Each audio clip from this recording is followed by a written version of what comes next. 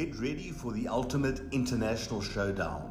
This December, the Global Schools Challenge 2025 is heading to the Mediterranean Sports Hub in Salou, Spain, located just an hour outside of Barcelona. From December 14th to 19th, the world's top student athletes will compete in rugby and a range of new sports. Hosted at one of Europe's premier facilities, you'll experience world-class pitches, state-of-the-art equipment, and a vibrant atmosphere designed for excellence.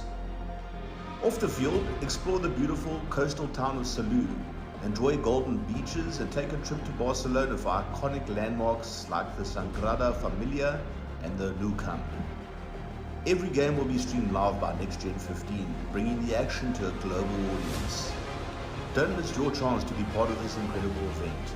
Register now at globalschoolschallenge.com and rise to the challenge.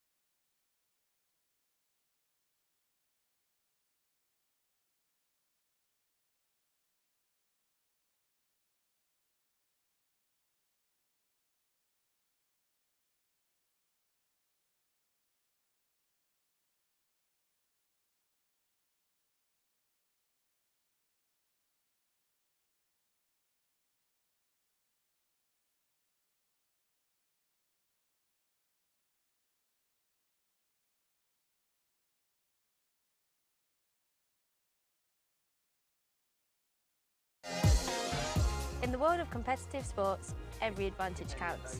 At Holroyd How, we understand the vital role nutrition plays in athletic performance. Holroyd How, providing the power to perform.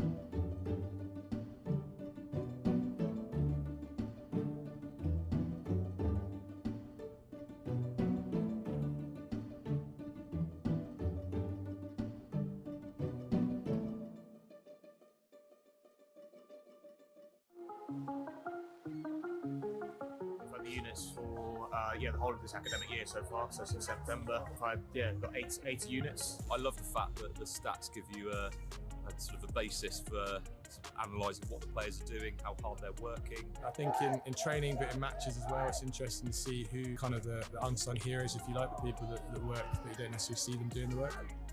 So the students have, they have real kind of responsibility to do all the uploading of data themselves. All I have to do, look on the cloud sort of platform, and then I can do my analysis from there.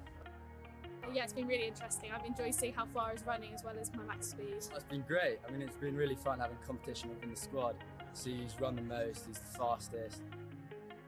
This is one really good thing about the app. So each player will have an app. It's great for the rugby school community, so they can compare themselves against each other, get leaderboards for each metric, and yeah, certainly breeds that area of competitiveness.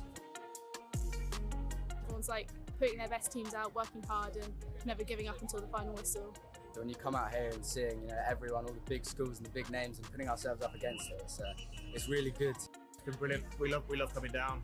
We're lucky enough this year. It's our 200th year of rugby, so we're celebrating massively this year. I think the standard's been really high. We were here last year. 12 months on, the girls' game has exploded, and we've had 3 really tough games today. And it's been a great tournament, great standards, and nice to see how we mix some of the bigger schools and the bigger names in rugby.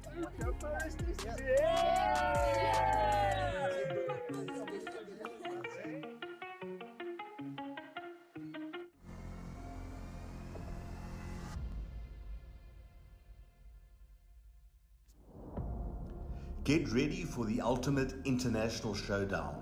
This December, the Global Schools Challenge 2025 is heading to the Mediterranean Sports Hub in Salou, Spain, located just an hour outside of Barcelona. From December 14th to 19th, the world's top student athletes will compete in rugby and a range of new sports. Hosted at one of Europe's premier facilities, you'll experience world-class pitches, state-of-the-art equipment, and a vibrant atmosphere designed for excellence. Off the field, explore the beautiful coastal town of Salou, enjoy golden beaches, and take a trip to Barcelona for iconic landmarks like the Sagrada Familia and the Nou Camp. Every game will be streamed live by NextGenXV, bringing the action to a global audience. Don't miss your chance to be part of this incredible event. Register now at globalschoolschallenge.com and rise to the challenge.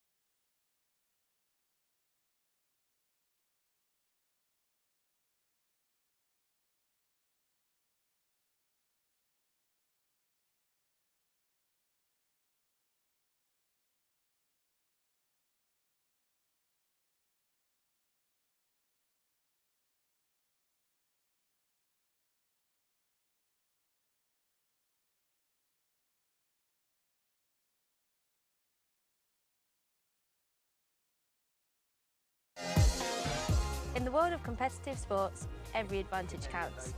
At Holroyd Howe, we understand the vital role nutrition plays in athletic performance.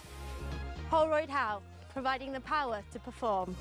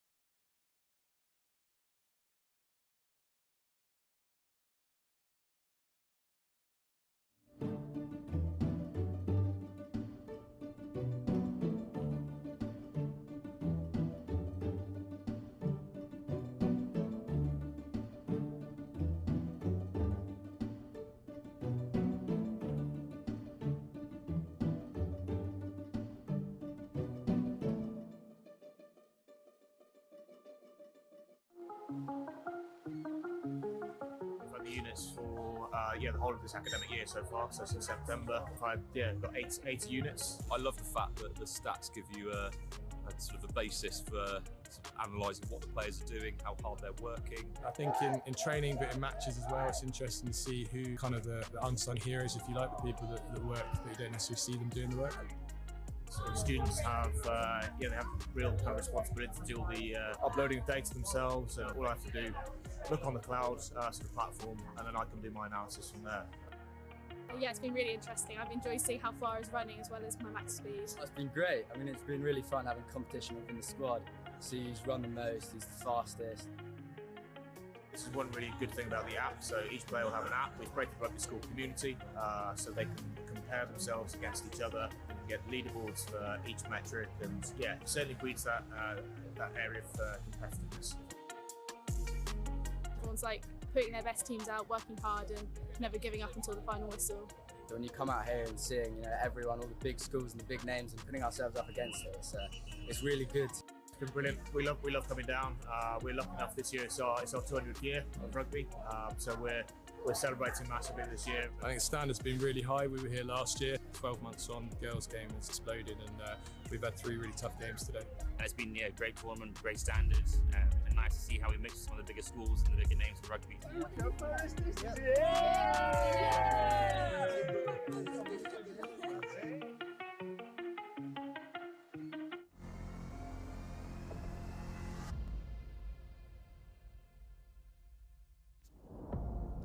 Get ready for the ultimate international showdown. This December, the Global Schools Challenge 2025 is heading to the Mediterranean Sports Hub in Salou, Spain, located just an hour outside of Barcelona. From December 14th to 19th, the world's top student athletes will compete in rugby and a range of new sports. Hosted at one of Europe's premier facilities, you'll experience world-class pitches, state-of-the-art equipment, and a vibrant atmosphere designed for excellence. Off the field, explore the beautiful coastal town of Salou, enjoy golden beaches, and take a trip to Barcelona for iconic landmarks like the Sagrada Familia and the Nou Camp. Every game will be streamed live by NextGenXV, bringing the action to a global audience. Don't miss your chance to be part of this incredible event. Register now at globalschoolschallenge.com and rise to the challenge.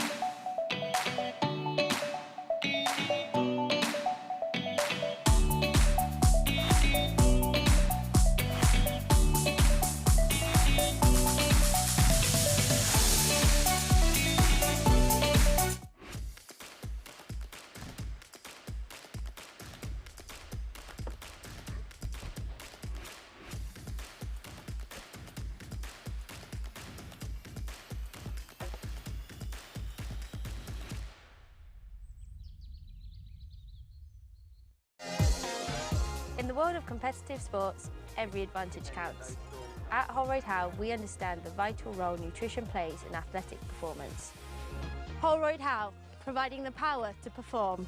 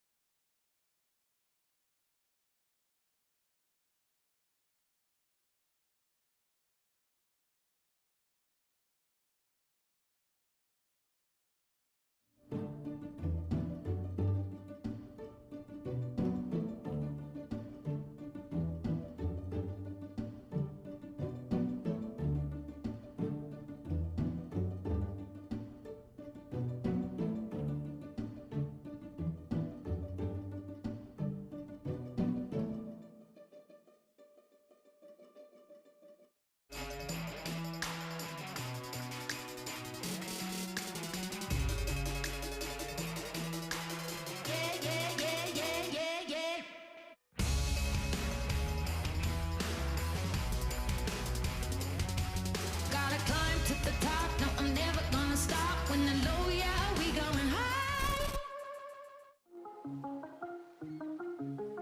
I've had the units for the whole of this academic year so far. So since September, I've got 80 units. I love the fact that the stats give you a sort of a basis for analysing what the players are doing, how hard they're working. I think in training but in matches as well, it's interesting to see who kind of the unsung heroes, if you like, the people that work but you don't necessarily see them doing the work.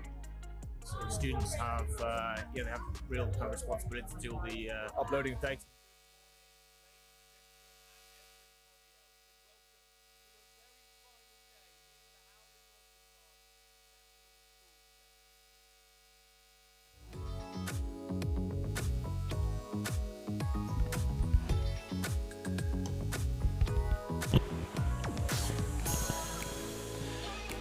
Well, I hope you're hearing me now. We'll give that another crack. Well, off we are then. Welcome back, ladies, gentlemen, and everybody else, to the final day of the HOWDEN ROSSLYN Park National School Sevens. It's been 4 bustling days of action here on RE2, and we've got the conclusions of 2 of the finest competitions that Sevens has to offer. The Under-18 Opens Cup in the girls' competition and the Under-18 Cup in the boys. We've got some of the biggest sides and some of the big contenders here in action. We'll have Wellington, Kirkham, Sedbergh all playing on RE2 as they fight for a place in that coveted Cup final. Towards the end of the day, we'll also have girls' plate semi-finals, girls' cup semi-finals, and the boys' semi-final before handing you over to RE2. But we will start from the group stage of the second phase of the Under-18 Cup competition, where Des are taking on Sir Joseph Williams Mathematical School, who are a great story. They've done fantastically well to make it to day 2, taking on one of Roslyn's coveted international sides. Always a great occasion. And I'll send you up to Sam Roberts, who's going to kick off our day here on our very final one at the HOWDEN ROSSLYN Park National School Sevens. Thank you, Wilf. Consummate professional as always. The rain has passed. We had an absolute showering about an hour ago. It's greasy underfoot, but nothing more. Yes, this game from the Under-18s Girls Open Cup. St. Joseph Williamson's Math School, locally known as The Math, up against Des, the Dubai English-speaking school on RE2. We're just waiting for our referee to get mic'd up so that we can hear from her, and I think I'm going to be joined by some people up here in the gantry. I'm also looking for the information on Des as well.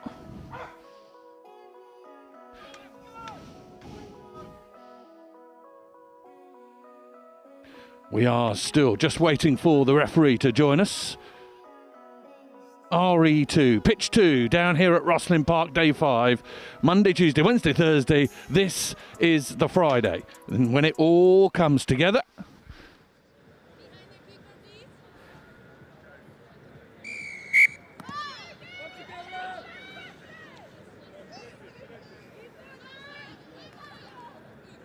We are underway. Des have the ball.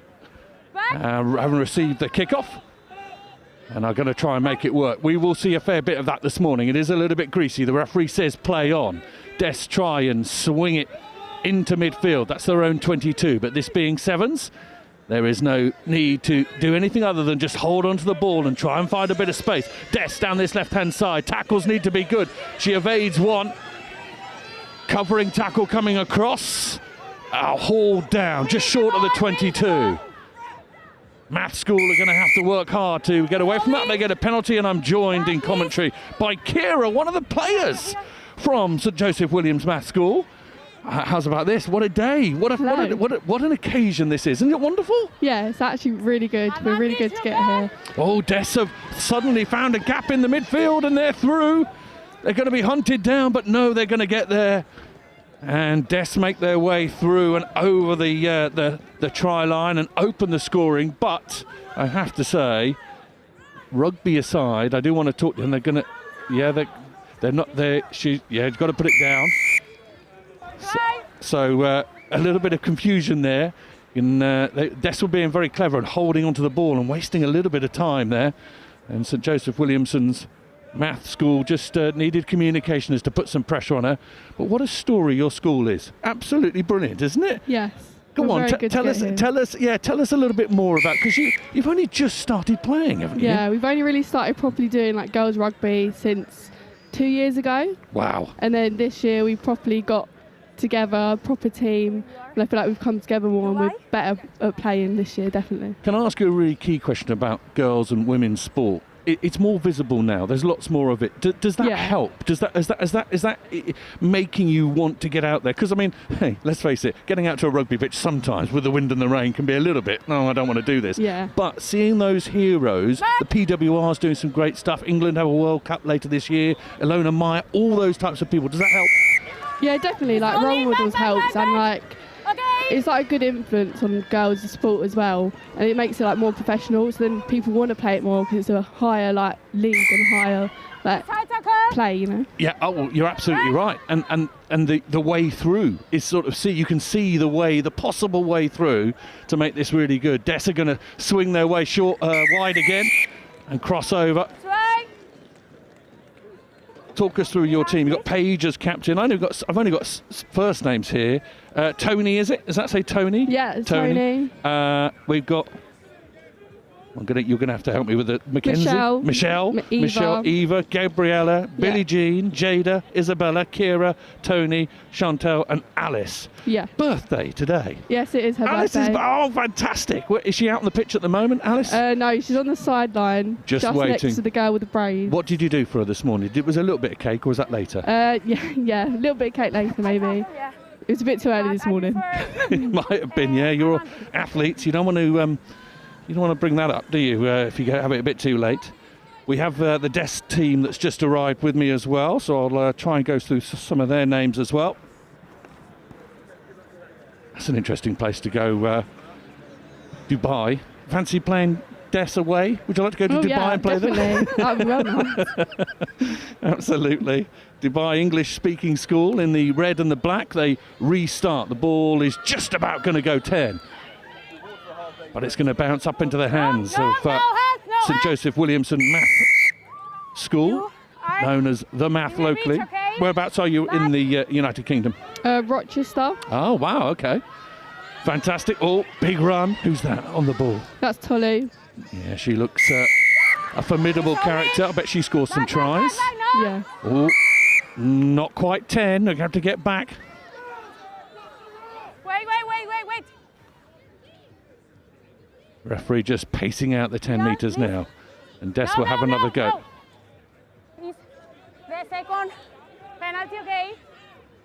There we go again. Des will get an extra 10 yards. Good tackle comes in. Dislodges the ball. There's a knock on as well. Oh, they could play at advantage here. More strong tackling coming in from Des. We'll have a scrummage. Technically, obviously, sevens, not as technical at scrum time, but still an area of the game that you're trying to learn, Kira, and restarts and line outs as well. Must be day after day you're learning something new, getting something new about the game. Definitely, like in each game we learn something new every time, like new rules that we didn't know. I'm going to ask you a strange question in a minute. What's your favourite part of rugby? I think playing as a team and like being group, like cohesion, is really nice. Love that answer. Brilliant. Des will make their way down this right-hand side. Izzy Sands has the ball. Number 5 on her back. They're going to swing it back into midfield. On the left here comes Chloe Cordy. Ball placement is long, but there's a counter up there, which Des have to be very strong against. Emma Jensen's going to swing it out. Number 3 is again Chloe Corby. Back. Oh, good intercept. The Math School have done well there to turn the ball over. Can they exert some of their own pressure from inside their own 22? The tackling from Des is pretty strong. Back. Please release the ball. Thank you. Ball is back, and now a little opportunity in which to spread it potentially. Loss of ball. Des have jumped on it. And Jade. Try. Blumart, I think I've got it. Belgian under-18 training squad. Has snaffled up the ball. Did you? You must have stayed down last night and enjoyed yourselves. You can't, or did you come here this morning? Oh, we came in this morning. Did you? Yeah, we weren't expecting to get through, so we wasn't too sure. Yeah. So we come back this morning. Fantastic. You mentioned the camaraderie there. Some good characters in your squad, people who keep the energy flowing. Yeah, definitely. Like Gabriella, Paige, Eva, like everyone keeps it going. Yeah. Motivates. Anyone, you know, always up to something, playing a few tricks? Not that I can think of. Oh, that's what rugby is all about, getting the different personalities involved. And 15s as well. Do you have a go at 15s at the wider game? Yeah, we have. Yeah. And you enjoy that just as much, I'm sure. Yeah, definitely. 7s is definitely more running. Oh yeah. There's more space. You've got to cover it, haven't you? Everyone feels that this week. Lots more space to cover. Des have gathered that ball really, really well. They come back across into midfield. Some good, sharp running. Now the awareness to give the ball away. Knock on, says the referee. An advantage will come back. And we'll have half-time. The Dubai expats team are in front at the moment. Another look at the mini break there. Des have capitalised on things. But at the moment, I'll say thank you to Kira. Good luck for the remainder of the day. I hope you go really well. Enjoy it, yes? Thank you very much. Thank you. Thank you for coming along. Thank you, Kira. Brilliant work. 17-0 at half-time. All rugby on its way.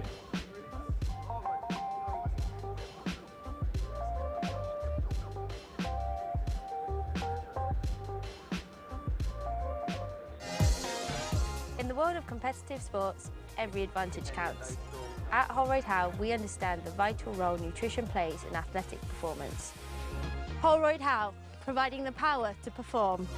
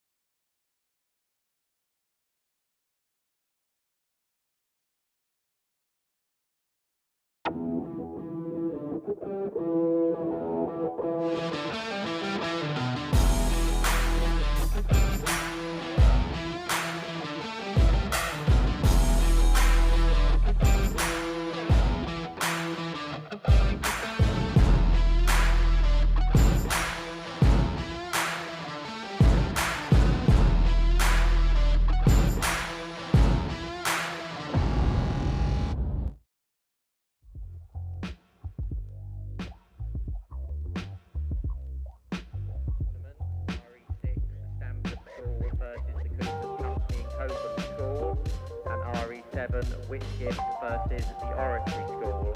Those matches due to get underway at 10:20.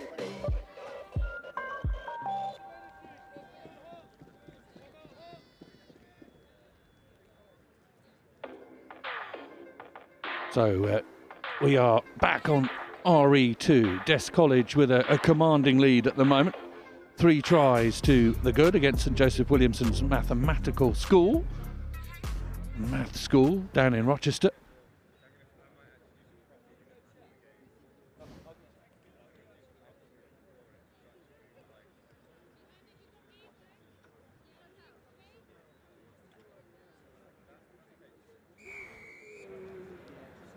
Restart from number 12, Tilly Danlow.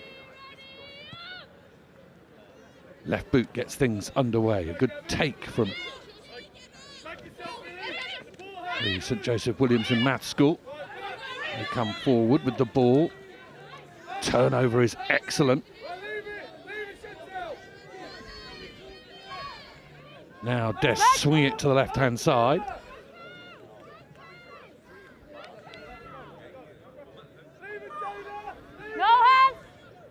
They're going to sneak up the short side. Des think they found a way through. Big Fens come in. They've got to keep the legs pumping as well. Now the offload. Good support from Imi Reese. Reese into the 22.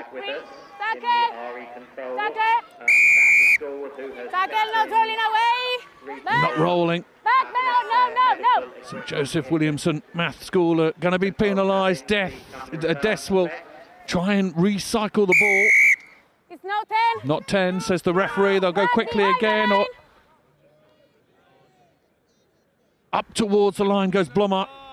Scored in the first, and all of a sudden the door is open. They suck the players in, and Chloe Corby, wearing 3 on her back, scoots round the outside of the posts and continues to add the points for the Dubai English-speaking school. You're the captain.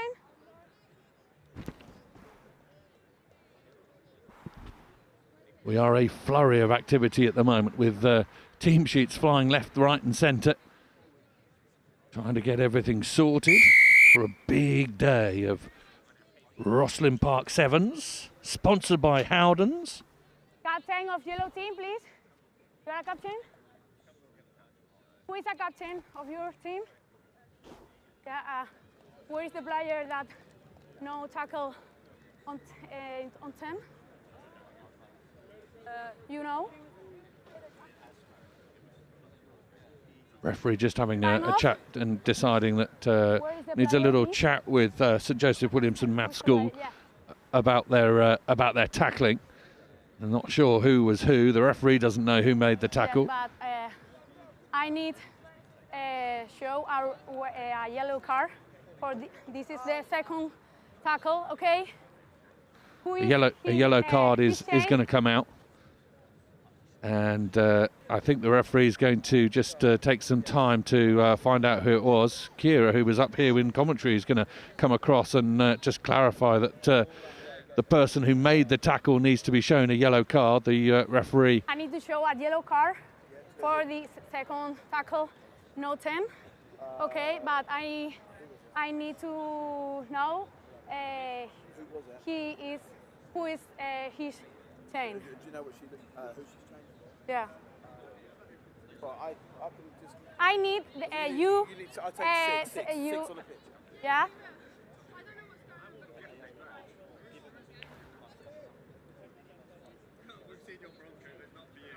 Time on. Just before the try line, I think the tackle happened. It was the second infringement. Okay. We'll have to have a look and see who it was, although they haven't got numbers on their back. So Des have caught them unawares here. There's a huge gaping hole down the middle of the pitch as St Joseph Williamson Maths School try and get reorganised. Des are going to sweep it wide and they're going to go in here. Oh, lovely hands out wide. Izzy Sands is going to get in. Lovely awareness of where the players were. St Joseph Williamson Maths School still just trying to organise themselves and set themselves up.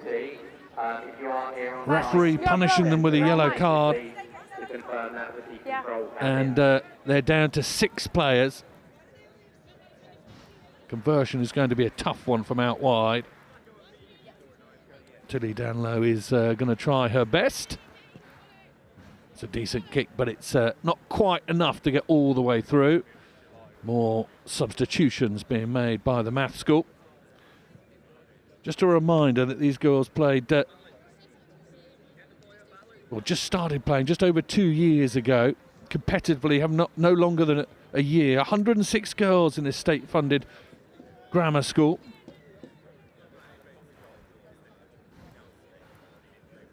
Yeah, that could be the tackle that was the problem, but moment has almost passed. The referee confused and couldn't find it out. No 10. 11 of these girls are year 13 from only 50 girls in year 13. That's not a huge amount to choose from. Brilliant to see them here. They are doing exceptionally well, and this is really ultimately what Rosslyn Park is all about, getting these new schools involved in this experience and trying to come again and go again. Next year we want more of these, more people, more youngsters, boys and girls coming down and experiencing rugby for the first time. That's a huge tackle that comes in from Des, and there's half a gap here, and away they go. This could be brilliant. So Joseph Williamson Maths School are going to score on RE2. Yes, brilliantly done. It's right.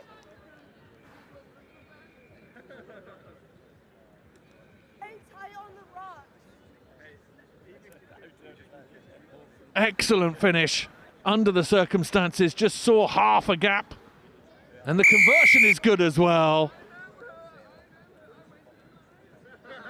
Let's have another look here. Just saw half a gap. Des overcommitted on the inside. The shirt pull wasn't enough. And away she scampers. Brilliantly Yellow done. cards, come on. Lovely moment for Yellow the cards. team from Rochester. It's okay. Come on. Yeah.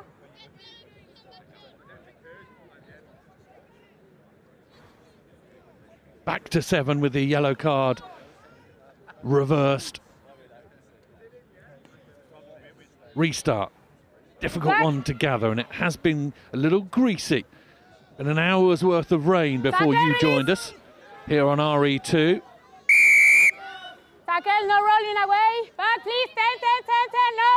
10. No. Yes.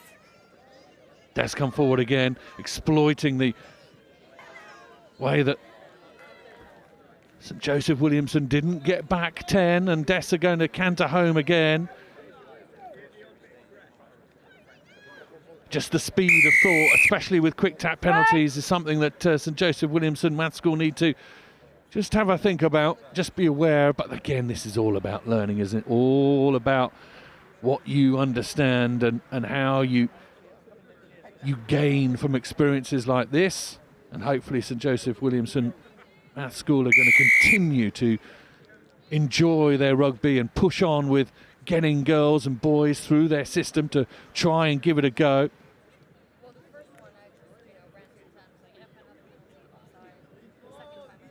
30 seconds. Lovely to hear from Kira. Her answer a little bit earlier, if you missed it, to what she enjoyed most about rugby was the camaraderie, was the way that the team got around each other, which is exactly what it's all about.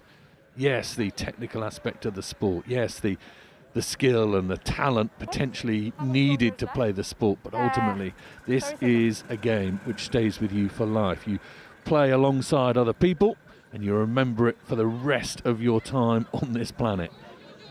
Absolutely brilliant. Advantage, no Ball ball. is loose again and a bit greasy and a bit tricky to get hold of. Des do get hold of it, and Elle Preston comes forward. Good pick up by Izzy Vidal-Nell. Good tackle coming in there from the St Joseph Williamson Math School defensive line. And they have to be strong again. Oh, another brilliant tackle, almost round the ankles. Textbook stuff. And they've turned the ball over. That's an excellent padded play by St Joseph Williamson. She stays on her feet. Tries to go again. Oh, and we're off. And away they go. And I don't think anyone's going to bother chasing. Second try for the Rochester side. Good morning. For our 11 o'clock round of fixtures, we would like a check-in, please, from Park Street College in the girls and boys cup. Quick conversion is needed.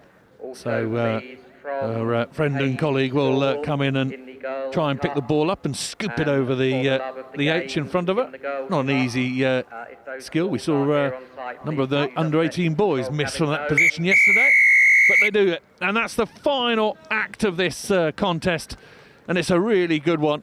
Brilliant from Sir Joseph's Williamson Math School in Rochester. Really great to see them doing work. Des continue to impress. They got great strength and depth at under 14, under 16, girls and boys out in Dubai. Great project. And great to see the international flavour of Rosslyn Park shining. Final score, full-time score, Des College 36, Sir Joseph Williamson Mathematical School 14.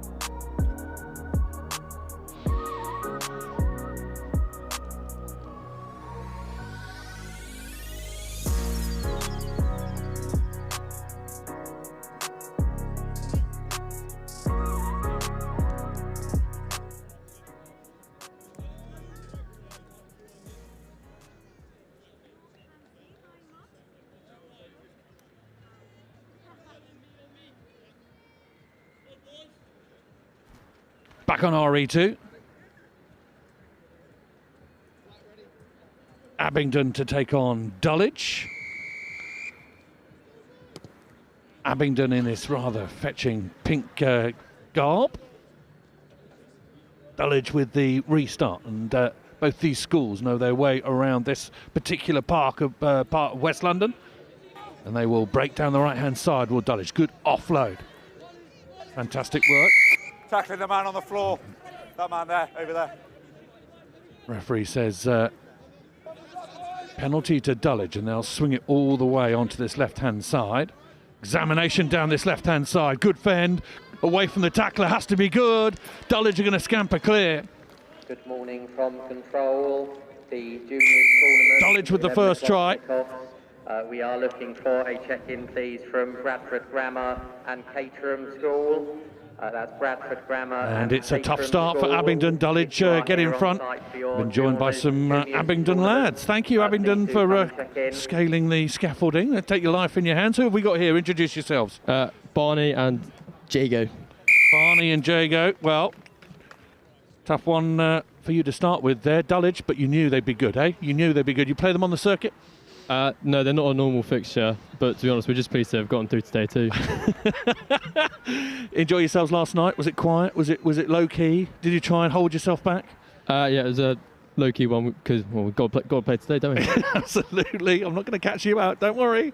I am a big fan of your pink kit. This is lovely. I really do. I think you win for me the prize for best kit. How's about that? Well, it's iconic, isn't it? Someone's got to win that one, don't they? Absolutely. All backwards. Play on. Ball is going to go backwards, and it's going to be fed across. Big boot number 14, George Bottomley, manages to push the ball wide. Counter ruck from Dulwich, asks a few serious questions. Again, the boot goes in.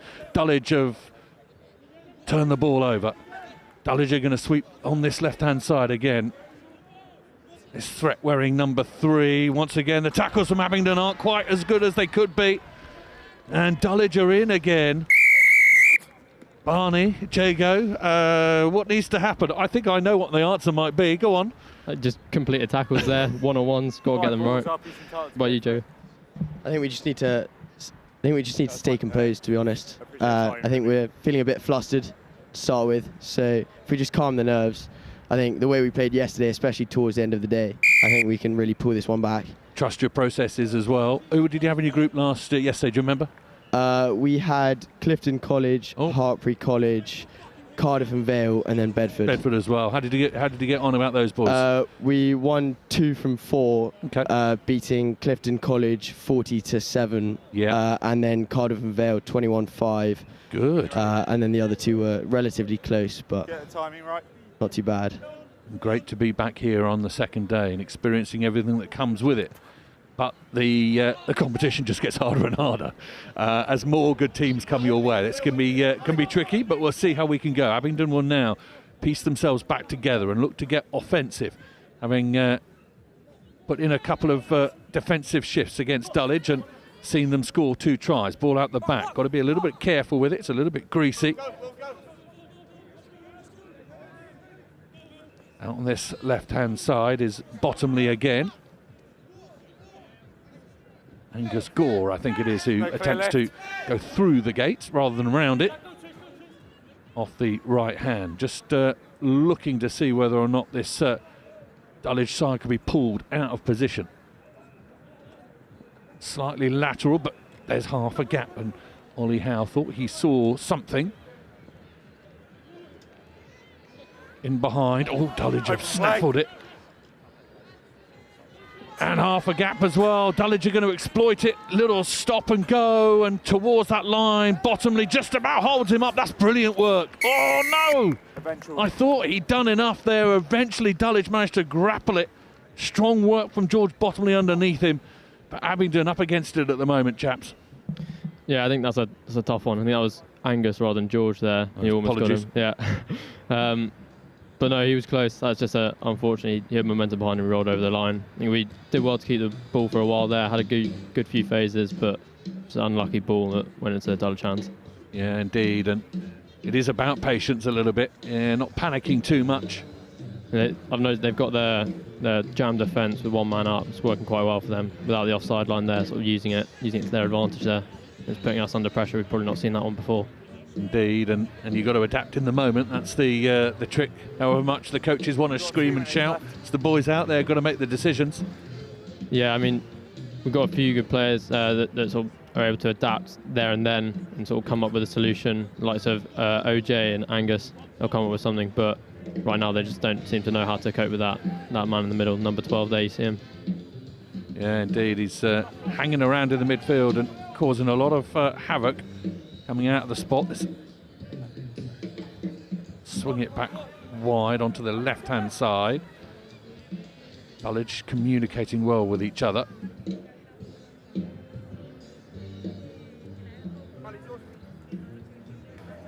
Almost a blitz in midfield, which makes that secondary pass a little bit more tricky.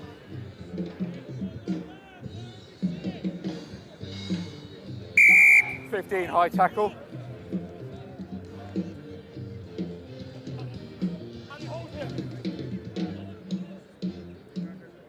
Switch, and the tackle comes in, and does well to Never hold on to the lift. ball. Ned Holt.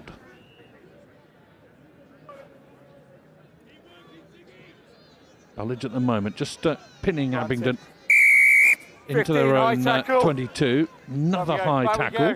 Referee will be having a chat about that. Not 10. Well, this is something that perhaps Abingdon can players on the work with halfway here. line. Dulwich coming up on the wrong side of the referee's whistle.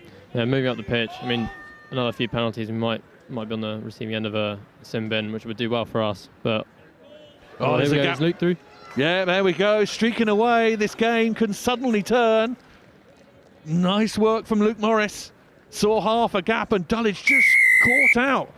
And yeah, 3 tries suddenly becomes 2 try difference. And it's not lost at the moment, is it, Jago? No, yeah. I mean, Luke was one of our star players yesterday for sure. And I feel, yeah, with that try, I think we can carry a bit of momentum into this second half. Hopefully turn the tables a little bit and potentially come back. Yeah, absolutely. That try just before half-time sheds a little bit more light on this occasion. Half-time score at the moment, Abingdon with 7 points. The try converted, and it is 3 for Dulwich. 19 at the moment. 7-19 at half-time.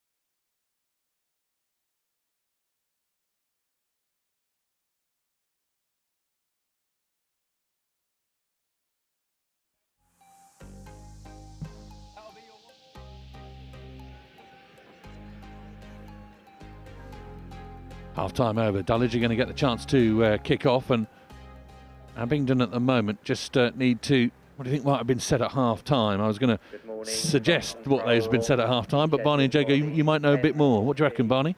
I think after that try, they've probably got a lot of momentum going into it, so it'll probably just be a completed tackles, keep going forward type thing. Keep their heads up now. You see they're straight off the kick going at them. So I think there'll be a lot of positives there. What about you, Joe? 100% out here. Yeah, no, it will be about making tackles, trying to make those breaks, keeping ball in hand and keeping possession, I think. Just sticking to the basics and just not giving them any freebies, to be honest. We want to make them work for it. Yeah. The juniors tournament RE6. Tackle now! St John's School Leatherhead versus Royal Lancaster Ball Royal was up. Grammar School, and RE7 Ball was up. Ipswich High School versus Again, Dulwich College. Dulwich come out, Those matches just will about get underway at eludes 10:40. the defender. Aberdeen all the way out here on this right-hand side. Can they wriggle away? It's been stripped though, unfortunately, and Dulwich have it, and they'll sweep across onto the left-hand side. Aberdeen now have to do some work without the ball.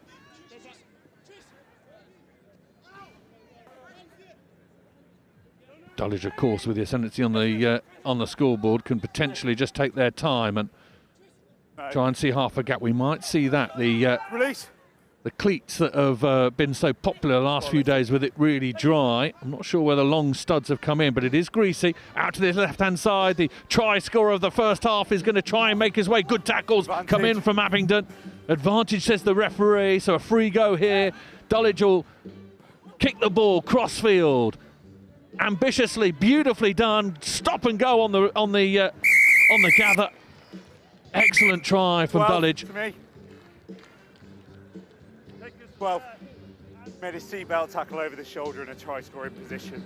It's going to go from bad to worse as number 12, Luca Cintenzo Hammersley. Have I said that correctly? I think Cintazo Hammersley, I think. Oh, right, okay. Handwriting is also a difficulty for us up here in the booth, but there we go. Abingdon down to 6 men, and the challenge has got a lot more difficult for the boys in pink. Yeah, that's going to be a tough one. I mean, overloads and 7's a key, obviously, but going down to 6 men when we've got the scoreboard and the clock already against us, going to be really tough to deal with, but we'll just have to see how they cope.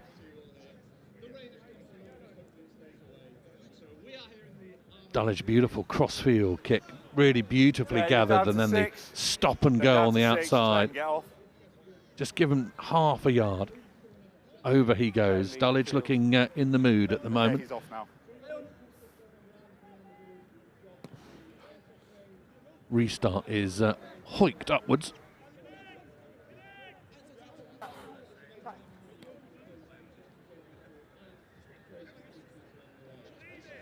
Not held, so allowed to go again.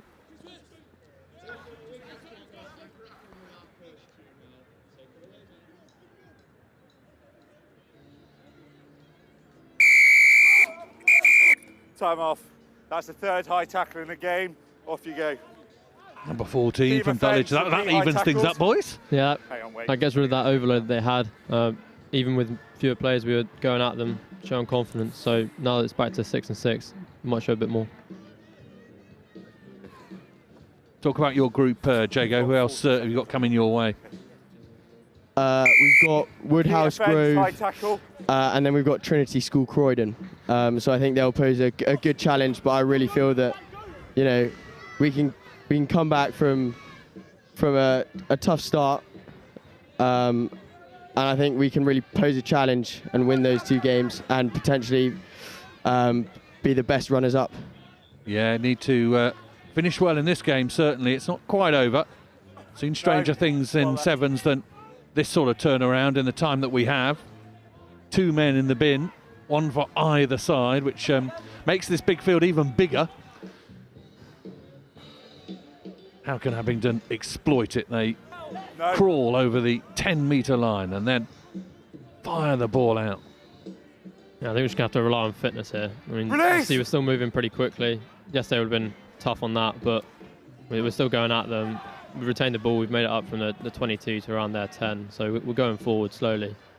We're just looking for that half a gap, that break to get through. Swung wide onto the left-hand side. The dummy inside is going to be picked off, and all of a sudden Dulwich have the ball back and a broken field in front of them. And a man out on the left-hand side who's really quite dangerous. Big fend, and round the corner he goes, and once again Dulwich are going to skate home. Abingdon, your yellow card And is back on. it can be very cruel. 7's the way that it punishes you. You hold on to the ball for a long time, then just one mistake, and it's over the other way. Yeah, I mean, it's just a loose offload that might not have been necessary, might not have been the best idea, but it's fell into Dulwich hands. They run it through.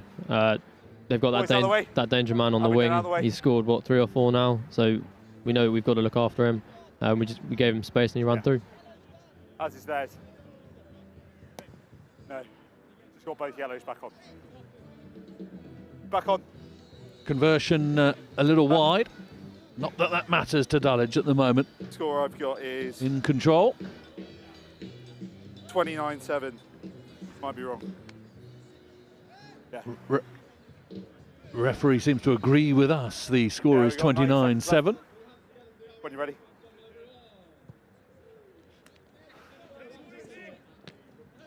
Decent catch under the high ball. Sun has poked out in West London.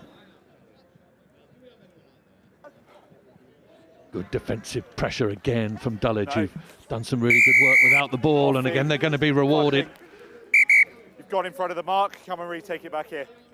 That blitz defender in the middle again, Just in causing front us of the line, problems. boys. We saw it in the first half. We didn't know what to do, and there he's just seen the pass and gone for it. Going to make their way right. Little dummy. Door opens and over Dulwich go again.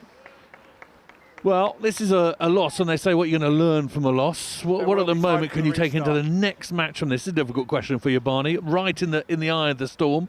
What are you seeing? What can you change? What can Abingdon improve? Well, I think firstly they've done really well to try and retain the ball when they've been put under pressure. I think that blitz man in the middle, I've said it a couple of times, he's been causing a lot of problems. And so I think learning how to cope under that pressure is going to be really useful going forward. The calibre, the size that we're going to play against will probably have something similar up their sleeves. So learning how to sort of see that in the first few phases and take notes from that and go over it is going to be something that's going to be really important for the rest of the day. No ball. Yeah, Dulwich do look strong. Yeah, this will be last play. And Abingdon have been found out a couple of times. And as you say, still games to go, Jago. Still bounce back ability. That's what you'll need today.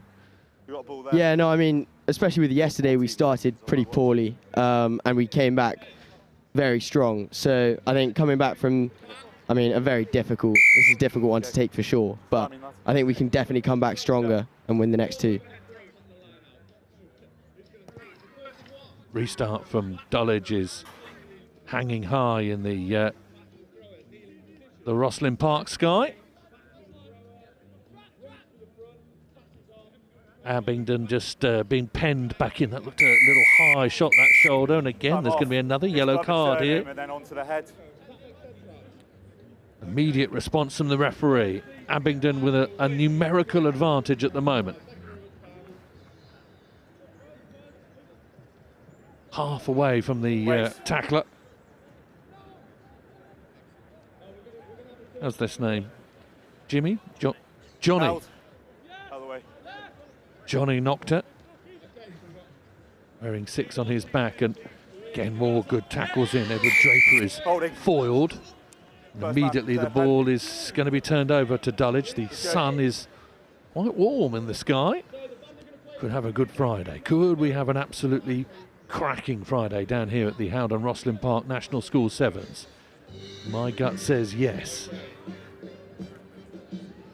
Still very early on in this final day, and Dulwich are putting the pedal to the metal.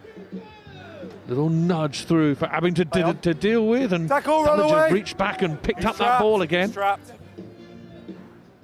Little surge towards the line, doesn't quite come up where they would like it to. Now Dulwich are going to sweep it our way to this left-hand side towards those posts. And Abingdon have snaffled it, and Abingdon are going to come away, and if they can get this into the right pair of hands, they could go the length of the field. Good defensive scrambling by Dulwich. Leave it.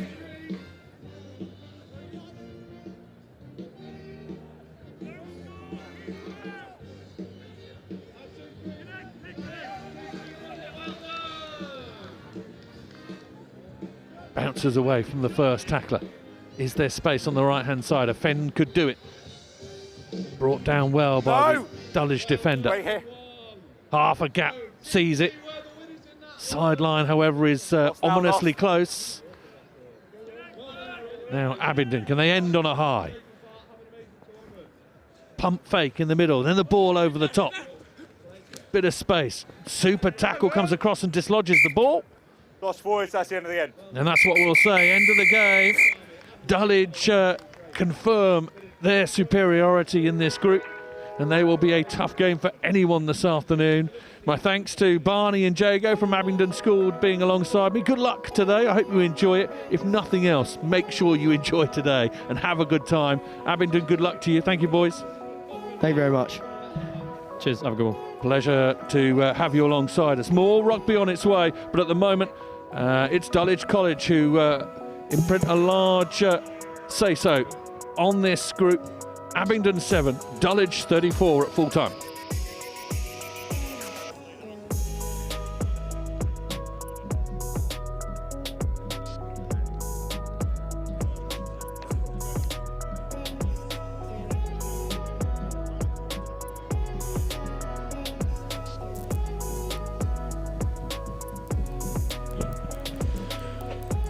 Well, I am down pitch side. I'm alongside Isaac Chapman, part of this successful Dulwich team. And Isaac, I just want to start. The day yesterday, really tough day. You're in a strong group, St Joseph's, Glantaff, Tonbridge. You slipped against Tonbridge, but otherwise it was a pretty strong performance across the afternoon. You've got to be happy with what you've done so far, and that win to back it all up. It's a good start to day 2. Yeah, no, we were a bit disappointed with our end today one yesterday against Tonbridge, but we just thought, okay, we're in the plate now, do the best we can, and we've started off the right way with a good win against Abingdon. It's an amazing plate competition. It's got the likes of Sedbergh and Harrow alongside it. Do you fancy yourselves even in this competition? Because despite being perhaps second tier, it's still really tough. Yeah, I 100% think we can go all the way. There's some good teams here, but honestly, on our day, we're one of the best teams, so yeah. Well, it's a physical Abingdon side you've just played. It's a physical task of endurance to last so long at Roslyn Park. Do you think this pretty young Dulwich side can hold up physically, as you have already so far? Yeah, no, I do. We've got some big guys on our team. Michael, one of our wingers, exceptional athlete. So even with the bigger teams, I'm 100% sure we can, do a good one, do a good job. Well played. A great start. Isaac Chapman from Dulwich chatting to us here. I'll let you join the rest of your team. I'll send you back upstairs to Sam Roberts, who's got more action. I think we're now into the Under-18 Cup competition where Trinity are playing. Yeah, Trinity involved up against Hereford Sixth Form College in the girls Under-18 Cup competition. And this could be a coming together. Some decent talent out there playing a lot of different representational rugby. First. Trinity School won't need too much of an introduction as regards their rugby pedigree from the Don, and Hereford, of course, from a rugby hot belt of the United Kingdom. Just back 10, keep going. Okay, yeah, one more, yeah. Quick then, come on to the line. Let's go, let's play. Back, please, back. Thank you. Line out, spilt play on, backwards, says the referee. Trinity let the ball go down. Oh, let's pass back inside, and Trinity have got hold of it themselves. Forward they come, fighting their way over the 22. Yeah, and unfortunately, we're going to have a situation where the person who was trying to make a tackle got tackled. So a bit of a strange one, that. Number 10, Hebe Robinson, is going to get a go down this left-hand side, or the knock-on. Unfortunate. Good work by Robinson to see the space. The little note against her name is so laid back, she's horizontal. And this was written by the coach, so if the coach is seeing it, it's a good quality to have, especially in the maelstrom of the Roslyn Park Sevens. Fine. Set. We're going to reset that.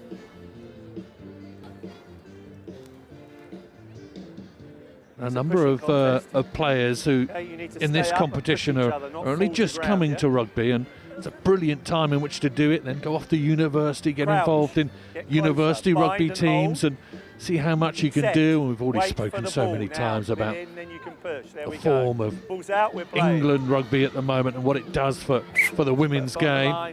World Cup later this year will be huge. And more heroes will start to emerge. Hey, it needs to go 5. Yeah? Let's play. We are deep in the 22. Hereford are pressing. line out just about works. Backwards first. Comes knock on to start with, second knock on, and we'll have another scrum. We are slightly clunky early game. Third game on the RE2 pitch down here at Rosslyn Park, and girls just still trying to find their way. You have to start early. Have to start well in all of these competitions. Just take a pace back. Keep going. Both these sides at the moment, just trying to get their Wait tempo. For the ball. Now you can push. There it is. We're lifted and gone. Now here come Trinity. Half a little bit, get a bit of gap. Leave her now.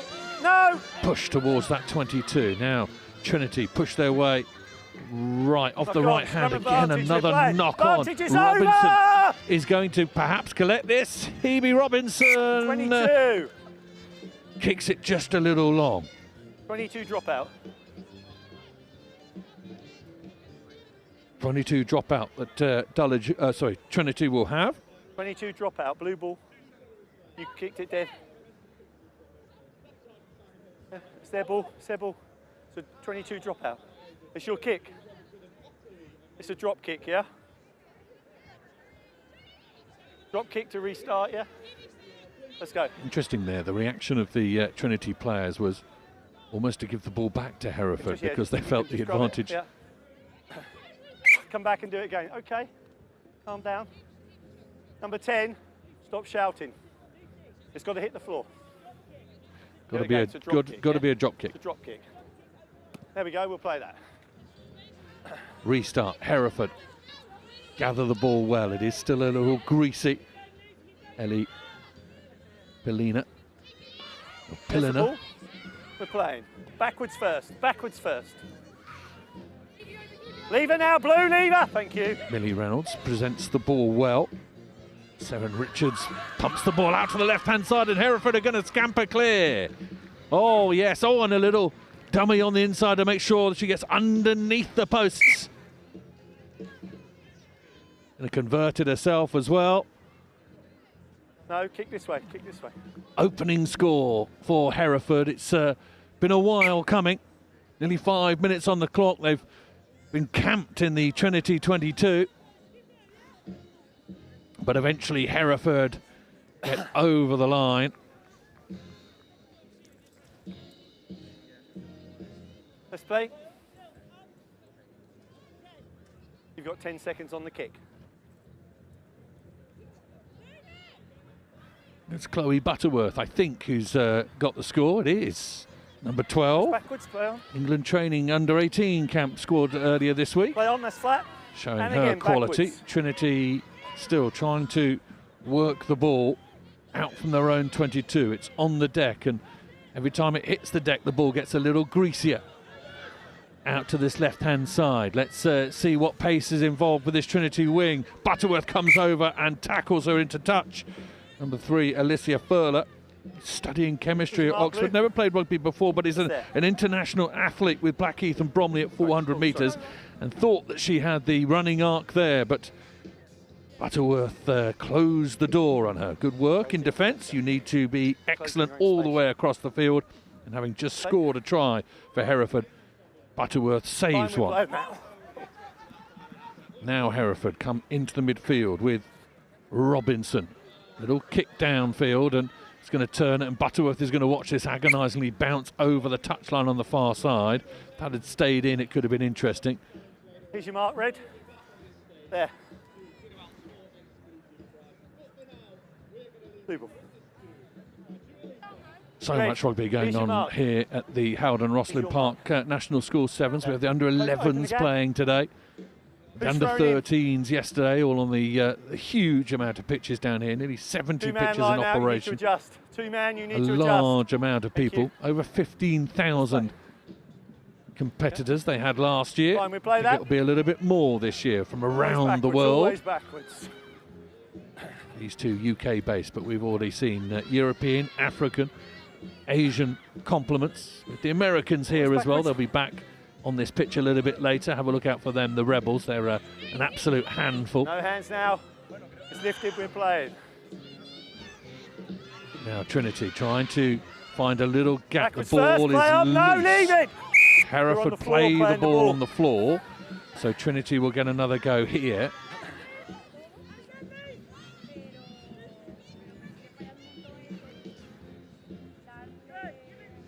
Trinity down this shorter side. Need the ball to be played back inside, and Furler is there to be on hand. Last feet. Lifted and played, thank you. Away Trinity come. Good, into the Hereford half. Players are with her. Dummy half makes that little break. Izzy Trainer. Onside, counter ruck is legal, play on! Really decent counter ruck, but there was no follow-up from Hereford, so Trinity were able to get the ball. First person pick up, 10. Yeah, Robinson has done well. Hebe Robinson juggles with the ball. Always backwards, Must have gone backwards, says the referee. Down this short side they come again. Robinson trying to get away. Now she frees her hands and throws the ball inside. Richards, ball over the top.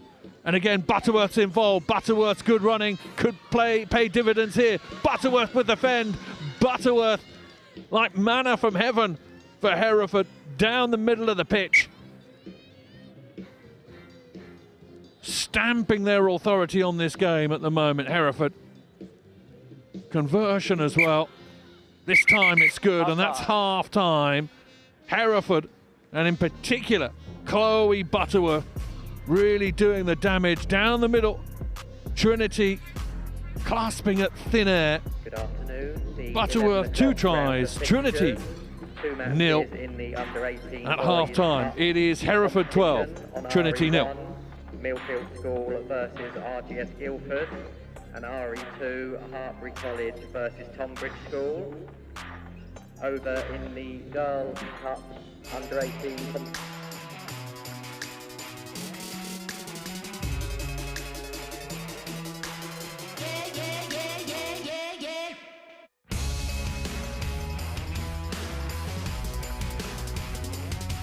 Gotta climb to the top, no, I'm never gonna stop. When the low, yeah, we going high. We've had the units for the whole of this academic year so far, so since September. I've got 80 units. I love the fact that the stats give you a sort of a basis for analysing what the players are doing, how hard they're working. I think in training, but in matches as well, it's interesting to see who kind of the unsung heroes, if you like, the people that work, but you don't necessarily see them doing the work. So students have they have real kind of responsibility to do all the uploading of data themselves. All I have to do, look on the cloud sort of platform, and then I can do my analysis from there.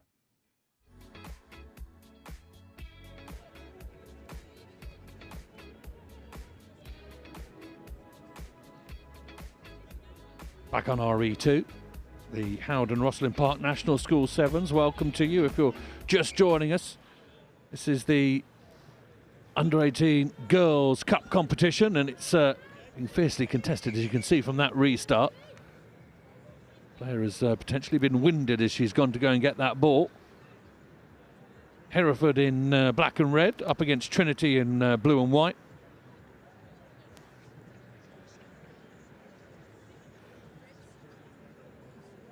We'll have a little break in play as this player gets a little bit of attention, or she's going to get back to her feet. And I've been exceptionally struck by the courage of young girls this week in all competitions, under 14s, under 16s, under 18s, all of them absolutely determined to put their body on the line.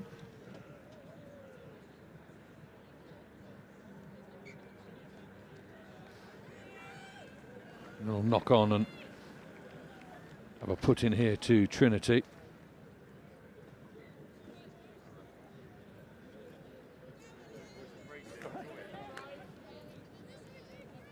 Are we ready? Let's go. Crouch, stay next to her, then you can move. Bind. Referee talking to all the players. Feature of the girls' competition as well, the way that the referees marshal things. Furler, who's caught the eye for Trinity, passes the ball out. Good counter ruck from Hereford. Play on, says the referee. That one did go forward, yeah.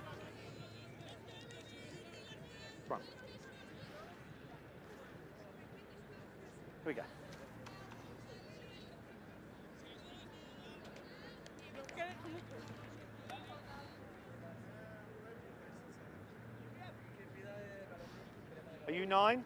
Just come and stand here. Crouch. No, stand here. You've got to start here, then you can move. Crouch, bind, set. Now you can move as soon as she puts it in, yeah? Go. It's out. We're playing. It's always backwards. It's always backwards. Not that time, so knock on. Let's play the advantage. Stop appealing, please. Hereford are going to come away with the ball. Robinson's going to Advantage is over. find her mate on the left-hand side, and there's a little bit of space here. Big space as well for Nikki Davenhall. Davenhall's going to streak away. Trinity are going to try and hold on to her, but they can't prevent her from scoring a lovely try down this left-hand touchline. Nikki Davenhall, a girl of South African heritage, and it says lightning quick. She's lived up to her billing on RE2. Just please stop appealing, Tanya. Yeah.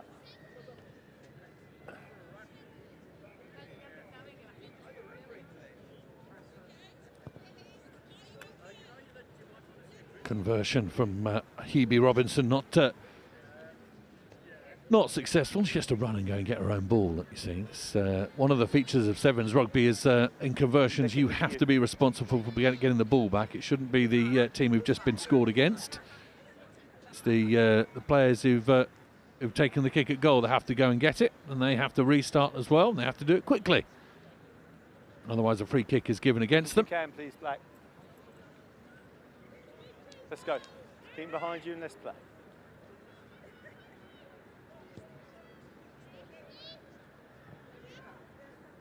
Ball is going to bounce into the hands of the Trinity players, and I think it's number 16, Lily Evans.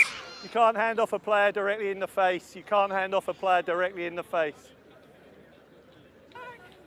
Trinity going to be penalised, and Hereford are going to come away with it, and I think Robinson's going to get another go to pull the strings away here on this left-hand touchline again. Lily Marshall-David throws the ball back inside. The try scorer, Davenhall. Davenhall stops and goes again. Robinson is brought in. Nice short line, potentially going to be found by Ballinger. Ballinger pushing her way through. Can she free her arm? She can. This is a really good score. It'll go once more right out there to number 14, Kitty Devereaux. That's a really nice score from Hereford. Good awareness, good presentation, good connection across the field.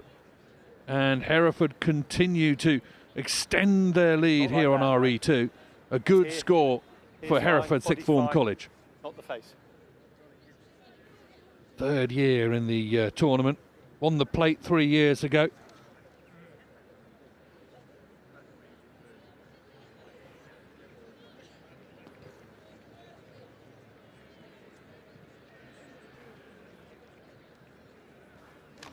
Conversion isn't good, but it was a tricky one. Another look here. Have a look at the handling and the awareness as it goes across this back line from Hereford.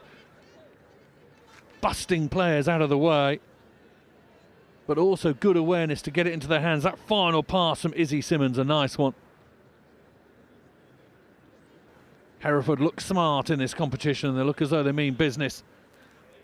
Could be a handful later on in this competition as it comes to a 4 later on this afternoon.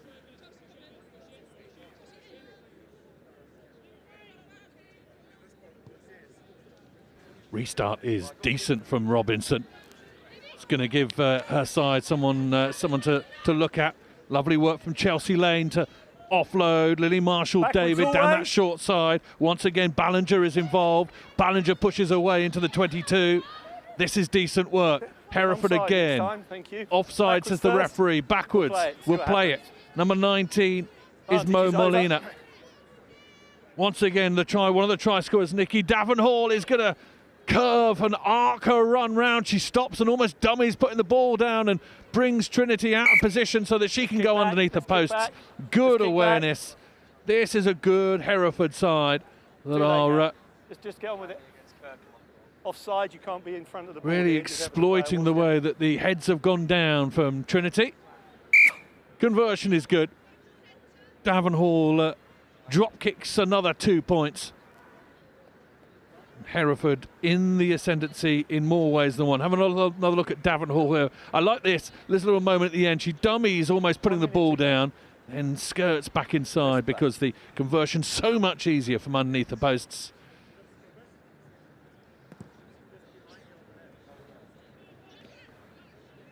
on, collection unfortunately not done by Trinity, and Hereford will get another go here. The impressive Ballinger, who's sewed things together exceptionally well. Robinson, who's been a force in midfield for Hereford, and they're going to go round the outside again, and there's nothing Trinity can do. Another score for Hereford, and they round it off. Ellie Pilliner, I understand, has Hong Kong heritage and was scouted yesterday. Lucky. Fortunate with the extra couple of points. But this is a Hereford side growing in confidence. You can see the way that they're playing and looking for each other, doing an excellent job. Last play. Referee suggests that this will be the last play, and Hereford will fancy their chances at this restart to add a little bit of gloss. Or the restart from Robinson doesn't go the full distance, so Trinity will get one more go to push and press. Here. Must leave your Lucy hands. Balmain. Must leave your hands, all right? When you're ready, let's go. First team netballer. The whole season with a broken ankle, but she's here at Rosslyn Park Sevens pushing her way through the defensive line. No, says the referee. So Trinity will get a go. Bella Williams upended, and now the ball is being worked hard on the floor. Not held. Not held, says the referee. She goes again. Now the ball goes forward. Advantage for Hereford. Last roll of the dice here. Advantage is over. You don't need to do that. Butterworth down this right-hand side. Butterworth left fend could work out. Oh, she's got the gas anyway. A hat-trick for Chloe Butterworth. And she slows, and she surveys the savannah that she's left behind. Yeah. Chloe Butterworth does add the cherry on top of the Hereford sixth form college cake, because they have won and won well. 41 points to 0.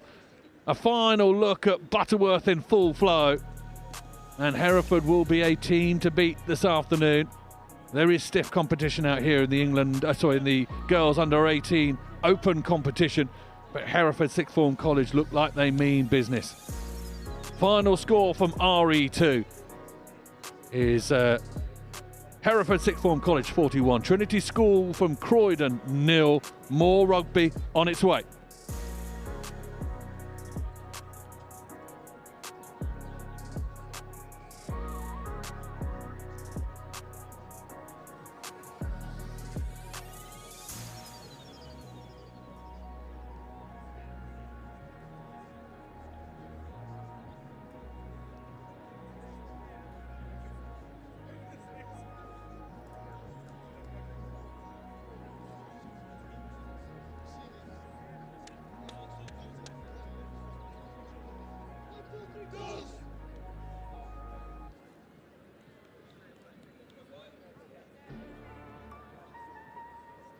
Welcome back to RE2.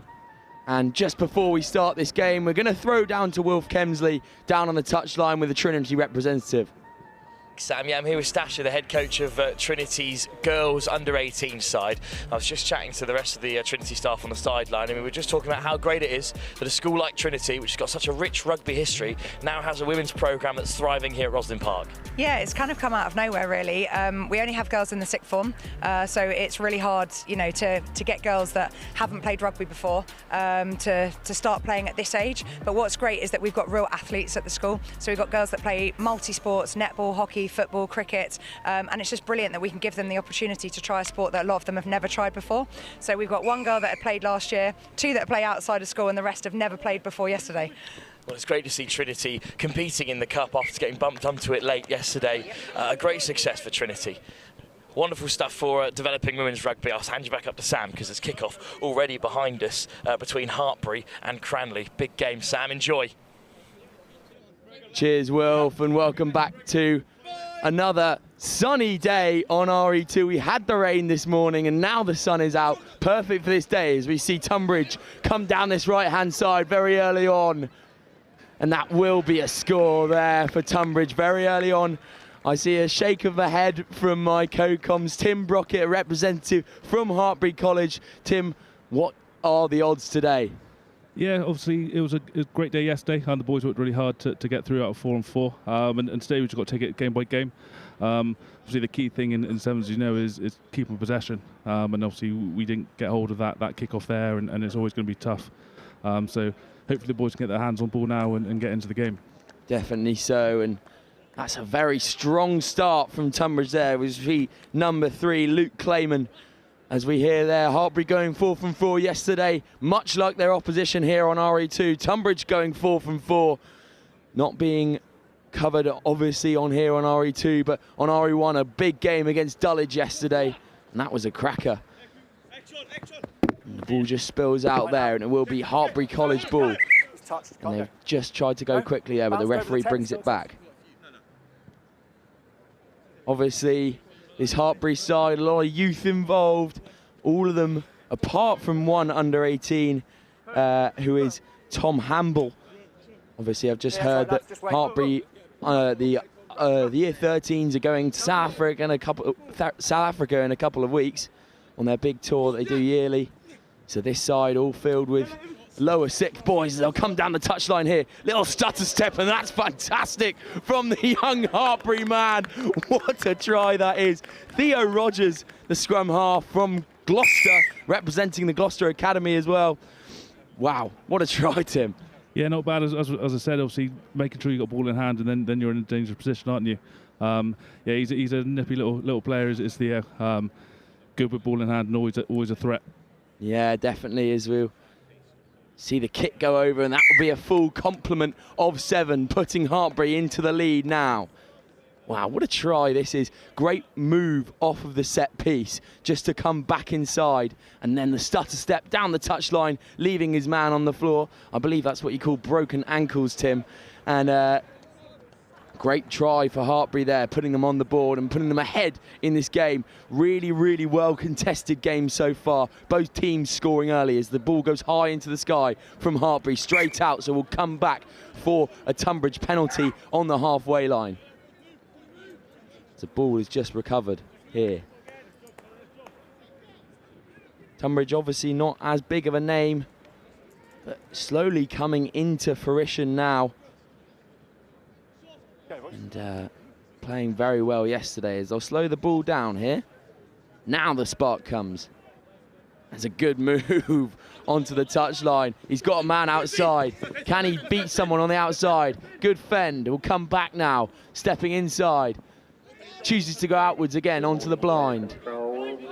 Well contested at the ruck from Hartbury, but no go. Now Tunbridge will move the ball.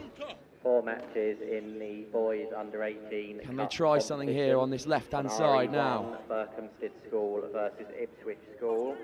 Here we go. RE2, Tunbridge, the ball just coming out a bit loosely now. On RE3, breaking through the middle. Good offload off the deck. Ball being worked well onto the outside. Steps in, steps out. Carried out well by the Hartbury men, but managed to get the ball away. Girls under 18 place match. Hands here again, and Tunbridge could be on if they use the ball well. Just tries an offload there. Brought down well by the Hartbury man. That is a penalty for rolling. Tackle's been made, obviously can't do that. But Hartbury win the ball back. Tim, how impressed were you with that defensive set there? Yeah, there's been a massive emphasis on that in terms of staying in front of ball, okay, working hard, staying connected, and then you get fruition from it, not biting it and giving the opposition opportunity. So that was a great set again and shows kind of the work rate and the want from the boys. Yeah, there you go, and Hartbury could catch out Tunbridge here. They've got a man on the outside. Does he have the gas? Little stutter step, chooses to cut back inside. Well met by Tunbridge, but he'll carry on his feet. That's number 12, Luca. Oh, I can't read that name. Lucas Stickens. Lucas Stickens there, who will carry on and give off to his number 13. That's Alex Ora. Oh, God, these names. Alex Orahawa, I think it is. And they'll give again. And go again, and a nice little offload out of the back. Hartbury with an impressive period of play. Number 11 will strut under there. underneath the post and dot the ball down, surely for a full complement of sevens. Wow, impressive from Hartbury College. First of all, the defensive set to soak up all that pressure, and then, as Tim said earlier on, you reap the rewards. Much like a game of tennis here, just waiting for that mistake from the opposition. Men's tennis is all about kind of forcing the other man into making a mistake, and you see this here with this seven side. Obviously two very well matched schools, but Hartbury just defending in that way, waiting for Tunbridge to make a mistake, Tim. Yeah, Tim Stevenson and Josh Gray worked a lot with the boys about talking about patience. Again, not trying to force anything and allowing those opportunities to occur. Obviously, defensively staying disciplined, and ultimately then trying to force that error from the opposition rather than giving them another opportunity. And when we've got ball again, just staying connected, staying in support, keeping ball, and then say especially on day two, there's going to be cracks somewhere because there's going to be a tired body. So it's really important to stay patient with it. Yeah, definitely. As Tunbridge will attack again now, though, but good tackle from the try scorer. Held and brought to ground. And he's just been brought to ground there, so no offload and another Hartbury penalty here. Tunbridge just trying to get back into this game, but Hartbury still standing strong. As we see there, brought to the floor, no offload will be allowed to come. Time if you want to.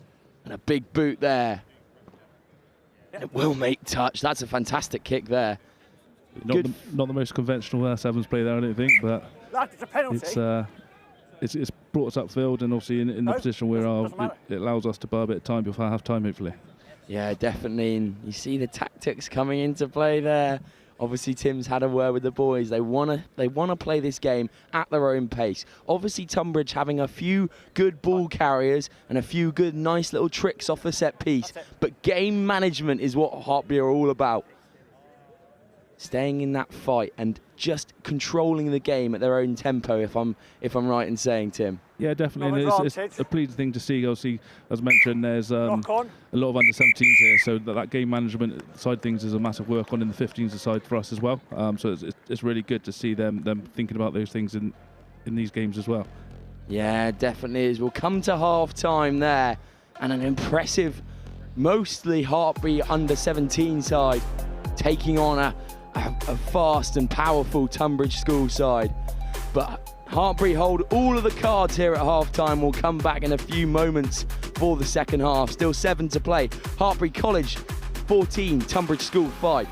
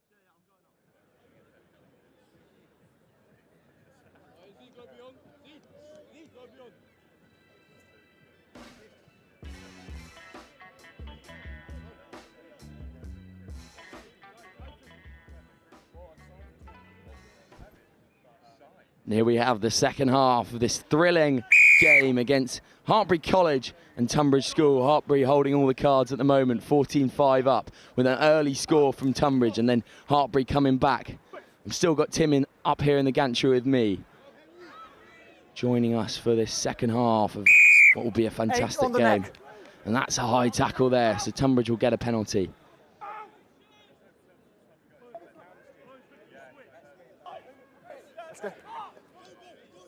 And here's Tunbridge now, using that ball.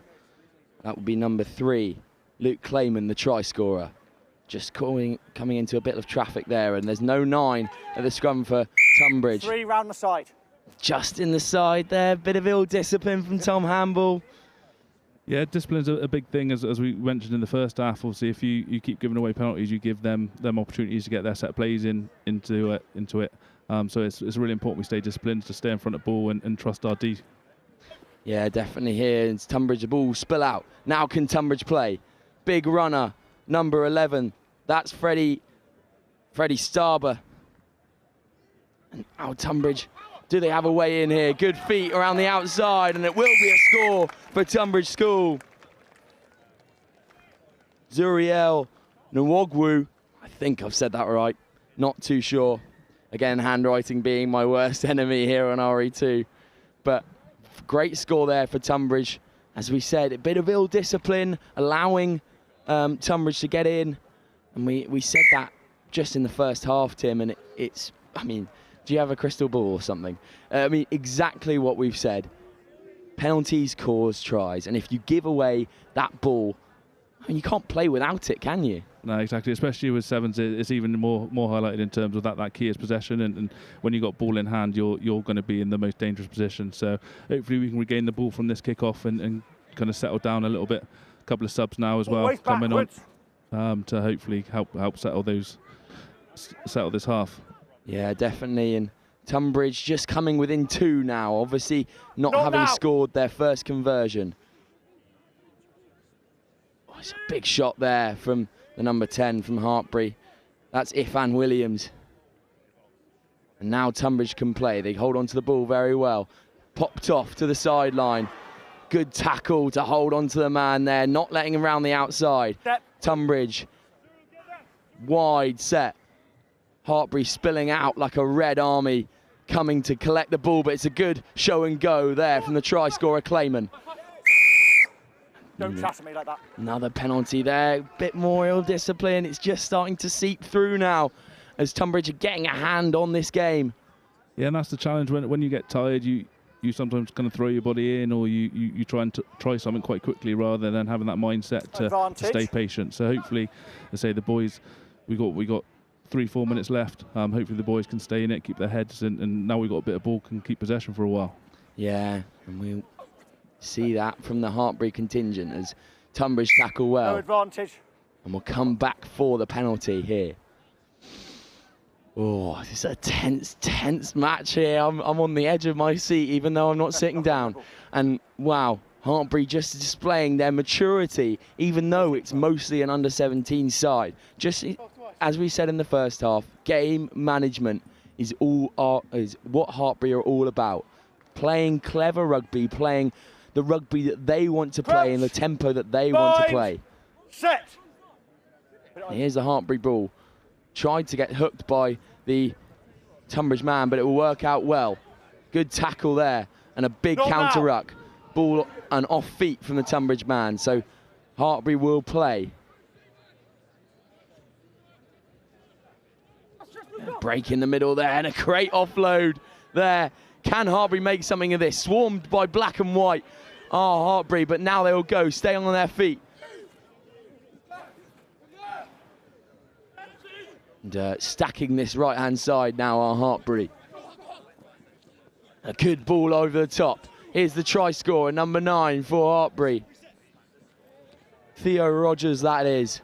And now they can play. Great ball onto the width and fantastic hands there on the outside. Hartbury will go in for the score. Christian Gordon Aysbury, Leicester Tigers winger. And that was very impressive. Fantastic pass onto the outside. But then, especially with a bit of a dewy, we've just had a bit of rain, dewy ball. And he's reaching out and he's been able to grab that just on the fingertips and collect it and then go in for the score on the touchline. Very impressed, Tim. Yeah, it was a great pass from Luca, and obviously Christian did very well to gather that and score in the corner. So a great score from the boys. Just keeping hold of the ball for a while, retaining it. You'll get opportunities. So hopefully again now with our kickoff, potentially we can regather this and hopefully try to see out the game. Yeah, definitely. Want to highlight actually again Theo Rogers, the try scorer at the first half. He's just making Hartbury tick over. Standing in the middle of the pitch, always receiving the ball, always got velvet hands, and just making this game tick over for Hartbury. Yeah, he's a very good little 9. Works hard, okay, quite industrious at times, but also got a good skill set on him. So he's one who's doing really well in this team, as a lot of them are, to be fair. Definitely there. And a break might come on here for Tunbridge, but a good tackle. Ball popped off the floor. Now there's an overlap for Tunbridge if they can use it well, if they can straighten here. Breaking through the gaps now, Tunbridge. Hartbury don't seem too fussed though, but a good offload out of the contact. Now Tunbridge can go. Not long left here, but Tunbridge still in the fight.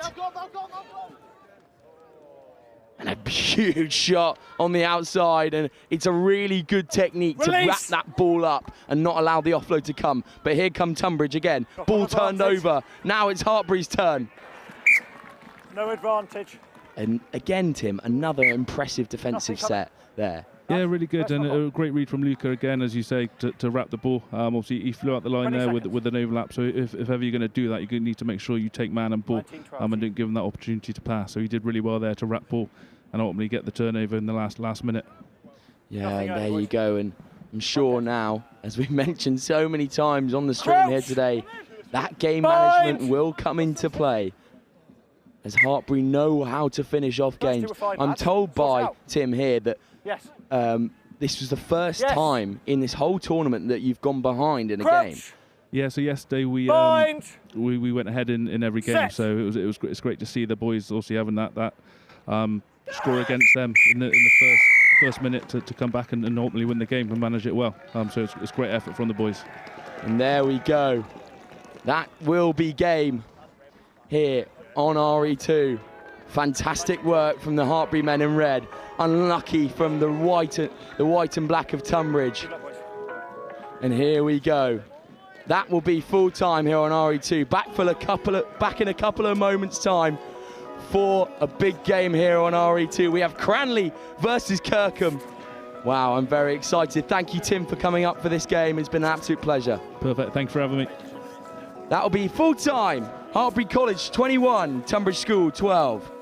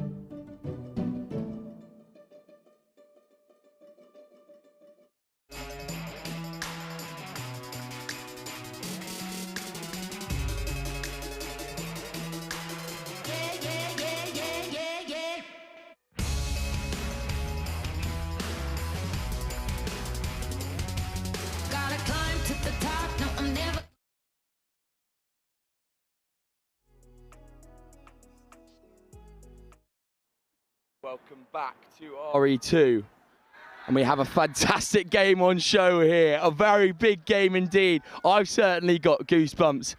It's Cranley versus Kirkham on RE2. Obviously we have the whole Cranley contingent opposite me, making a lot of noise for the boys in red, gold and blue as they see to break away here. Cranley obviously my pick for winning the whole of the tournament, going 4 from 4 yesterday, similar to Kirkham. But wow, and they will play now. Here come Cranley as the sun descends on RE2. Can they make the most of it here? Cranley working this ball. Got an overlap here on this far side. Just on the 5 now, being stopped, well rucked over. Now they have numbers on the width. Kirkham spread defensively. Choose to go alone. Big tackle there from the Kirkham man. Here go Cranley again. Obviously undefeated in their 15 season. Can Cranley just work something here on the outside? They have the numbers if they need them. Out to the big number 8. Does he have it? Bumps off one. Just being held on the 5. Can he make it? And he does! And that is a huge score for Cranley School. The big number 8, Jack Kemp, dotting the ball over the line after a fantastic leg drive. Jack, obviously brother to Toby, who was part of this also famous Cranley School a few years ago.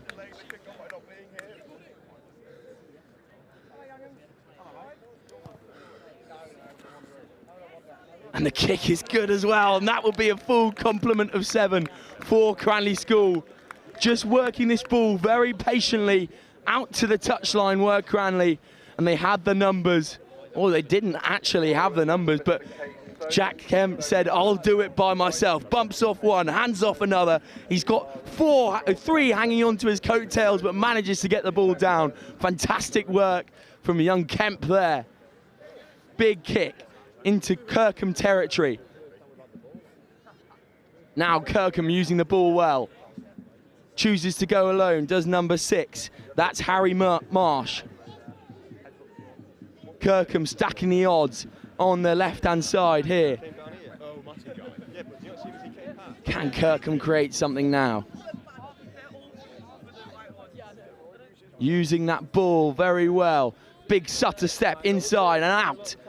Offload in the contact and the ball spills out. Well recovered by Kirkham. And we have just unbelievable Cranley support out on the touchline, but here go Kirkham. Can they do something here? Being kept out well. Cranley will recover. Now Cranley with ball. Bumps off. Massive contact there from the Cranley man. Here go Cranley. Shouts of back yourself out on the touchline. Here come Cranley again. Again, very patiently. There's number 4, Archie Idden, the big unit, using his hands well. And he'll back himself here through the contact. That's a fantastic carry to gain some yardage. But a turnover there from Kirkham. Good patient attack there from Cranley, but Kirkham will go now. Great defensive set there to keep Cranley out. Now he'll back himself on the outside. Good tackle from the Cranley winger. And another penalty to Kirkham.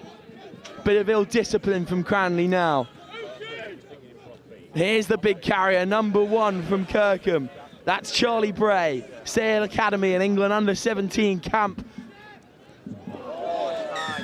And that will be a high tackle. Oh, and possibly a yellow card there for Cranley. The boys in gold, white and blue being reduced to 6 men now. Kirkham with an opportunity to draw level, and that will be a long 1.5 minutes. Kirkham will slow the ball down now through number 4, Archie Idden for for Kirkham School, and now they have some numbers. Can they use them on the outside? Here's number 6 for Kirkham School. He will go in to score. Can they stop him? He just goes out wide. That might be crucial in this game because that's a hard kick on the outside. Go down. And Kirkham just drawing level now.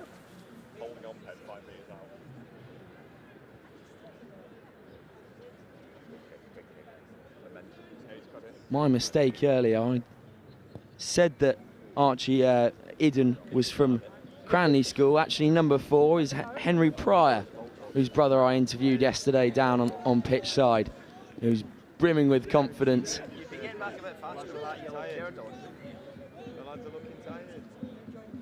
Now Kirkham with Time is off, fellas. stacking their odds on the right-hand side.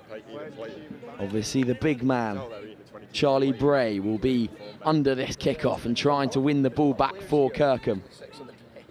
And obviously, they didn't make that kick there, so Cranley will still hold the cards in this first half.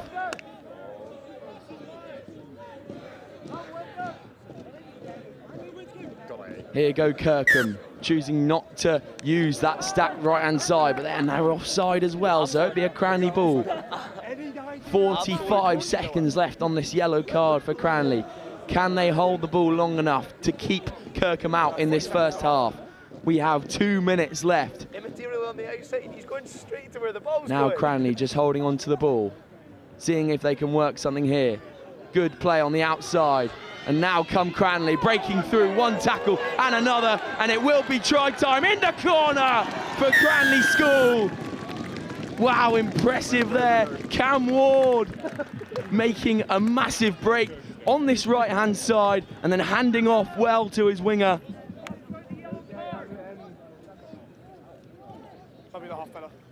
And that will be the half, says the referee. That's the half, and yellow card's back on. And that is the half we'll have there. Cranley trying to make this kick from downtown. And it's a no-go on the kick, but fantastic try there from Cranley. It brings us into half-time. Look at this here from big Cam Ward. Show and go, and then a lovely popped offload. Beats him on the outside, breaks one tackle, and has the gas to dot down in the corner. I think that's number 20, Charlie Long, finishing off there. Well, I like it when a plan comes together. Cranley School, my pick to win the whole tournament, up here on Kirkham. 12-5 the score at half-time. To Cranley.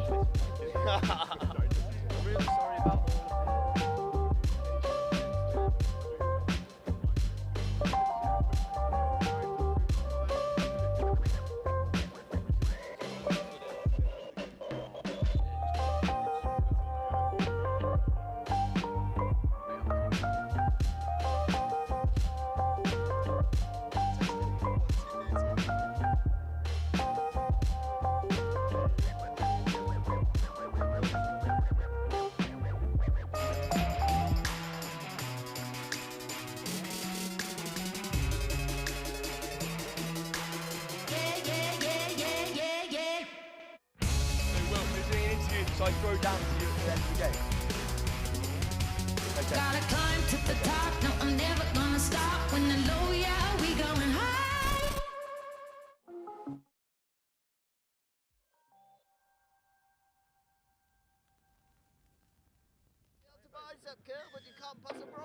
Welcome back here to RE2 on this most important day here at Roslyn Park. Obviously the final day of action we have here. I've loved joining you all in this journey that we've been on. But now we'll focus on the game in hand. Cranley and Kirkham locked horns at the moment here on RE2. Cranley with all the cards in the first half, being 12-5 up. Thank you. Kirkham with ball now as Cranley have kicked deep off the kickoff. Here's big number 1, Charlie Bray, using that ball well. And here go Kirkham, well brought down there, but good offload. And he breaks one tackle, but another good one from Cranley. Can they defensively hold here? Kirkham have some numbers on the outside. It's a big miss pass. And now there could be some gas on the outside. It's a good shot there. Number 12, number 12 for Kirkham. That's Arthur Scrays there, being tackled well on the sideline. But here go Kirkham. Game's gone. Archie Idden. And here's the big number 1 for Kirkham School.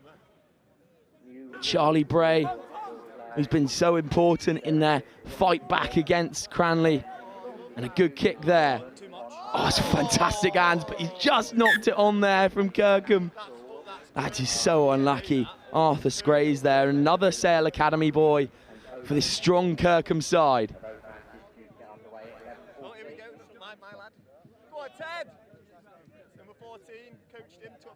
And now the both big packs from Cranley and Kirkham will divulge and try and win the ball for their team.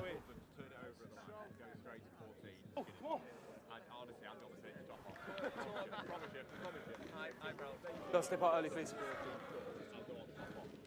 Crouch. Cranley put in. Bind. Big scrum here. Can Charlie Bray whiffed his weight in the scrum? And here go Cranley, trying to play out their own 22. They've got numbers on the outside. Good feet on there for Cranley. Chooses to go himself instead of using the man. Ball will come out quickly from Cranley. Big long pass. and they've got numbers here. Can they pull off something cool? A huge shot there from Bray. You've pulled him off his feet. And a turnover for Kirkham. Holding. Here's Iden to Bray. Got numbers on the outside. Oh, and the ball's just spilled forward. But he's in touch there. Is the number 3, Harrison Causey. Fellas, time is off. Another Sale Academy boy. God, they are stacked here deadline. today. Our Kirkham school.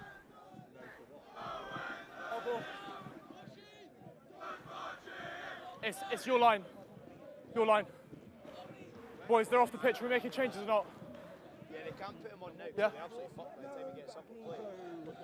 Obviously, you can hear in front of me the massive Cranley contingent who have come down from Guildford Way to support the boys today here. Obviously, a massive advantage having a big crowd behind you. And it will be a Cranley throw-in, I think. And there's just an injured boy on the sideline who saunter off. 12-5, yeah, you're white ball. No, line out, white line out. Obviously, Cranley winning the cup competition in 2017 and 2018. And winning the plate last year, having been knocked out in the first day. Here go Cranley. To the back jumper. And now they'll break. Here we go. Here we go. And is that Henry Pryor? It is Henry Pryor. Will he make it away? And he will. Wow. What invention, what entry we have here on RE2. That was fantastic from Henry Pryor. I interviewed his brother yesterday. He said that he was playing well. I didn't quite see that coming though. Henry Pryor scoring for Cranley. And that was very impressive. 20. Wow. The Cranley boys are just loving it here today. That's 10. And can they sink the kickoff? No. No extra 2 points, and that may be important. We'll have a look at this try again from Henry Pryor, showing the gas. The big second row, opening those long legs just to get away from Kirkham. Fantastic there from the big lock. Make a change, please. All right, time is off. We got 6 on. Time is off. Time is off. And that will leave the scores at 17-5 to Cranley.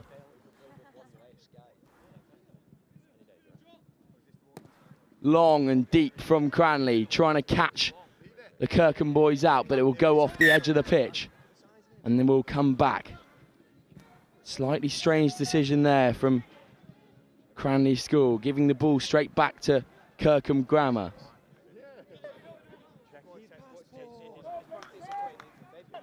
Obviously, the coaches today for Kirkham, Dan Libby. No, not for me, no. Who be a name that most people recognise, and also Johnny Rodham, sorry. Young squad today Kirkham have brought, mostly all lower sixth. Oh, and just a well tackle and a knock on from Kirkham. Cranley will have the ball back now. And a big scrag there. Offside, a Kirkham Grammar. 10 offside. Just under 2. Time left. 2 left on the board for Cranley to hold on to this 12-point lead that they have attained over Kirkham Grammar School. Kirkham putting in a great fight so far. Charlie Bray, number 1, who's been excellent for Kirkham. But then that coast-to-coast try from Henry Pryor was pure genius, having played a bit of deception in the line-out. And he ran the pitch, getting away from the Kirkham opposition.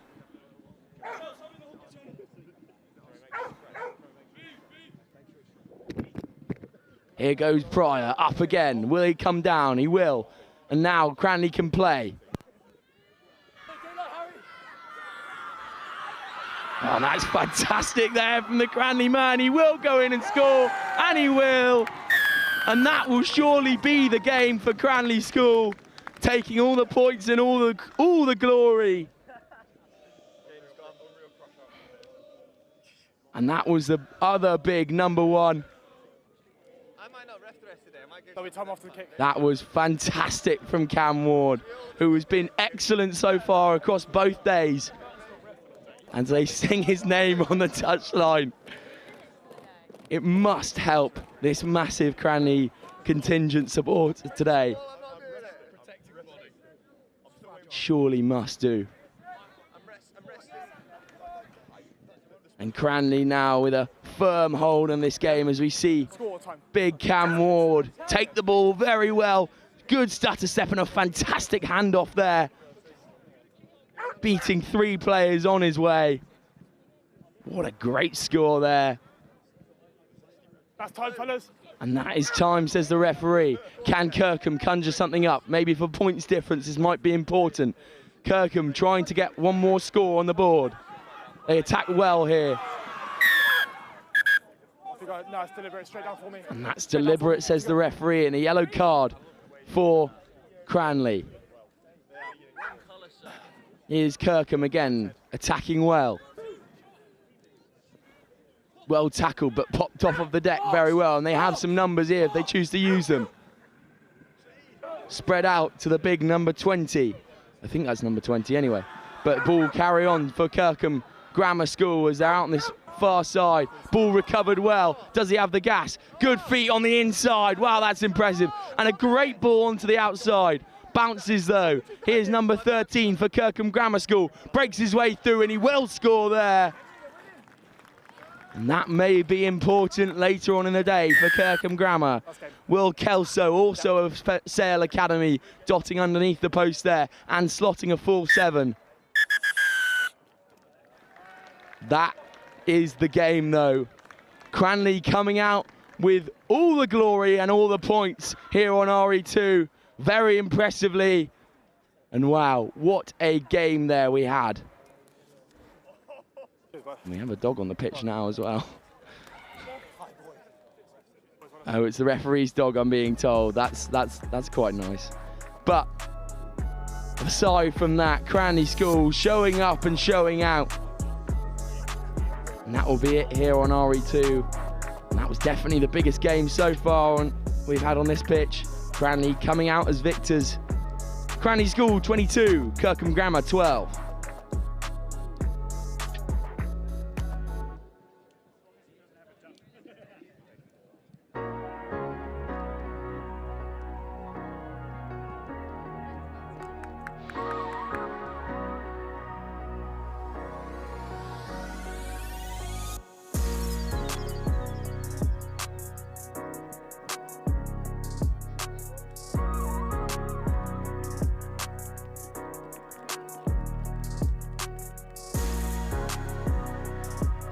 And we're just going to swing down to Wilf Kemsley with the try scorer. His brother was interviewed yesterday by me. Now Henry Pryor takes his turn down on the floor. Wilf Kemsley. Hi Henry, first of all, well played. How do you feel? A physical fixture, Kirkham always a good side, but a win on day 1 for Cranley of the second phase of the Cup. Yeah, great win. Did in front of the crowd as well, which is great. I'm absolutely knackered. But it was a good win, big boys out there, so we did well. Well, I was going to touch on the crowd because, well, they're a huge part of Cranley's performances. We see it all over the country, St Joseph's College said, but when you get the numbers down on pitch side, it can really lift a team, and you need that at Roslyn Park. But do you feel like the crowd has really got stuck into to Cranley's veins and really boosted them over the line there? Yeah, for sure. I mean, a good few chants out there. We keep the energy going throughout the tournament.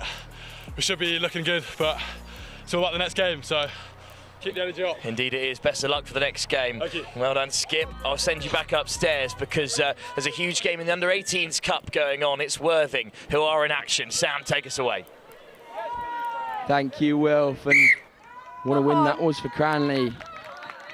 But now we have on this pitch here on RE2, we have Coleg Gwent Cross Keys College against Worthing College in the girls Under-18s.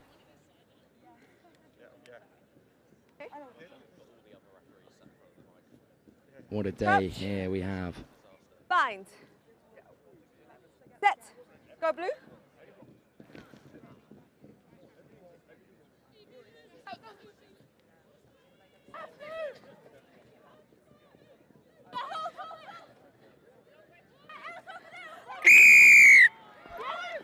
High tackle. Let it go.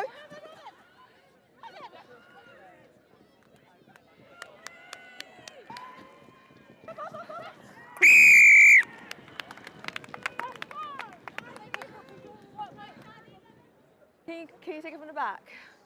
Thank you.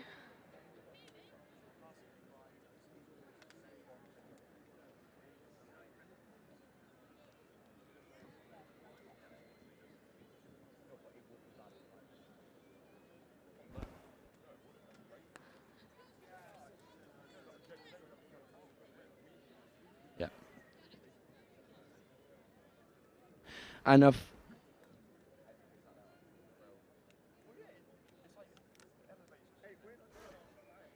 and we have an early score there. Fantastic work from the Worthing girls to put themselves 5-0 up in this game. Let's go. Fantastic work there. And now Worthing with a big kick and possibly well recovered, but no, Coleg Gwent will be over the ball, but Worthing have somehow stolen it now.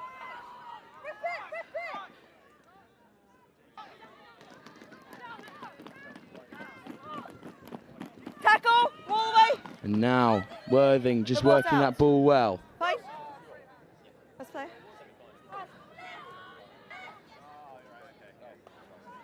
Here's Coleg Gwent trying to play out their own 22. Can they use this ball on the outside? And now they have advantage. And down the left-hand touch sign goes streaming. That's Ollie Morgan. She loves pick and mix and she loves scoring tries as well. That was fantastic there from the Coleg Gwent girl.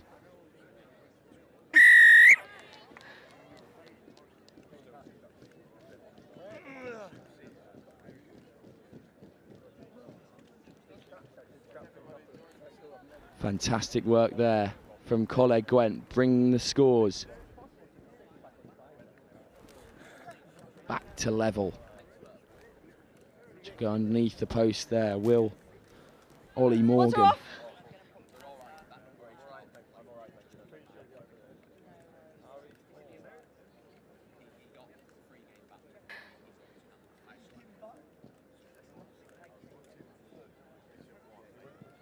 And now we're just recovering the ball here.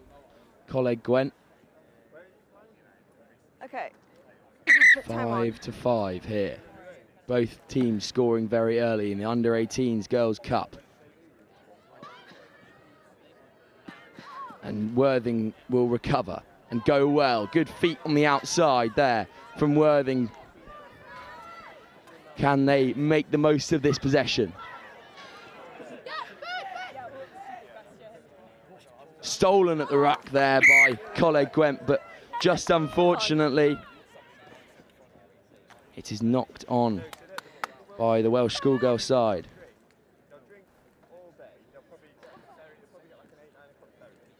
Let's go. Mark's here. Set up. Crouch. Scrum down here. Set. Worthing ball. And now Worthing will play. Good feet there, fantastic step. High. And a high tackle will come as well. And here go Worthing. Oh, the referee says no more fun for you. We'll have to come back to the mark. You're too far from the mark. Here. Go. And here we go. Here go Worthing again. Number 20 on the ball. That's Freya Corbin. She just throws a slightly loose offload there, and it'll be Coleg Gwent ball. Forward pass.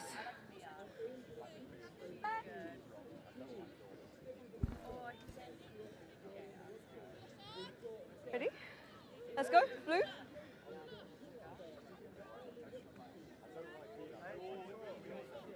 Crouch. Bind.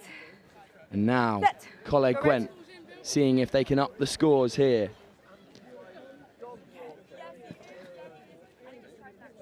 Can they make the most here? Ball just knocked on there from Coleg Gwent, and it'll be a Worthing ball again.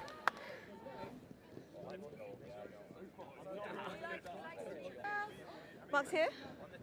Worthing College, I'm being told in my commentator's notes, it's a Prem team, second team to the ace, but 9 of them have played at the ace level. That's really good to have inside this competition. Just a bit of experience, bit of know-how, bit of rugby nous to be able to control these games. And here's Worthing again. Can they play? Here's the big number 20, Freya Corbin again. Strong, powerful running.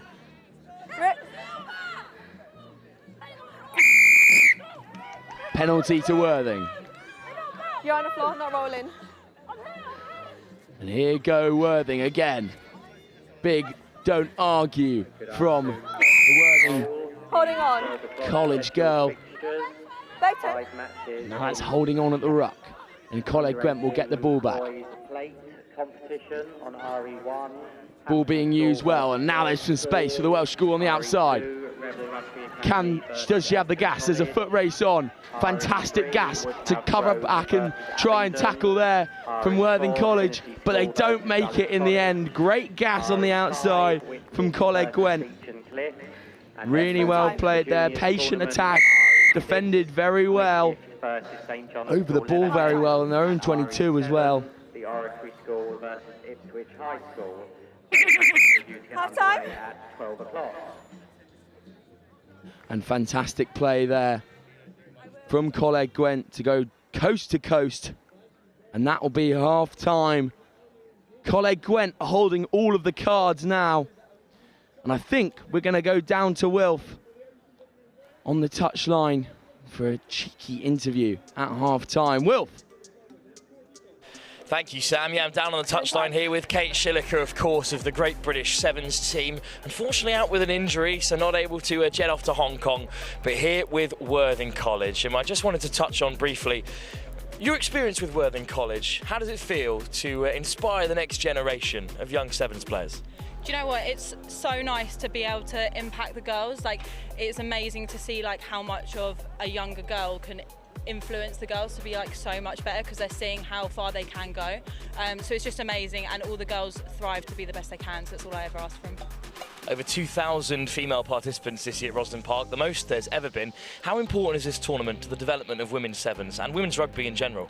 Do you know, it's so good because girls can like express themselves. Girls that like wingers or fast girls that might not always get opportunity in 15s, they can really excel and they can really find their place. So I know that I found my place in sevens because I got the ball, I had loads of space, and I could just excel with what I was good at. So it's really important. And Worthing College have already had a great run of form in the ace competition yesterday, but in this cup competition, still a very experienced team. Just how far do you think Worthing College can go? Do you know what, with the girls' mindset, like they're all raring to go, they all want it, they're all like they're all pushing to be the best they can. So I think if they want it and they fight for it and fight for each other, we'll make it to the top. Okay, thank you so much for speaking with us. Best of luck with the recovery and best of luck in the rest of this game. I'll hand you back up to Sam upstairs. Let's see if Worthing can hold on here and push on in the Under-18s Cup competition. Thanks, Wilf, and great interview down there on the touchline, hearing some top-class girls rugby at Roslyn Park, and Worthing College certainly showing that in that game, but unfortunately 12-5 down at the half-time mark. Can they work something back? Second half in a few moments' time.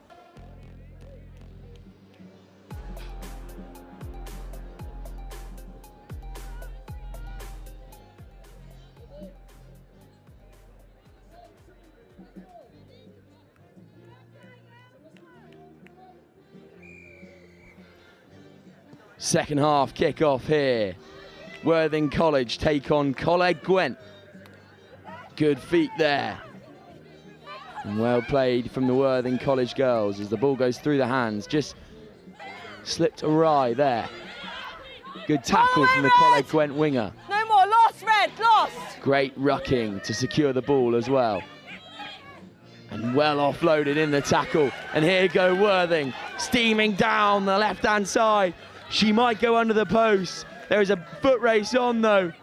Great footwork to evade the challenger, but she brings her down very well. That's number 5, the try scorer from the first half, Ollie Morgan. Worthing knocking on the door here. And that will be a turnover from Coleg Gwent. Fantastic cover work in defence. Really well played there from Coleg Gwent.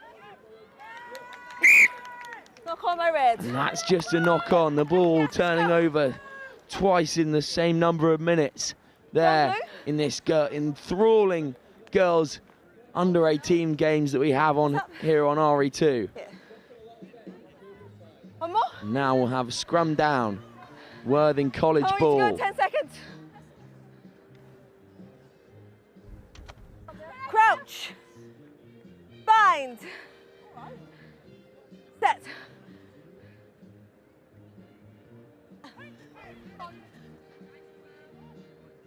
Now Worthing will play, and just a small knock on there, giving the possession back to Coleg Gwent. Advantage over. Can they use the ball now? Knocked on again there.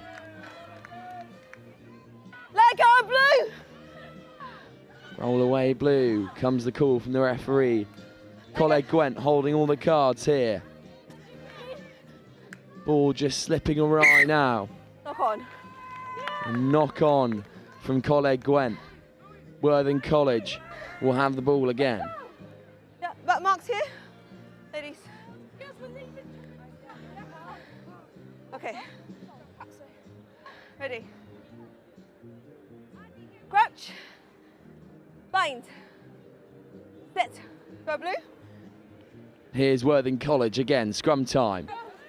Well tackled by the number 9 from Coleg Gwent, Lucy Grenfell.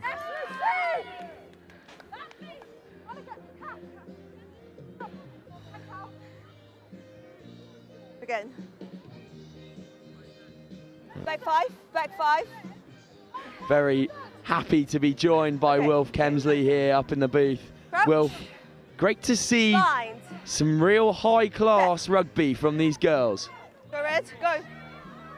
Yeah, of course. Thanks for having me, Sam. It's a strong coaching setup here at Worthing. They've obviously got really strong ace side, and then they've got over 50 girls in the year willing to play a bit of coach. So, let's go. Yeah, it's great to see that they're able to submit 2 sides into the competition. It won't be long, hopefully, Sam, until we've got an under-18 Girls Cup and under-18 Girls Vars, where most teams on the stronger end of the women's rugby spectrum are able to put 2 sides together. Bind. Yeah, there you go. Wise words from Wilf, and we have a Worthing College put in. Well tackled again from number 9, Lucy Grenfell, but Worthing will keep the ball. Knock on advantage over. Good hands out the back there. Great handoff from the number 15. Worthing just trying and testing this Coleg Gwent defence. Not rolling. And they'll go quickly again. Not 10. Just being brought back there. Hold. Robin Cornwall, 7. so keen to get going, dragged back twice, and there's been a yellow card. Yep. I think it's Coleg Gwent's number 7, Sam. He's gone to the bin. Meg Thomas there, just taking a break for a few minutes. Now, Worthing, can they get over the line? Strong leg drive. God, that tackle reminded me of Anton Dupont on Matt Hansen, but what a try there. Perseverance from Worthing College. Robin Cornwall eventually goes over, constantly involved. Cornwall with the Corn Roses almost in the great trim. There's black belt as well in karate, Sam, so I wouldn't want to get lined up against her at any stage in the game. Yeah, hopefully not. Hopefully she doesn't come up to the gantry, Wilf. No, I think we'll praise her enough for that quick thinking. She was really keen to get involved from the quick tap penalty, brought back by the ref, but she always stayed in the game. Good try there, and good thinking from the black belt in karate. Robin Cornwall there. Just putting all her rugby nous to use and picking and going very quickly. And now Worthing with no conversion completed. So we'll be 2 points behind here. 1 more minute in the card. Time on. And now Worthing will kick deep to Coleg Gwent. And that will be a penalty to Worthing. Oh, well, there was a hint of offside there from the knock-on, but it's just been given as a scrum. Still, it's as good as a penalty in the game of 7, Sam. And, well, Worthing, big chance to get back into the game here. These Welsh sides always bring such strong women's divisions. We've already seen that with Llandovery winning the under-16s competition. But Worthing really very much in the contest. Yeah, and a fantastic platform to play here if they can do something. Here go Worthing, working that ball onto the width, and that's fantastic gas on the outside. Number 20, we've already mentioned her today, Freya Corbin. Really great gas there to get round her opposite player. Just dots underneath the post. I'll tell you what, Corbin is not by any means one of the smallest players on the field. She's a physical specimen, and to have that turn of pace as well, so dangerous. Yeah, as we see here, Worthing using that ball very well off the back of the scrum. Great hands, possibility of a loop, but then she doesn't choose to use it. When you've got Corbin outside, there is no need. Fantastic try from the young lady there. Turn them up, please. Oh, what a turnaround this is. No, too far in front. And called back there are Worthing. 12-15 to the good, our Worthing College, but Coleg Gwent will come back with some fire. Talking of fire, there's a massive carry and a good offload to Lucy Grenfell, who gives the ball out the back again. Oh, that's so unfortunate. The pass was well weighted, but it was just off the toes. That's a great regather by Coleg Gwent. Yeah, that's number 11, Lexi Taylor, who's just brought into touch. Oh, what a and win. that is full time. That is a humongous win for Worthing College there against a very strong Coleg Gwent side. Oh, they deserve that, Sam. I mean, I've only watched the second half up here, but I was down pitch side for the first half, and, well, we love a turnaround in rugby. They really deserved it. It's a really strong Worthing unit. They've got loads of support from Worthing College's coaching staff, and they deserve that, Sam. They really do. Yeah, fantastic work there from the Worthing College girls. Just see the full-time whistle go. Celebrations down on the touchline. So we heard the full-time whistle just there, and that is the impact that it has on everyone in this Worthing College setup. And that will be full-time here. I'm going to hand you over to Will, who will take you through the next few games. Up in Sandbork, though, Worthing College 15, Coleg Gwent 12. Thank you, Sam. Yeah, we're straight on to more action from the Under-18s Cup competition. It's the Rebel Rugby Academy. The Americans are back in action. They take on a side from just down the road where NextGen is staying, perhaps. It's Epsom in action here in the Under-18s Cup competition. We'll kick off in just a few moments' time.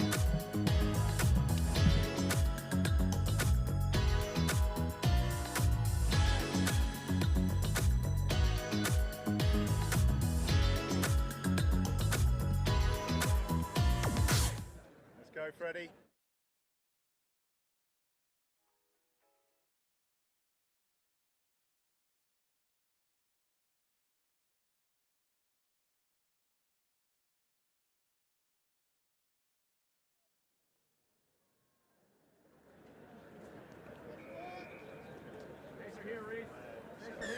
So here we are, they're lined up on RE2, the final day of the Howden Roslyn Park National School Sevens, and it's a very impressive Epsom side who are taking on the Rebel Rugby Academy. This is a hotly contested encounter, and Juan Dalzaga is alongside me for this one. Juan, well, you'll be backing your Epsom's team here, but the Rebels have certainly been ruffling a few feathers here at Roslyn Park. Don't shoot, don't shoot. A bit worried about how we were going to take on this team. They warm up right next to us. We were trying to get a bit of analysis on how they warmed up, but we haven't seen any of their games. Well, this is a plate competition, but it's a really impressive one as well. Warwick are in this group alongside Hampton. Hampton beat the Rebel Rugby Academy earlier, just 12-7. Epsom were victorious against Warwick by 21-19, and it's a bright start for Epsom here. It's Ollie Waugh, the skipper, who's going to race away from Caleb Ray. And It's a perfect start for Epsom, looking to go 2 wins from 2 with Hampton on the horizon. They currently face Warwick on RE1. That's going to be the big game later on RE3 for this Epsom side, but you've still got a job to do against the Rebels. Yeah, we've got an early lead here, but that's not just the game. Got to get more. From the captain, Ollie Wall, what kind of figure is he in the dressing room as the skipper?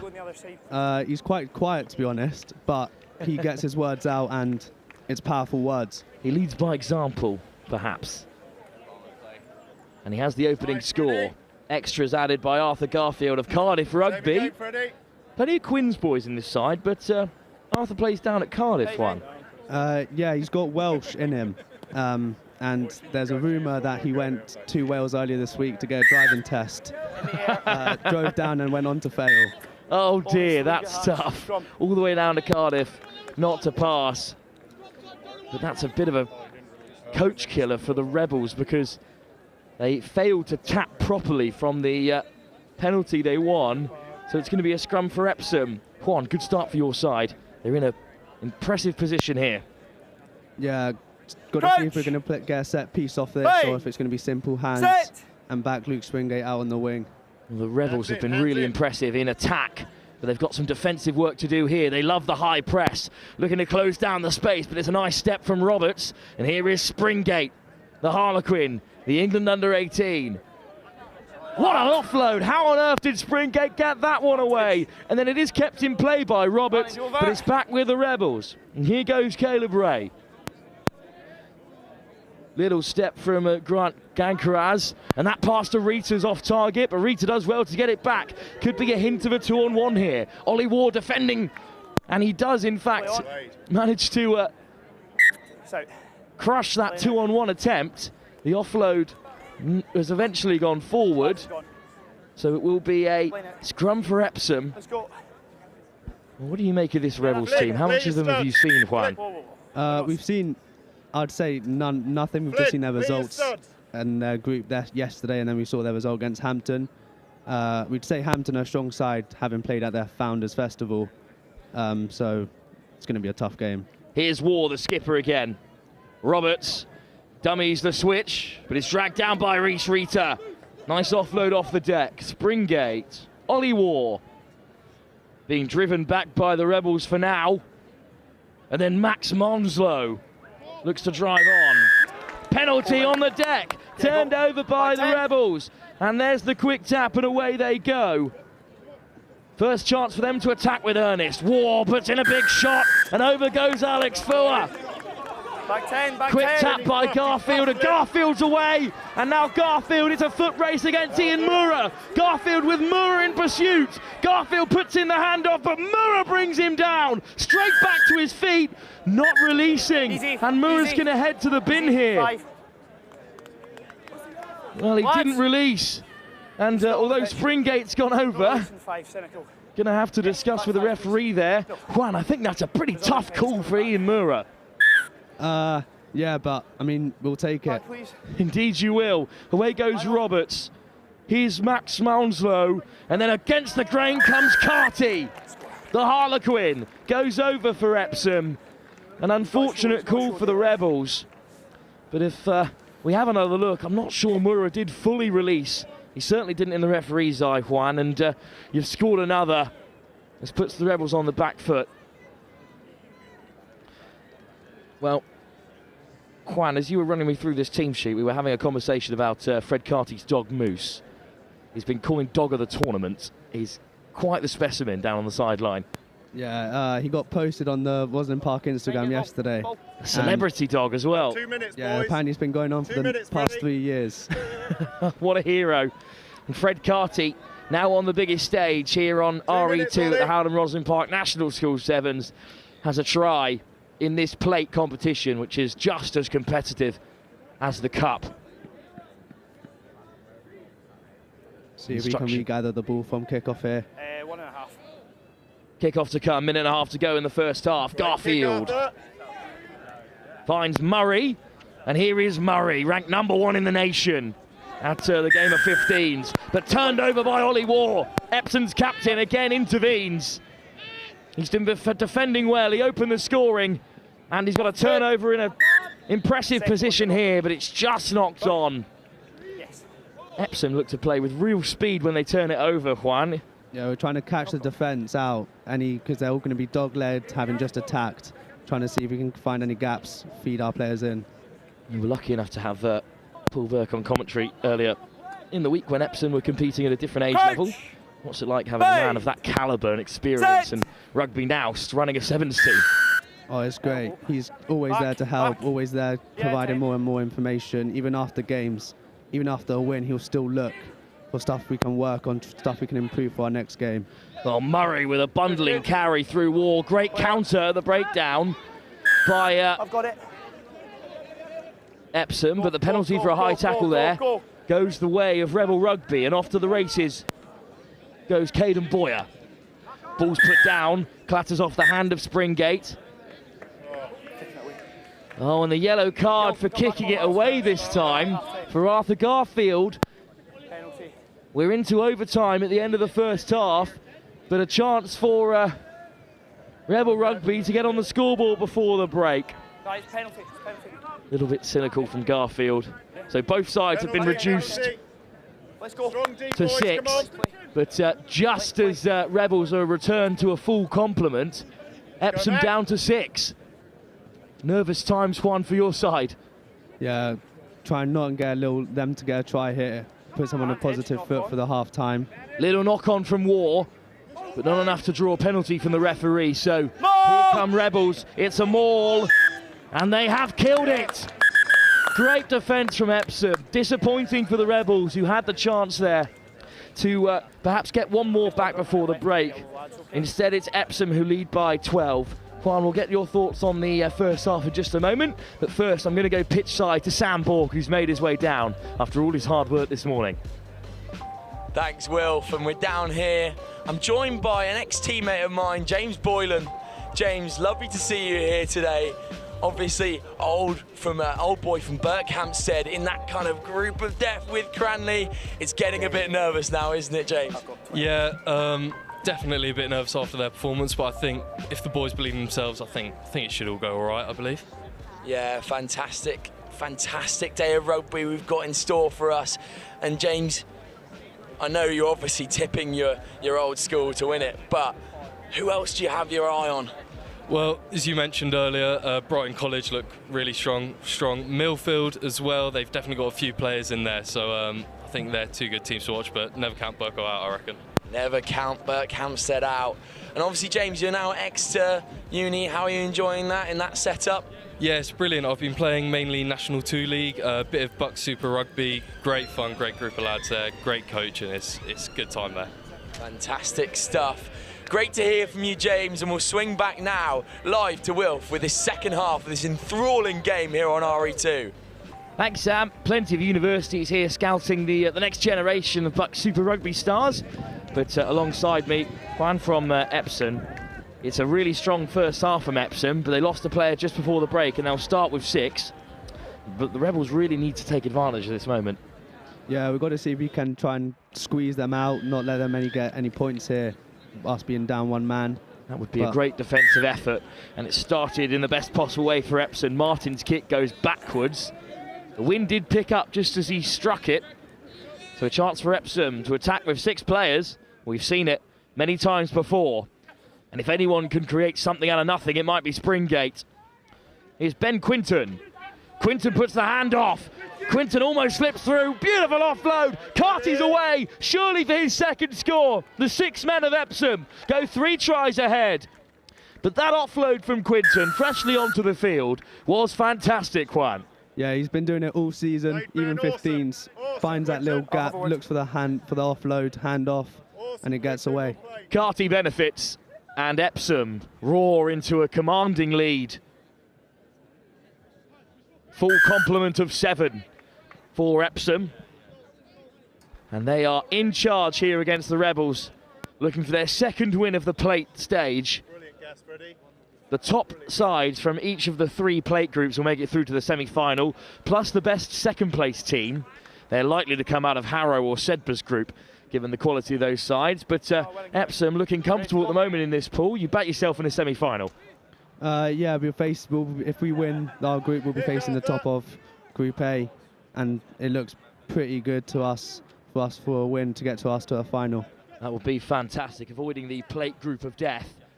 But Rebel Rugby here looking to strike. Still with a player advantage. Mura with the handoff. Penalty goes the way of the Rebels. Walk away. 11. Whistle's gone. Yellow card, a second one for Epsom. This time it's Flynn Roberts who leaves the field. Yeah, penalty. A little bit of afters after the whistle has gone that is to the referee's disliking. Juan, what do you make of that? 2 yellow cards in the game for Epsom, 3 in total. Yeah, we've not really been given many yellows in games. Don't know what we're doing, to be honest. Well, it might undo this strong first and early second half performance from Epsom. Here goes Martin. Skips away from one. Martin desperate to free the offload. Murray there in support. Raylan Murray battling at the breakdown, taking off 2 Epsom players. Wait, the 9. You can't touch him, he's the 9. Penalty there. Ben Quinton playing the 9. Mura whips it away. Here's Ray. And here goes Adrian Pham, who finds Ray. Hot stepper. Great footwork. And over the 22 go the Rebels. Pham looks to go down the short side, but then picks himself. Nice footwork. Murrah skips away from the high pressing Arthur Garfield. War makes the tackle. Rita to the short side. Here's Caleb Ray with the little hitch kick. Reese Rita takes on 2 defenders and almost gets away. Epsom over the ball. Penalty Epsom.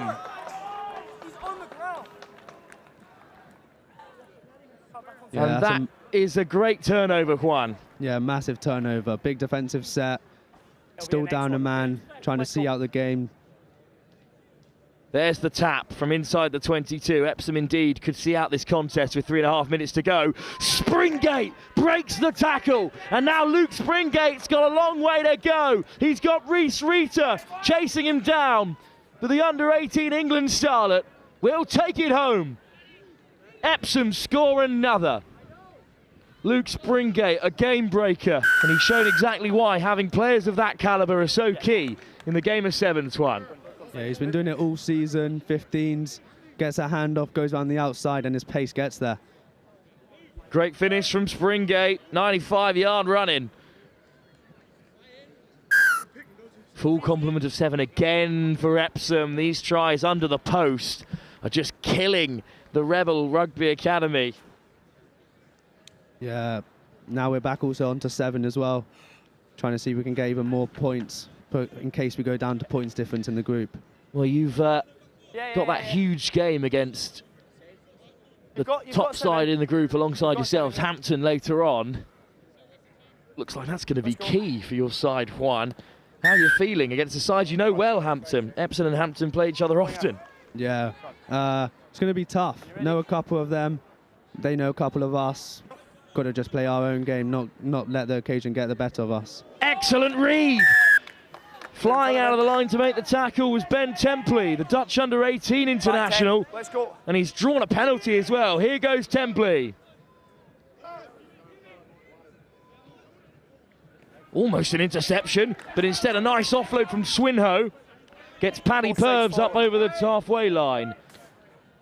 Coleman. Nice wide pass from Bird. Here is Tane Bird. Brought down. And Epsom being marched back by the Rebels. This is more like it from the Rebel Rugby Academy, who have turned it over at the breakdown as well. Well, they might not have time to get back into this game, but a score would do them a world of good after an early loss to Hampton. Strong clear out. Gankaraz, Martin, Pham. Here goes Boyer. Looking to get away from Epsom, but Templey brings him down. They're over the ball again here, but it's played away. Martin at first receiver. Gankaraz. Here goes Kingston Hawkins, the son of the former US international. But a big shot comes in to dislodge possession, and it will be a scrum for Epsom. Well, Epsom's attack has been great. in this game, obviously scoring that many points, but Juan, the defensive effort to shut out a side as electric as the Rebels, really impressive stuff. Yeah, we've worked a lot on our defence. We'd say defence, like, if you don't have the ball, you're defending all game. You can win the ball back very easily off kickoffs. It's vital. Let's come at the same tunnel. Reset. We'll have a reset Quick at scrum lads, let's time. go. One more play perhaps left in this fixture.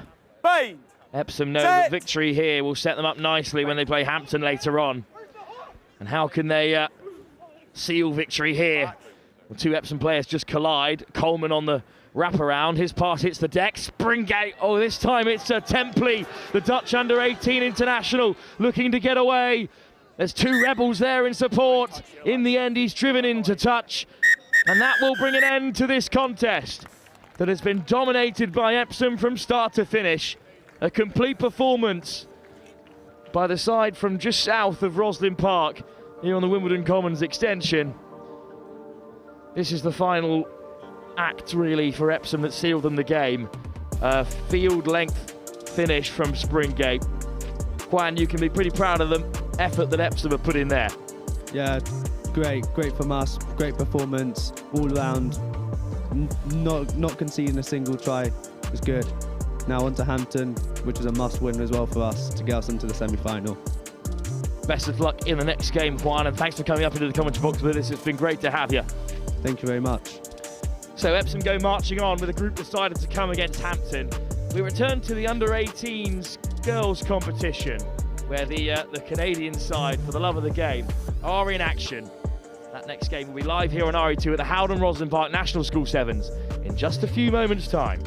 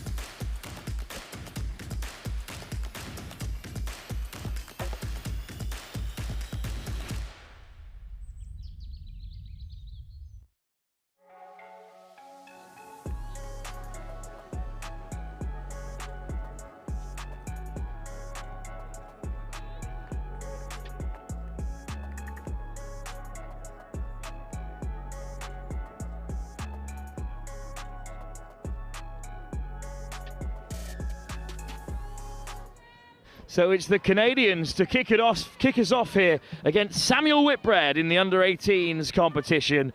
Delighted to be joined by Tobias Winnie, one of the refereeing staff here. And, well, it's been a long old tournament for you, Tobias, but only one more day to go. It's a bit sad in the end, isn't it? Yeah, very much so. Roslyn Park National School Sevens, or to give it its correct name, Howden Roslyn Park National School Sevens. Good company, man. Is one of the best weeks of the year for all the refereeing team. We all thoroughly enjoy coming here year in, year out, from London, from around the UK and abroad. It's a fantastic event to be a part of. So both these sides victorious in their opening games in their second day cup groups against Welsh opposition, Cardiff and Vale College and Colleague Camoid. Both by big scores as well. Samuel Whitbread put 33 points past them. For the love of the game, 35. Another international contingent, and they're off to the races here. That pass has just found no man's land, but good support. And now they move round the corner. Here goes Theo O'Hara. O'Hara goes down. Slow ball for the love of the game. Lord finds a good pass, and there's the double handoff, and away they go to score. Great start for this Canadian misfit side. Yeah, two lovely hands off there, really good. Palm out, straight to the chest. Really lovely finish. Yes, please. Sorry. But once they found that field possession deep in the 22, they were always going to convert in the game of sevens. It's often just about field possession and keeping hold of the ball. Yeah, very, very much so. To continue the international flavour, referee for this game is Eduardo Casillas from Santander in Spain. Oh, beautiful little coastal town. Great port as well. I travelled across to Plymouth from there a few times. And, well, not just an international flavour in the playing staff, but also the referees. It's great to see. It really adds another dimension to Roslyn Park. Yeah, very much so.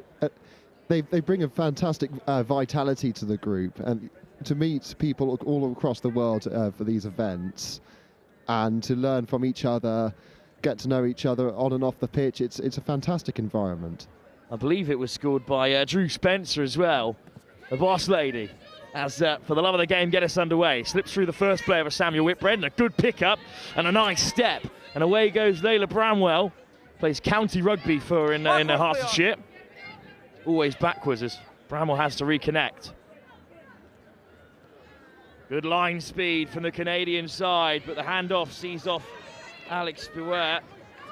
And now they're almost up to halfway, Samuel Whitbread. Nice little stutter start from Nia Onyekurawa. Oh, stripped. And away go the Canadian team instead. And Samuel Whitbread are going to concede another in unfortunate circumstances, Tobias. Very much so, but it just goes to show how quickly one mistake can punish a side. Absolutely. Great finish, right under the post as well, so an opportunity to add the extras.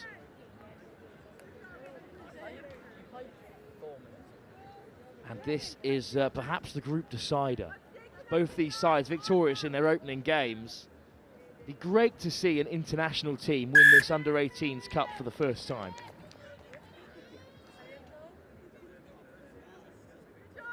Offload inside. In the end, just pops up kindly for the love of the game. And Teni Eramolu had the pace to finish. Miss Nonchalant, as described on the team sheet. Ran it in pretty comfortably there. Under pressure from Samuel Whitbread.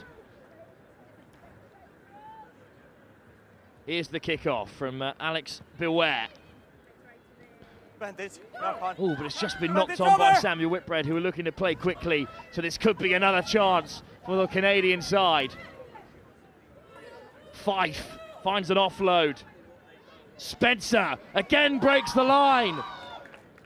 Spencer, too powerful for Samuel Whitbread, and she has her second score. And again, Wilf, it's the handoff. A lot of the tacklers are going quite upright into the challenge, and the defend is just pushing them back, not giving them any opportunity to wrap. You can see why she's called the boss lady. She's very much in charge of this Samuel Whitbread defence. And Drew Spencer was heading towards the touchline, but has been kept on the field and doesn't look too happy about having to chase this kickoff after scoring 2 run-ins. Wide from the conversion attempt, but they won't mind too much. They're very much in control. So a kickoff to come for this Canadian team as they work their way back with a minute and a half to go in the first half. Speaking of international flavour, Tobias, you recently had your second Test match appearance as a referee, which is a great story. Has a lot of value to Roslyn Park. How was it, your time in Eastern Europe? Utterly remarkable. And before I go into it, I really just want to thank the Kosovan Rugby Federation, the Albanian Rugby Federation, and also Philip Manopoulos for putting me in contact with both unions last year. It's a remarkable opportunity, and I'm incredibly grateful to everyone who helped contribute to allowing me to be involved in such a prestigious event. We'll come to that great fixture in a moment, because it's the first attack for Samuel Whitbread of real interest. It's a really lovely carry through the midfield by Lavina Natui, who has got us here. And here is Samuel Whitbread through the centre again by Makape. Makape still going all the way up to the 5, brought down by her opposite number, Eramolu. And now they've got a bit of space out wide if they can use it. Onagarawa finds the offload. Hard carry by Natui. Oh, well spotted. It slipped out, and it's come the Canadians' way again. They've got an awful long way to go. I think Samuel Whitbread are looking to chase them down, but the gap just opens up. Another breakaway score for Teni Eramolu. And they've got plenty of time as well to eat out the clock before the break. That is so unfortunate for Samuel Whitbread, who are making great insurgency into the red zone, but then, for the love of the game, swept up the loose ball and went the full length. Yeah, excellent spot to snaffle the ball as soon as it spills out behind the supporting players' legs. Good afternoon. What a performance in the first half by For the Love of the Game. Well, the chase was on here, but in the end, Penny Oramelu just had the pace and the fitness as well after already going almost the full length earlier on in that first half. And they are clearly delighted, the Canadian side, at the half-time interval. They lead commandingly against Samuel Whitbread. 26 unanswered points. Samuel Whitbread, who are undefeated on their second day of the under-18 competition, have a mountain to climb at the break. So Tobias, with the Rebel Rugby Academy from America having played before, now the Canadians, the Spanish referee, and yourself, Tobias, having spent some time in Albania. Yes, Albania the previous year, Kosovo this year. It was a huge honour to be invited back, specifically by Mark Barrett, the head of the Professional Council and Director of Rugby from Kosovo. Thankfully, I was given a reasonable amount of notice this time around compared to the 4 days before flying the previous year. Another thumping victory for Albania as well, I hear. Yes, Albania 88-0 victors over Kosovo in this year's edition of the Skenderbo Cup. It's the international side in this game who are in control as well. How impressed have you been with For the Love of the Game? Just their physicality, their pace, their game-breaking runs. Very much so, and also it's identifying the right opportunities. So spotting when the ball's out behind the ruck, using the fend to great effect.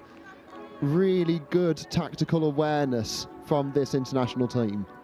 Well, this team sheet from For the Love of the Game, forgive me, is not the easiest one to read, but thankfully they've got names on the back of their shirts as well. So I can correctly pronounce Teni Epimolu, who was the double try scorer in that first half. Lavinia Natui, to get us underway for Samuel Whitbread, and claimed by Fife from the kick-off, but then knocked on. Fife regathers, and it's play on, says the referee, because that unkind bounce, instead I thought it was a knock-on, given the bounce of the ball, but instead Fife regathers, and For the Love of the Game, find an offload through contact, bit of a 2-on-1, big wrap tackle by Natui. Into midfield, and looking for the offload through the contact, but it's another tackle too high this time from Samuel Whitbread. Here goes Lord. Instead, she holds off for now. Could be seeing something of a set play, Tobias. Absolutely. Look at that stack. Two in centre position, one either side, and the outside players as well. It was Fife who took it on first, and then the speedsters on the outside. Lord finds a pass, and For the Love of the Game, a patient for now. Knocked on in the contact by Samuel Whitbread. So we'll have a break in play and another chance for the Love of the Game to set up the set piece. Samuel Whitbread did very well there to put the pressure back on the Canadian attack. Forced the error. Unfortunately, just couldn't quite make it count as they knocked on as well. So a scrum to come, but it will still be in the Canadian possession. They've got plenty of width and depth in their attack. Free kick at scrum time. Hooker's foot just came up too early there. A very good spot from Eduardo there. What a carry! Big bumping run up past the 22. Over the ball goes Natui. Now you want it, Ali, now you want it. But it spits out the way of the Canadians. It's a 2-on-1. Lord finds the pass. Into the corner they go. Thumping tackle comes in to deny the Canadian side from Bramwell. But they keep it alive and they move it from right to left. They've got a bit of space in the corner. Little stutter. But over they go, forced to work for it by Samuel Whitbread. You'll credit them for that, but another try for the Canadians. nerve-wracking advantage from Eduardo there as well. Really just trying to let the game flow as much as possible. Immediate try-scoring opportunity available. Excellent empathy for the game there. Exactly the kind of spot we'd expect having a ref on co-coms. Credit where credit's due. Just the scale of the referees in this competition as well is just, well, almost unfathomable to people watching on RE2 here. 10 seconds only. Yeah, so today we have... So yeah, so throughout today we do an average of 1 game on and 3 games off. So we'd have a referee covering all 7 pitches here on RE. Keep the tackles slow, please. And it is a remarkable operation. So all the ground managers, John Payton here on RE has done a magnificent job all week with making sure that we all need to be where we need to be. Lovely soft hands from For the Love of the Game. Horton with the final pass, and over went Flores. No 10. Chance for Samuel Whitbread though. Kick is not going to make the full 10. And this is a big opportunity for them. They tap on halfway, taken on by Jenkins. Jenkins slips the first tackler and takes off the handbrake. Nice line break. But look how quickly the Canadian side regather, and they counter-ruck, and they steal it. And now they've got numbers on the left if they can find them. The ball goes down. Samuel Whitbread eventually regather. Space out to the left. Here is Jenkins. Oh, the pass is just beyond their top try scorer, Nia Onagurua. But a nice handoff from Jenkins. Away! And Natui there in support. Here's Duke. Fends off one. Bundles through another. Lovely offload from Duke. And now surely there are numbers there. Here goes Bramwell, who goes herself. What a pickup. And Samuel Whitbread are over. Lovely to see some fantastic flowing rugby there from Samuel Whitbread. Excellent offload, came at the right time, and brilliant handling skills to make sure the pickup doesn't go dead. Extras converted as well from Lavinia Natui.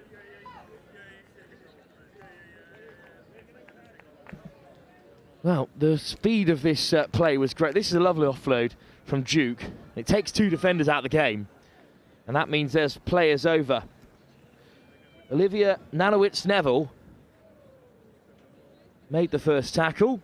Then I thought it was a pickup off the deck. Instead, it was a lovely offload to find Imi Kerr. Beautifully timed. Great work from Samuel Whitbread. And the first tackle made by Bobby Jenkins from the kickoff as well. Knock on the floor. Another chance for Samuel Whitbread. They might not have time to get back into this game, Tobias, but this is a better performance from them in the latter stages of this second half. Very much so, and it's great to see the heart of the team really coming on out to play here. Never giving up, never say die attitude. Crouch! Really positive attacking spirit. Bind! Our next game live here on RE2 is the big clash between Ipswich School and Kirkham, who were both defeated by Berkhamsted and Cranley respectively in their first games. But here it's the Canadians looking to go 2 wins from 2 against an undefeated Samuel Whitbread side. Nice soft hands, flat to the line, but a wonderful covering tackle from Bramwell. Counter ruck from Samuel Whitbread. But there's plenty of space to the right if they can use it, just put down. That's a shame, Tobias, because they would certainly have been in for another. Yeah, 2 players on the outside. That chance went begging. Megan Fife puts it down. Apparently she's literally the same thing every day, Megan Fife. Unfortunately unable to keep a hold of that one. It would have certainly been another try. Fine. But interesting diet for an athlete. Sit. Sure, it's pretty nutritious, whatever it is, even if it's exactly the same every day. Penalty at scrum time for Samuel Whitbread. Here goes Jenkins. Got Natui outside her, but Jenkins. Good spot from Eduardo. 11, red, never back 10, affects the tackle, closes down the space. Alex Buer has been sent off. So a big chance for Samuel Whitbread to finish this game with a flurry.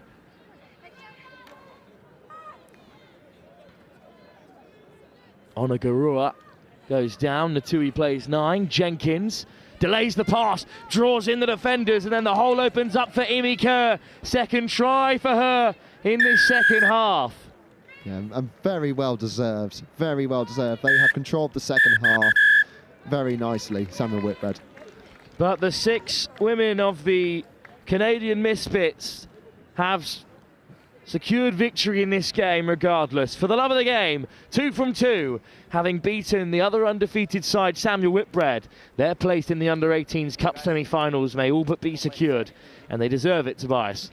Yes, very much so. They attacked the game from the off. They didn't take their foot off the pedal at any point in the first half. And from that point on, it was always going to be tricky for Samuel Whitbread to come back from with too much to do, too little time to do it. But nonetheless, very good attacking spirit shown towards the end from Samuel Whitbread. Indeed, Imi Kerr a double in the second half to keep the scoreline respectable. Thank you for joining us, Tobias, and enjoy your refereeing duties for the rest of the day after a long week here at the Howden Roslyn Park National School Sevens. Thank you very much, Wilf. It's been a pleasure. Great to see you again, Tobias. And we race on to our next fixture. Ipswich School and Kirkham, both searching for their first win on the second day of the Under-18 Cup competition. Kick off in just a few moments' time.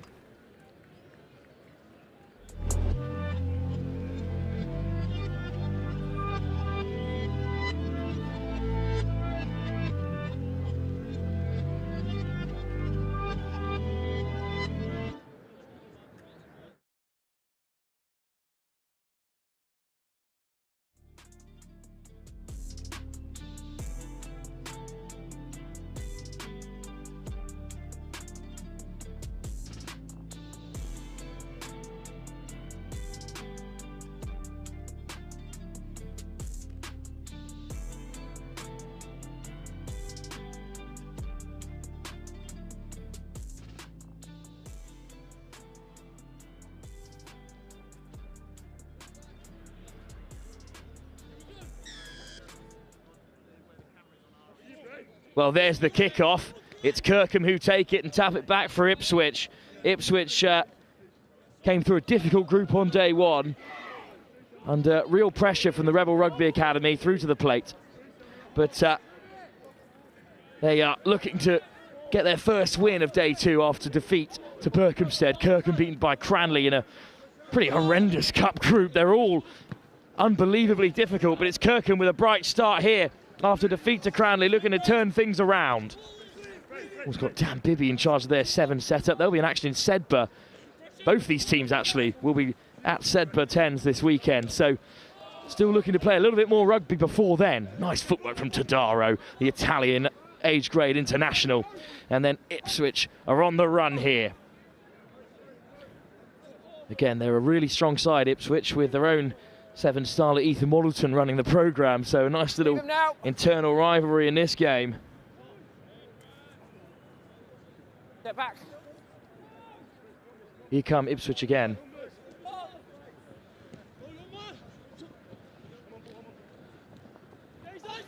Play on. Oh, a turnover, and what a turnaround it is. From the breakdown, it's spat out and Kirkham go over for their first try. What an excellent start to the game for them.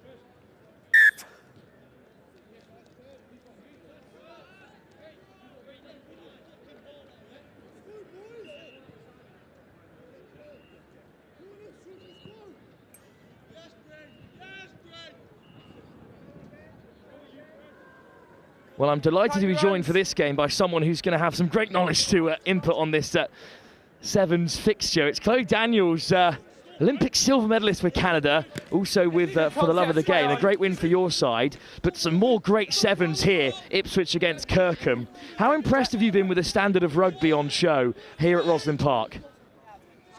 Awesome to watch. Tons and tons of teams. It's quite quite the show here today, and everyone's turning up, so it's been absolutely awesome. The largest sevens tournament in the world, as we like to say, and Ipswich are looking to equalise here against Kirkham. What a start to this game. Both sides desperate for a win after defeats in their opening game, and I'm sure it's been explained to you, Chloe, just how ruthless this competition is. Only the very best sides make it to day 2, and then from that, only the top side are guaranteed a place in the semi-final. So both these sides need a win. Yeah, for sure. It's pretty competitive. We've had to remind the girls every time that every single minute of every game matters. Indeed it does, as Ipswich score their first. If you're wondering what you can hear in the background, it's me fingering through piles and piles of team sheets. And I finally picked out Kirkham, so glad to bring them into the game. But Chloe, this Canadian team, we need to touch on them. For the love of the game, the Canadian Misfits. How have they come together? And how much rugby do they even get to play together before tournaments like this? Yeah, the team's really only had about, I think, 5 days with a couple sessions each in them. So they're quite fresh together as a group, but they're eager to learn. It's been an awesome group to coach. So each game you can see the improvements coming along. Here goes Eduardo Todaro, the nice Italian international, finding a pass. Ipswich looking to charge over here through Chapman. Ripped out the breakdown. Back down the short side goes Ipswich through Bradley Boma. Todaro slipped through his fingers. Great defense by Blue. And what a transition as well. Good turnover, no advantage. As you said, Chloe, great defensive work from Kirkham. You're absolutely allowed to refer to them as blue and black. There's no way you'd know all of these different schools. Kirkham from up north and Ipswich from East Anglia. But a great defensive effort from Kirkham, as you highlighted. Yeah, for sure. Some awesome grit out there. Grit and physicality certainly on show. It's a really physical Canadian Misfits time as well. Spencer with those huge bundling carries early on there. She's a real unit for this Canadian team, and we're looking forward to seeing them later on. But for now, it's Kirkham going their own way about things, and Archie Iden of the Sale Sharks is up past the 22. Kirkham defeated by Cranley, but it was a thunderous fixture. And they'll be reeling from it, but a line break for Kirkham. They're off to the races again. Their opening try scorer, Freddie Ferguson, the Leicester Tiger, has a double. Awesome finish there. We had some really great pace on show, Chloe, and that is something you just can't replace in the game of sevens. Definitely not a skill to have. Well, Chloe, I'm not sure how much rugby you've been able to watch outside of the Canadian Misfits, but what do you make about English school talent generally? How does it compare to the rugby over in Canada?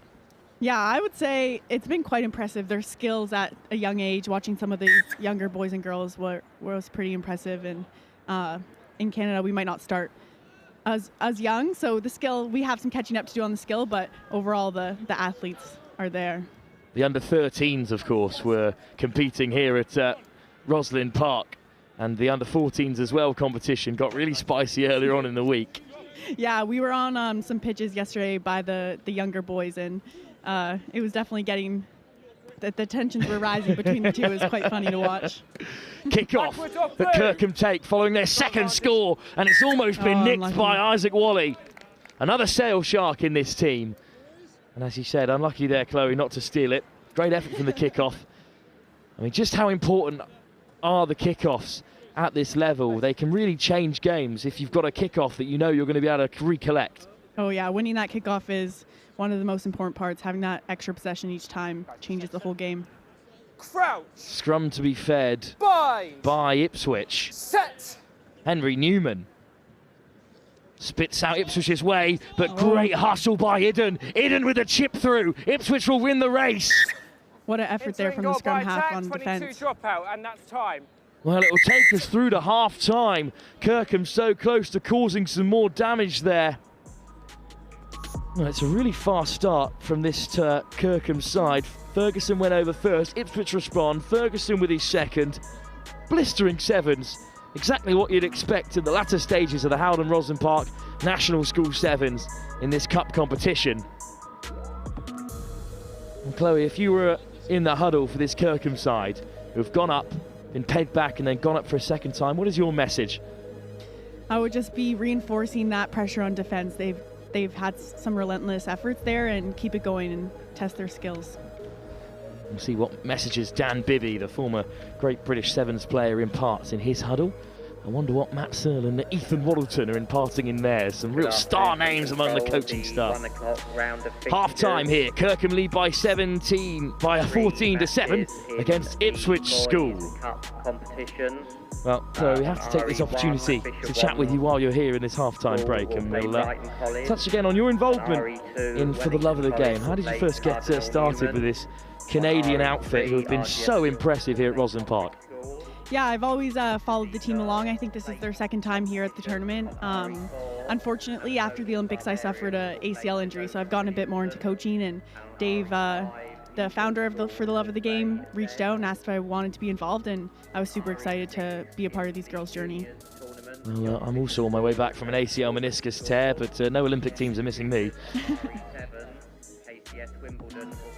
But great that you can still stay so involved in the game that you love, Chloe, even through the injury, and you've definitely had an impact.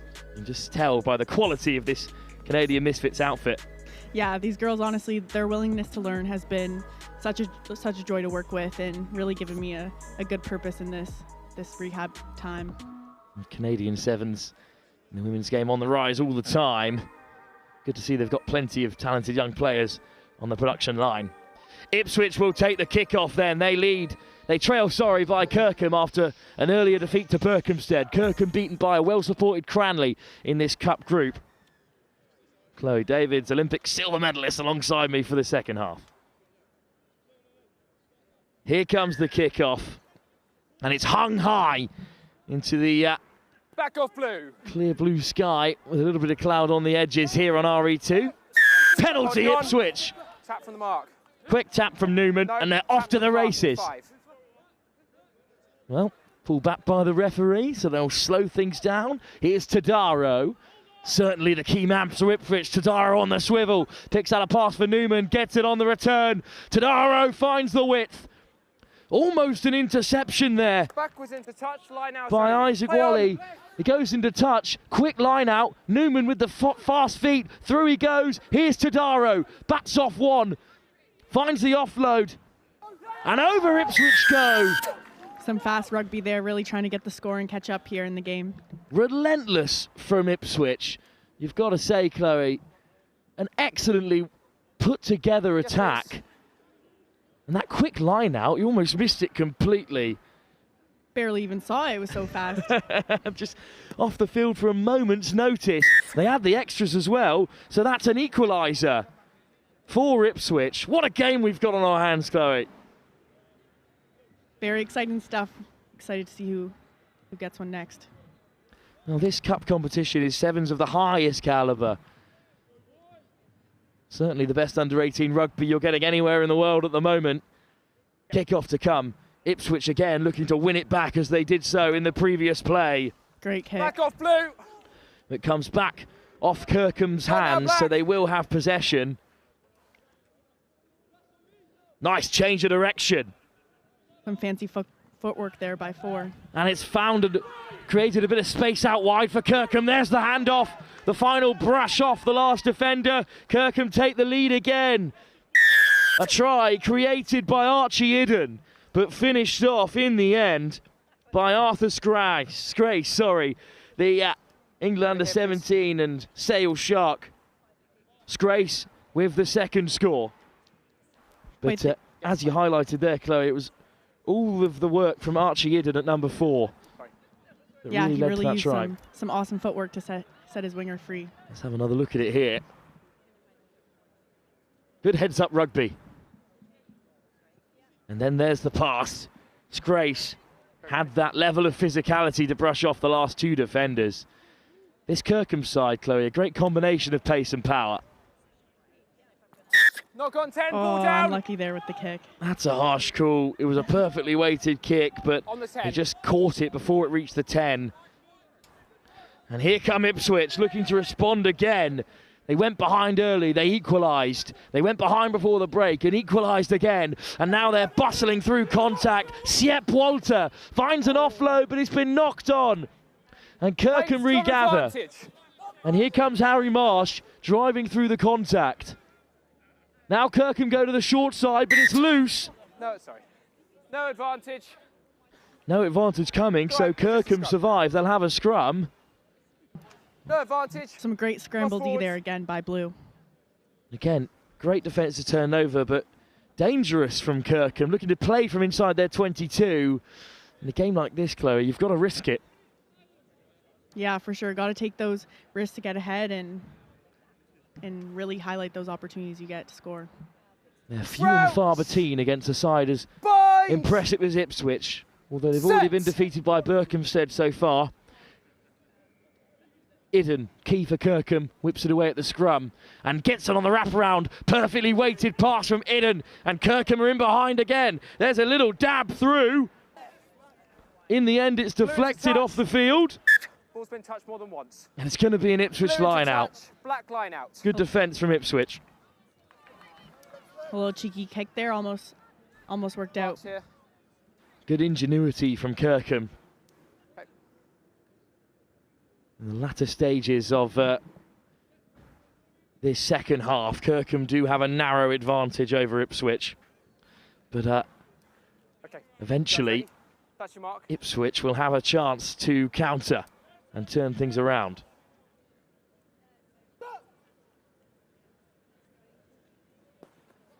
Scrum advantage.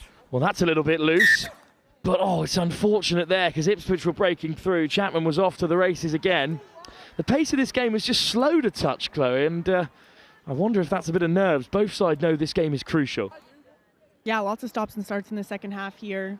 Teams going back and forth.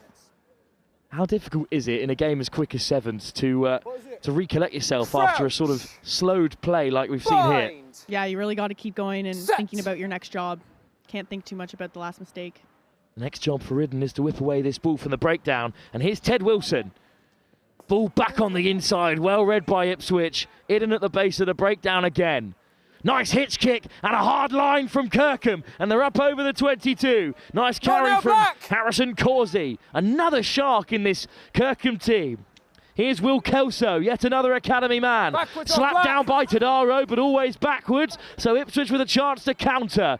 Tadaro on the wraparound. Bumps off the first. Little chicken wing pass to keep Ipswich moving. There's another big handoff. And the ball's on the outside channel. And now there's a race to the corner. Kirkham get back in numbers. Ted Wilson there looking to disrupt, and it's been stolen. Holding on. Nicked by Kirkham, and then Ipswich turn it over at the breakdown. And it's tapped quickly by Foxwell and Tadaro. Here's Siep Walter, stretching the legs, throwing the dummy, but read by Causey. Kirkham bring them down in the corner. Tadaro. Here's Ipswich on the attack, looking to go up again. Newman steps inside. Here's O'Reilly, putting in the fend and reaching out to score the try that most will certainly win it for Ipswich. With just seconds remaining, they've scored again, and with a conversion under the post to put themselves in the lead. Have they done enough, Chloe, to seal victory here? I guess we'll see, all down to this kick. There's a real tension in the air. But of course, the kick is made. Ipswich, by the barest of margins, take victory against Kirkham by 21-19. How close was this game, Chloe? Such quality throughout. Wow, what a game to watch. Super exciting. Did not know how that one was going to end. In the end, it's a victory for Kirkham. Well, Chloe, thank you so much for joining us for this game. And congratulations on another victory for your side. Where are the Canadian Misfits, for the love of the game, hoping to get to as this afternoon reels on? Yeah, we're hoping to continue to improve every game and get to that final. Chloe Daniels, Canadian silver medalist in Sevens at the Olympics. It's been wonderful to have you with us. Yeah, thanks so much for having me. So our next game is another huge victory. Wellington, reeling from a shock defeat in their first game, take on Cardinal Newman, who one of this commentator's favourite stories after knocking Harrow out to make it through to the Cup. That game is live in just a few moments' time here at the HOWDEN ROSSLYN Park National School Sevens on RE2.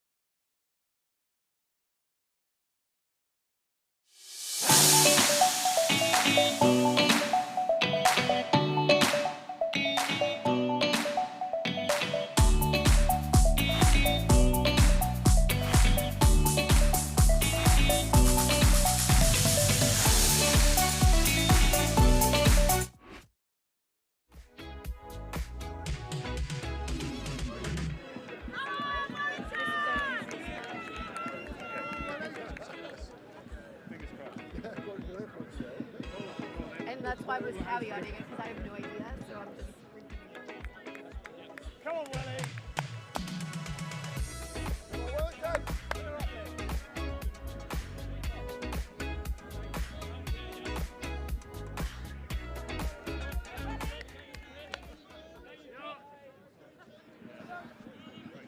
Right, RE1, sorry, RE2. My geography, I'm running around all over the place at the moment. Cardinal Newman, they won't be confused. Wellington College as well underneath it. Wellington have to strike back, and how's about this? Double quick time. Away comes Ben Smith, and he'll go the length of the field. Now the boys in amber and black are very much in the mood for this. Joined by Jack and Will, a couple of Wellington players alongside me who aren't involved. Well, that's what you want, isn't it? Quick start. Yeah, what a brilliant start. I mean, Ben Smythe getting it off to a good run. It's just what the boys needed after a shocking loss last game. Yeah, talk us through that. Talk us through what happened there. I think it's just a bit disorganised. We weren't really fully up for it.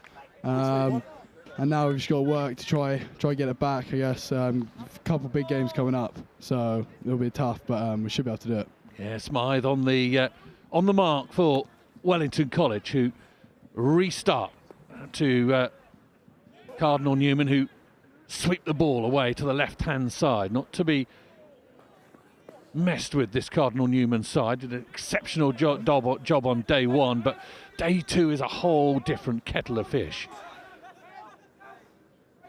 Injuries and tired bodies out there. It's using the whole squad and making sure it works. The ball is going to tiptoe its way out of touch. And Elijah Jays is going to pump the ball back in field.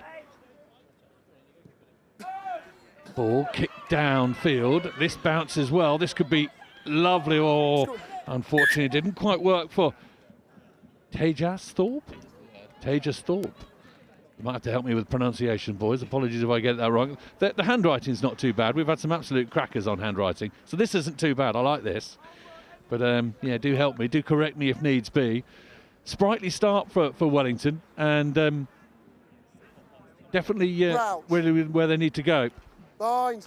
Just being sent the Cardinal Newman side as well. As they break down this right-hand edge.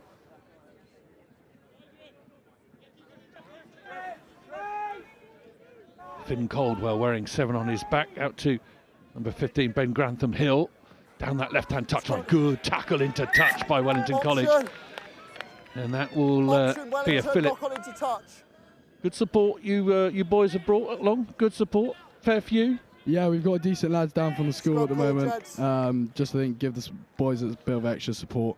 Year really 12, 13? What year are you guys? We're 13. Right. Yeah, it's final year. So it's getting serious, isn't it? Yeah. Should you not be revising? Maybe.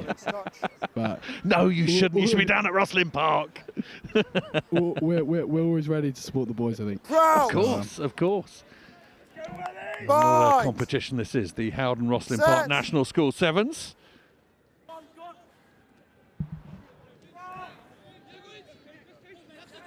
Little arcing run, beautifully marshalled and taken down by Ben Grantham Hill. Too slow to roll. But Wellington College, it's actually a penalty.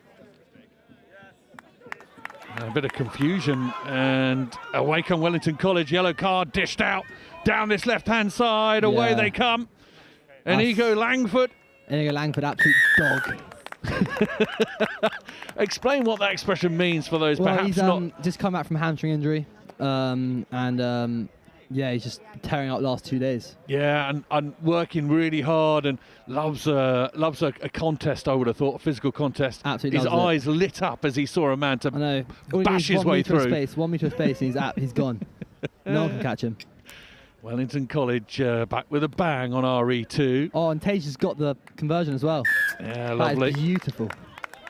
Great conversion, and that will be very crucial. Extra couple of points. Got to be careful with these conversions. They can really make the difference. Cardinal's still down to one man, right? Yeah, still down to 6. They got 6 on the pitch. 2-minute yellow card. Make that period play as well. Ball is going to be attempted to be fielded by Caldwell. Oh, Elijah's onto the ball. Elijah Jays towards that line. Not quite there. Bish, bash out the way. Back in field they come. Wellington going to swing it across with the left-hand side. Smythe again. Going to play provider. Not quite. The ball ricocheting out. Langford thought he might have his second.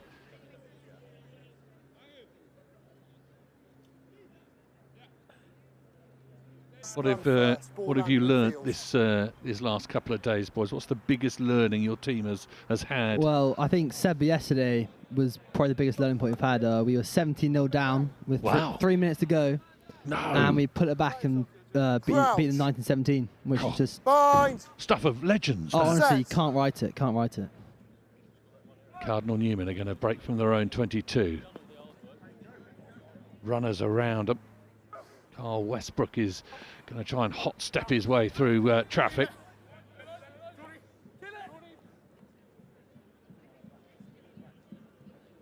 Backwards. Wellington putting a lot of pressure on The without the ball.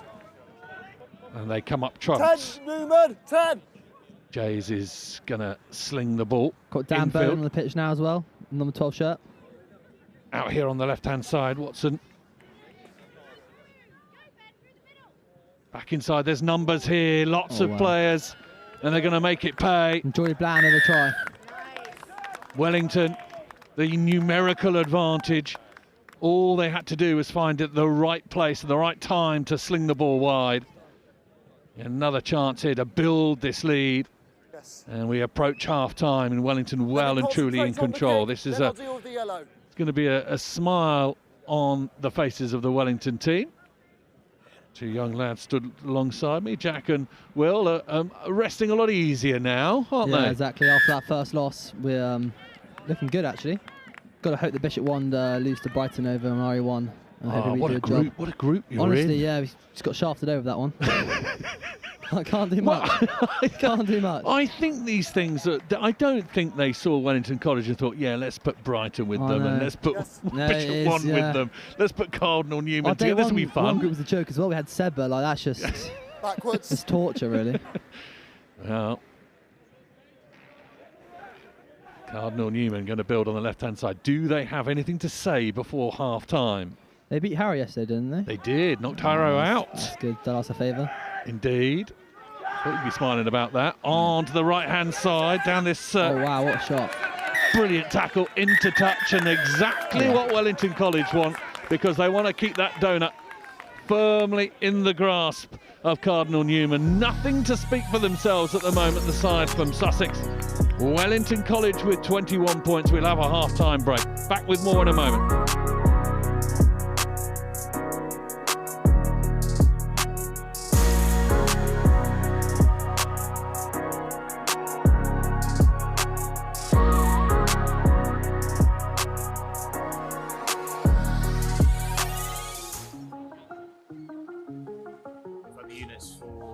The whole of this academic year so far, so since September, I've got 80 units. I love the fact that the stats give you a sort of a basis for analysing what the players are doing, how hard they're working. I think in training, but in matches as well, it's interesting to see who kind of the unsung heroes, if you like, the people that work, but you don't necessarily see them doing the work. So the students have, they have real kind of responsibility to do all the uploading of data themselves. All I have to do, look on the cloud sort of platform, and then I can do my analysis from there.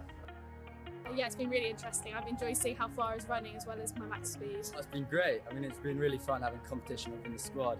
See who's run the most, who's the fastest.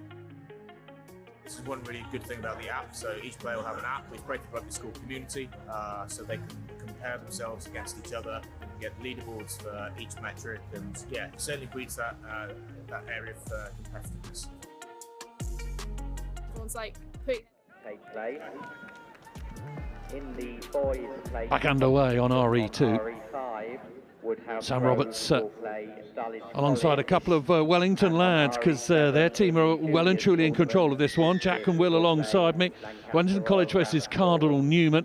Those matches due to get underway. Cardinal Newman tapped that one down out of the sky. Pushing their way forward towards that 10-metre line. Wellington got to be a little bit careful. They can't be too complacent here because a quick score now from Cardinal Newman might just rock the boat a little. And they certainly have the ability, and here comes the power, and it's a wonderful push and gather by Jack Tyler. Tyler is going to go under, and there it is. There's the score after half-time. 3 tries to the good suddenly becomes 2 tries to the good. And the Wellington College boys alongside me, Jack and Will, just look nervously at each other, as if to say, no, we can't be too confident. Yeah, I figured a kick through was going to happen. I mean, the sweeper came up straight into the line, and it was a perfect opportunity. Can't get too complacent, just got to keep to our structure, keep to what we do best. I think that's how we see out this game. Tyler with good awareness, got to play this game eyes up. You can't just go through the process, you've got to see what's in front of you. Cardinal Newman will restart and hang it beautifully into the sky. Lovely, almost volleyball tap back. And away come Wellington College, the try scorer, Inigo Langford making more inroads. Other way is Eddie Skinner. Then it comes back this way. Thorpe. His step is lethal. His footwork is immense. I mean, he's a Singapore Sevens boy, so this is really his stuff. Smythe with the ball out wide to Bowen. Bowen is going to, and we have a nasty injury, which is going to cause a little bit of timeout now because that player has been swung round. It was very accidental, wasn't on purpose. He swung round and his head has collided with the other player's head, and he is Sparko. So we will just have a little moment as we get this player attended to, because we had good view of it up here and it was quite nasty. I could almost hear it, but I think it's his own. I think it might have almost been his own player. The referee's just having a look. It was certainly completely unintentional. Player just being swung round, and we will just have a little moment to make sure that this young man is okay. The medical team are about 15 yards away, so it's not very far for the right people to come onto the field. We may have a little break as we just deal with this one on RE2.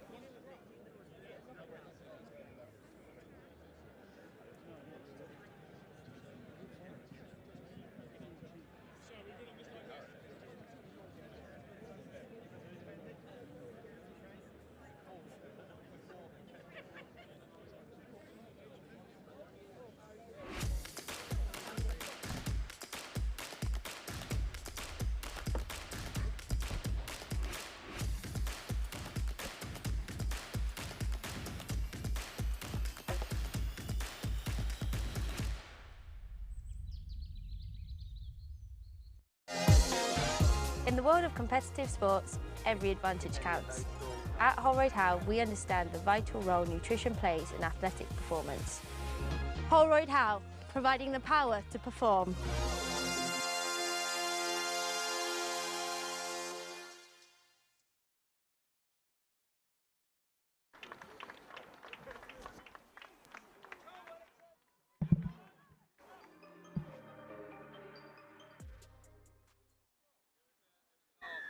We're back and underway on RE2.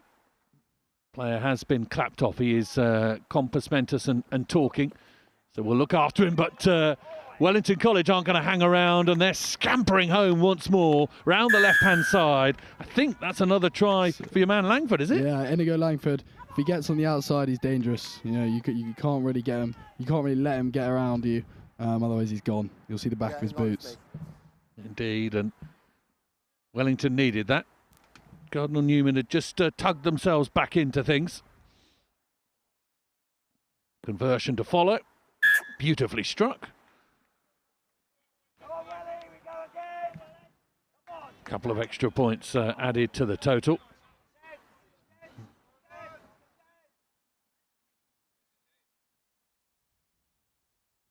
Yeah, Langford just on the outside arc.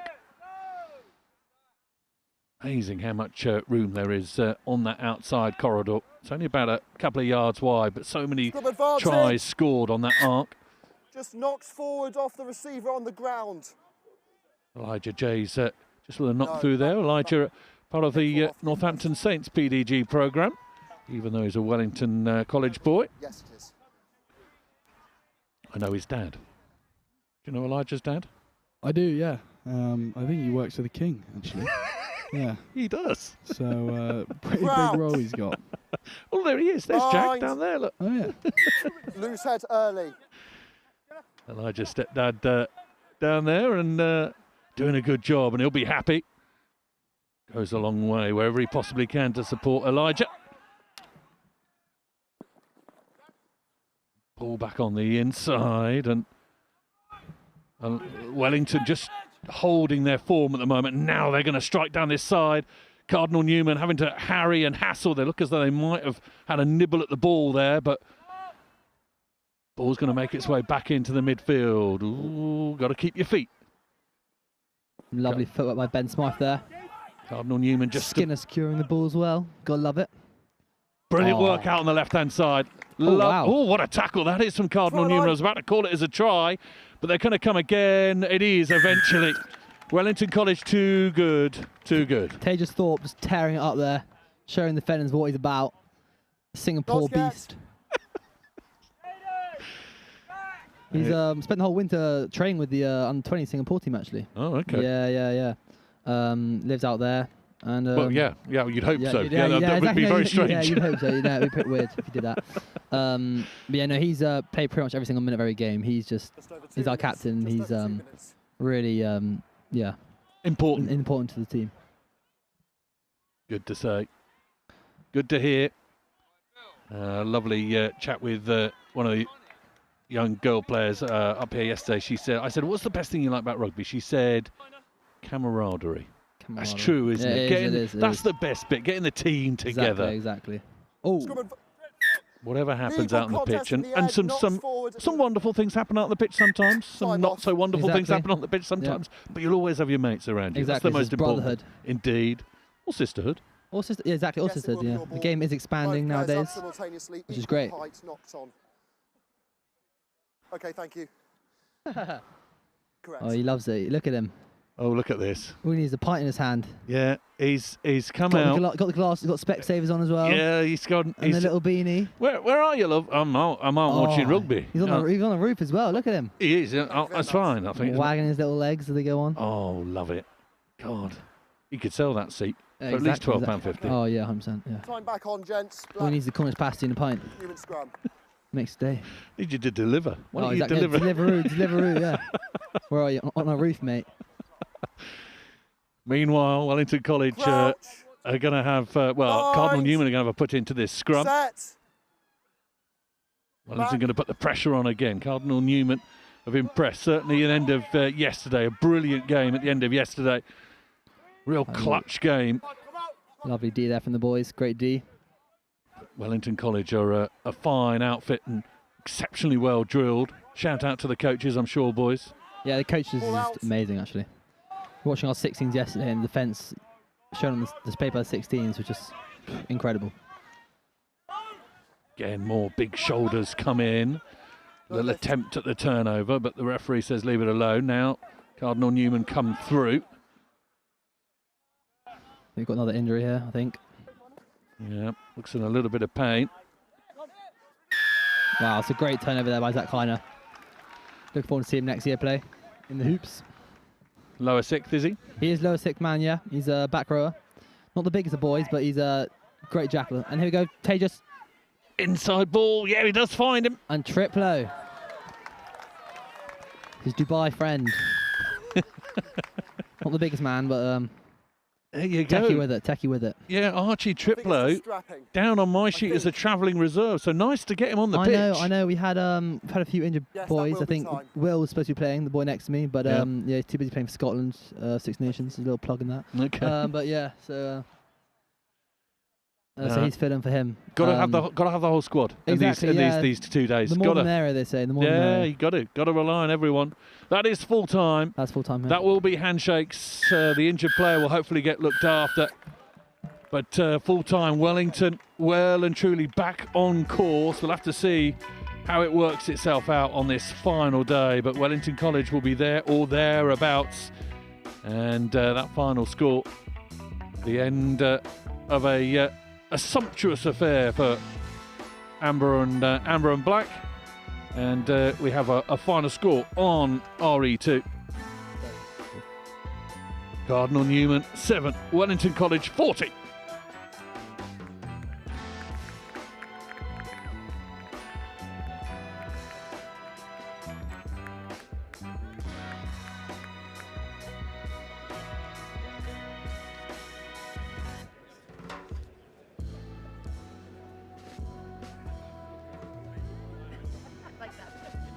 Good afternoon from the RE controls. We have a Mr. Matthew James Harris here on site. That's Matthew James Harris. Please could you come over to the RE control cabin at the side of pitch RE2, please. Thank you.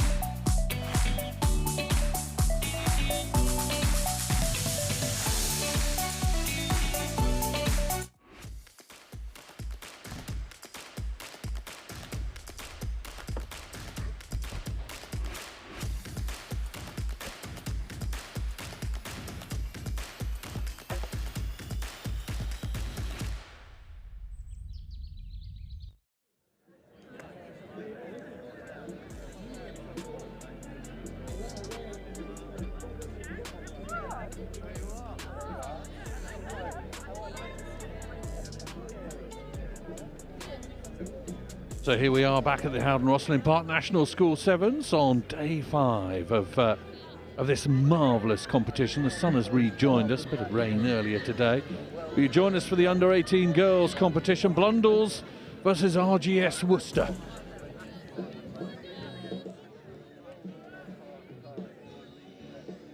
It's bad to call it a kind of southwest derby, I suppose.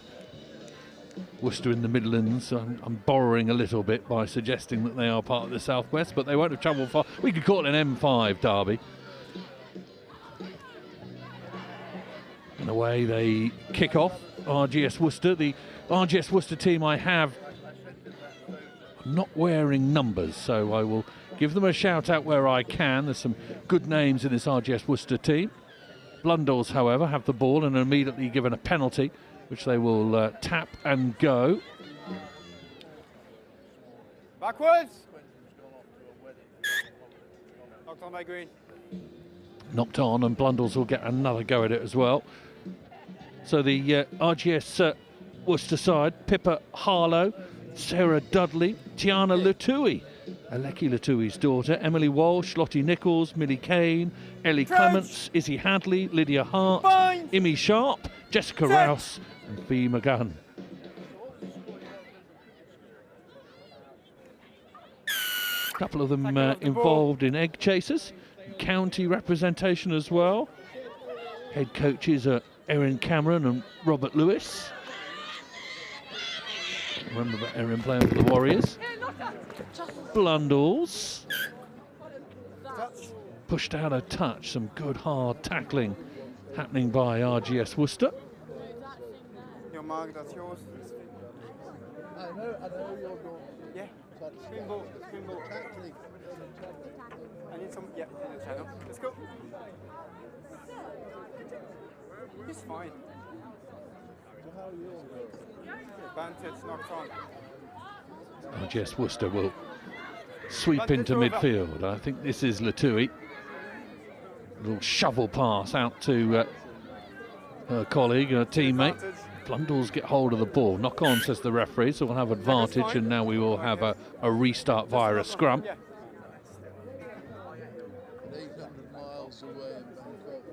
On my mark, please.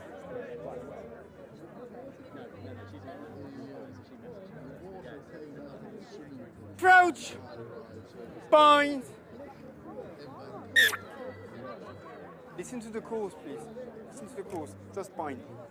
Let's go again. Approach. Point. Set.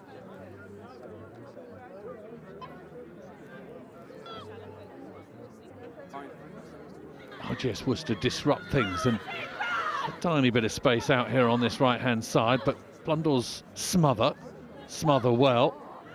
Now off the left hand, and it's a foot race, a little tug at the shirt tail, but to no avail, and RGS Worcester are going to open their account.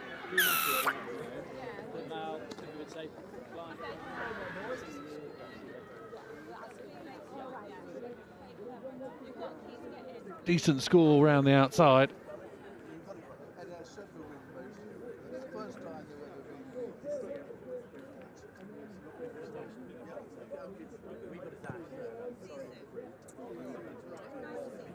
Kick is unsuccessful, but that's a good start for RGS Worcester.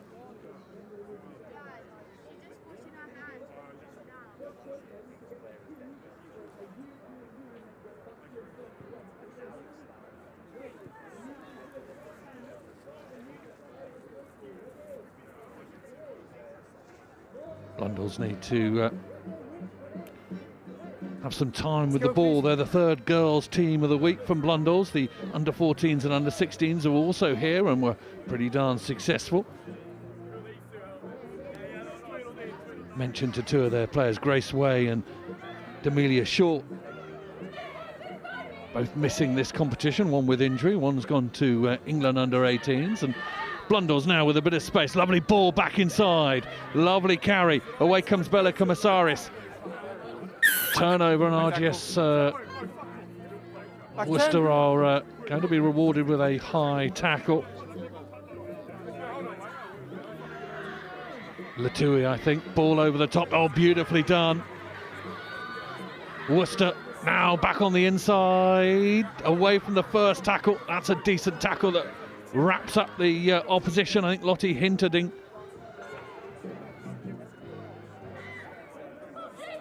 RGS Worcester still pushing, still barging their way towards that line. The 22-metre line is come and gone, and the twist and the turn and the fend, and now eventually the ball goes down. Tackling from Blundell's needs to be a little bit more round the waist and taking the legs up high, and RGS Worcester have the power to deal with those high tackles.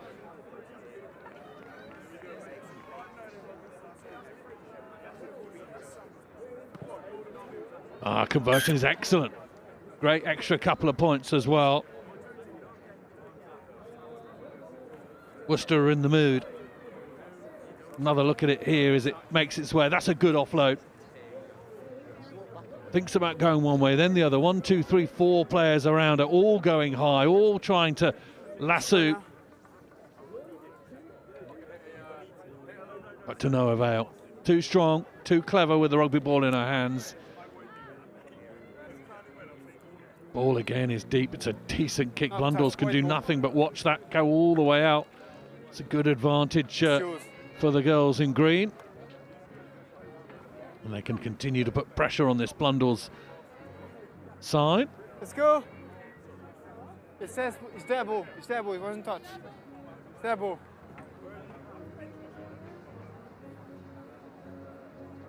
Green, I need 2 in the line out. Green, I need 2 in the line out.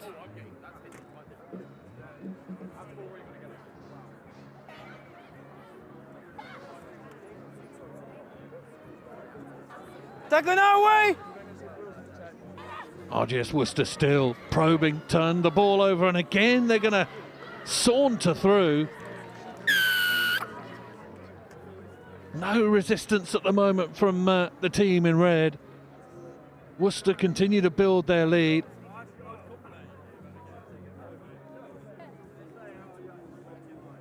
That's half time. Yep. 7 minutes gone. conversion is another excellent one. So 3 tries, 2 of them converted, and at the moment RGS Worcester are piling on the pressure and the pain over Blundell's. Half-time score, RGS Worcester 19, Blundell's 0.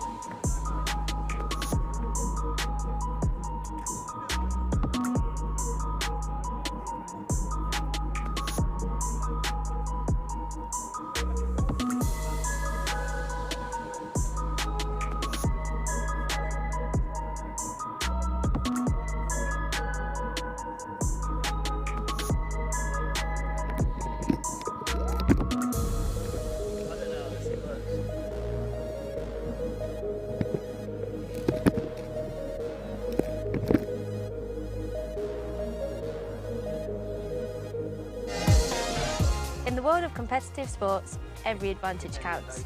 At Holroyd Howe, we understand the vital role nutrition plays in athletic performance. Holroyd Howe, providing the power to perform.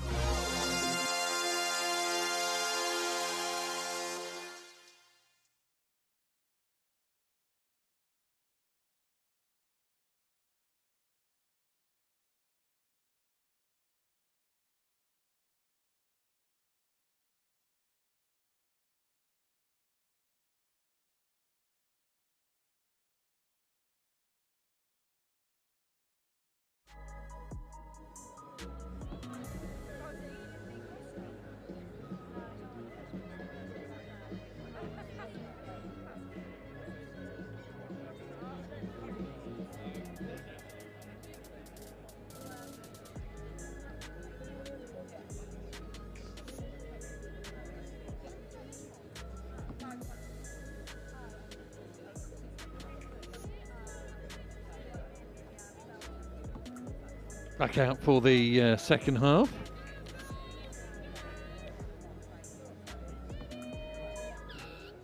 Blundell's need some time with the ball. There's no two ways about it. RGS Worcester have done a number on them in the first half. First knock on by Green. Ball is knocked on. You lost the ball right before. You lost the ball before. Knocked on. No. Yeah, no worries. No worries. No problem. Sorry.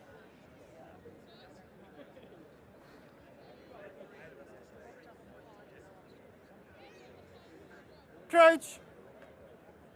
Bind. Set. Blundell's scrum ball comes all the way out. You kicked it. And now RGS Worcester are going to on a trundle of their own. Now they're on the floor and they try and ping the ball back. Backwards. This is awkward. This is good pressure from Blundell's without the ball. Here comes Latui. Backwards, play. Blundell's brave on the floor, grabbing hold of it. Oh, they're not going to be rewarded though over the ball. Back, back. Vantage, not 10. That's fine. Open hand. Vantage over. RGS Worcester are going to stonk down this left-hand touch line and they're going to score again.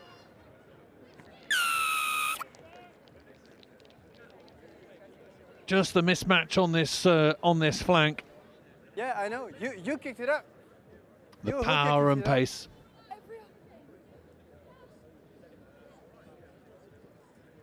In that situation, it would be a free kick. Oh, let's go. Complaints coming in from Blundell's to the referee, but to no avail. Conversion unsuccessful.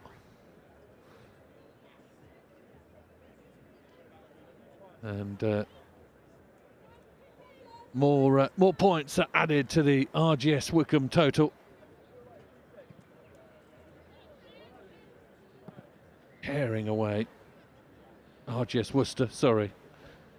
I get my RGS's mixed up. It's been a long week. Let's go, please, Worcester. 10, please.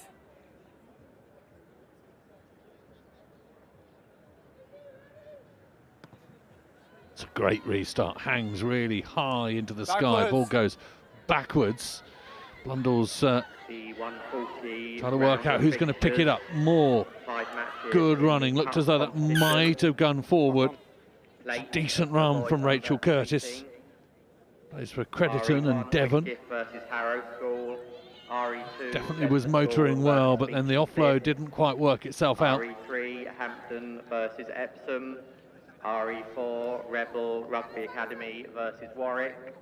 RE5 Trinity versus Abingdon. Crouch! And then into Bind! the juniors tournament. Set! On RE6 the Oratory School versus Dulwich. And on RE7 St John's School Leatherhead. Jess Worcester going to come forward. Those matches due at That's a nice offload. 40. Out to this left flank, they've had The ball, it's fine. profit out of this, but actually Blundell's are going to turn this Backwards. over. Here we go, Blundell's. What can we do from here? Turning with the ball is Tara Keyser. Keyser slightly sideways, hands the ball on to Taylor Saltmarsh, and Saltmarsh is brought down and the ball pops forward and into touch. Hasn't been a huge amount to write home about for Blundell's here. Been a tough examination for them, physically, as much as anything.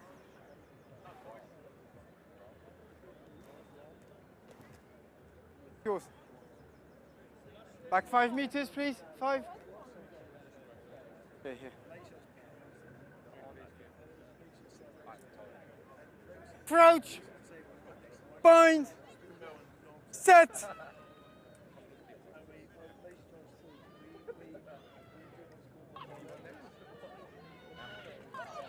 Jess Worcester once again skating through the defensive line from Blundell's. She's going to be chased to the line, but she's going to get there. And at the moment, there is no appetite for a defensive tackle from Blundell's. Seems far too easy for the girls in green.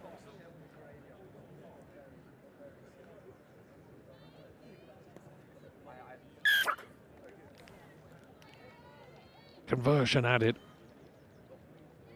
That's 3 tries that have been converted now and 2 that haven't been, but another look here. And, well, if there's a Blundell's head coach watching on, might have a few questions about the tackles that are not being made.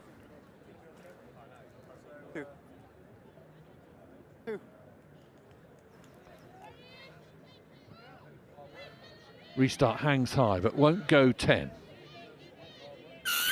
We'll come back for a free kick. Not 10. Now Blundell's have a On the gilt-edged line, please. chance 10 in which to meters. get into the RGS Worcester half. Let's see how they go. Mimi Sleep. Inside ball to Keyser. Keyser back to Sleep.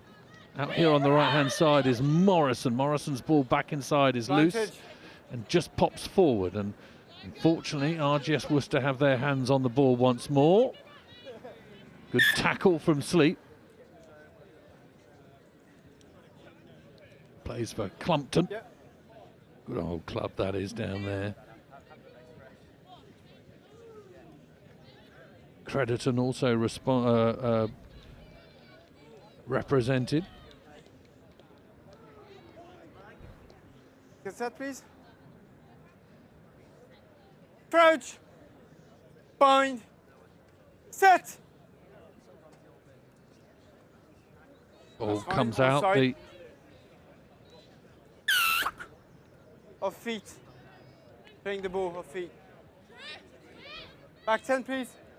Opportunity here for Blundell's to come forward. Can they make it work? The knock-on is unfortunately going to be noted by the referee.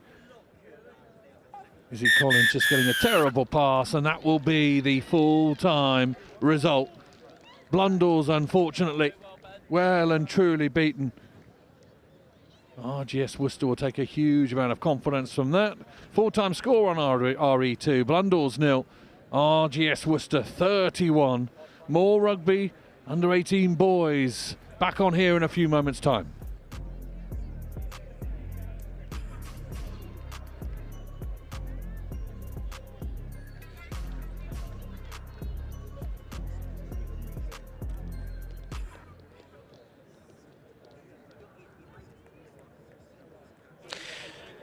Hi everyone, Wilf Kemsley back with you down pitch side, and I've nicked one of the Berkhamsted camp because they're only staying round the corner.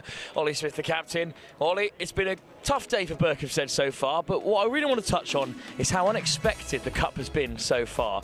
Do you have any early predictions on how things might go later on? Yeah, so we've won one today, lost one today. As we know, this best second place goes through, so we're looking to put some points on Kirkham and see if we can go through. I reckon two good teams in the cup at the moment. Cranley, who just beat us, they're looking good, and obviously Millfield, a pretty good outfit. So we'll have to see what happens there. Big game for Tonbridge for them. And now we're just touching on the plate as well. We've got Sedbergh in the second tier competition, along with Whitgift, along with Harrow.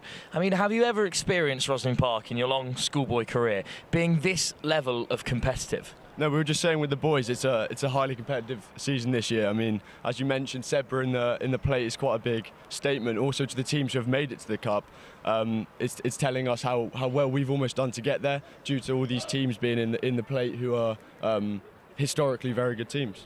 Absolutely, Ollie. Well, thanks very much for speaking to us, and best of luck this afternoon. I'll chuck you back upstairs because it's Sedbergh in action. I think you're with Sam Bork for another thrilling game, this time in the under-18s plate competition. Thanks, Will. And we're back on RE2 for another enthralling game here. The boys in brown and white, Sedbergh School, coming up against Beach and Cliff School for Boys. Well, I've got Felix Jackson up here, who is neither from Beach and Cliff or Sedbergh, but he is deputy head of Loveday House at Cranley School. Obviously, Cranley having played here earlier today. Felix, how do you feel being up in the gantry? Yeah, I mean, I'm really happy to be up here. There's an epic view from up here. It's a lot better than the stands. Yeah, ready to watch a good game of rugby. It's already looking like the standard's good. Here we go. Sedbergh down the touchline, and a mic goes flying. Just slipped away from Sedbergh there. Wow, what a game we have in store for us. Obviously, this is the plate competition. Sedbergh coming second in their group yesterday, which is a massive shock to everyone here. Sedbergh always showing up and showing out when they're here at Roslyn Park, but we'll carry on. Sedbergh in the plate here, looking for another convincing win. As we have the feed from Beach and Cliff. They'll play out now, Beach and Cliff. Slowly working that ball to the width. Really good to wriggle out of contact there, and a strong don't argue as well. Now popping off the deck. Here's Beach and Cliff trying to play out. There's the number 21. That's Will Barnard, who will go underneath the post for Beach and Cliff, and an early surprising lead here for Beach and Cliff. Felix, what did you think about that try? Yeah, I mean, it's great. I mean, he just saw the gap, got the fend, and gassed it off. Indeed, indeed, and that is a very important score for Beach and Cliff here. I'm just going to have a look at the standings to see how this game affects the whole of the tournament.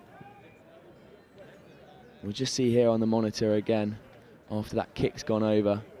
Really get great bit of handoff, a great handoff there, and pops well off the deck. Felix, good show and go, and a great handoff there from to saunter underneath the post.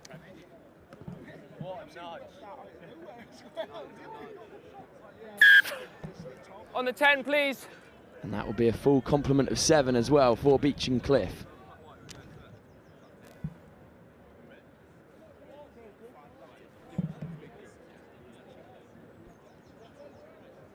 Watch off.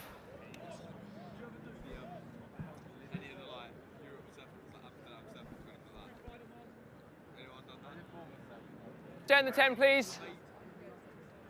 And there we are, Beach and Cliff up by 7 points against a strong Sedbergh side, obviously looking to go out and win the plate. Here come the boys in brown and white. Good switch on the play and a good move out the back. Here's number 5. That's Gus Spencer. Scrum advantage. Knocked on, unfortunately, from Sedbergh there. Just unfortunate there as he knocks that ball on. Felix, it's a grueling 2 days, isn't it? And you have to have a lot of energy and keep your muscles warm, keep hydrated. There's a lot of things to think about, isn't there? really physical 2 days. I mean, it's got to be up there with one of the hardest 2 days you're going to get. I mean, I know the Cranley boys last night, they were in the pool doing some recovery, getting the carbs on, really getting set for the next day. Yeah, and we'll see Beach and Cliff come at them again, and just a little knock on, and now Sebra can play. Oh, they're in here, and they will be. There's a foot race on, though. Will they catch him? And they've caught him just off the 5. Will they score? Sebra being held up fantastically by Beach and Cliff. And now they'll work this ball. Can it go wide? A big missed pass. And just knocked forward there, and that's fantastic defence from Beach and Cliff, Felix.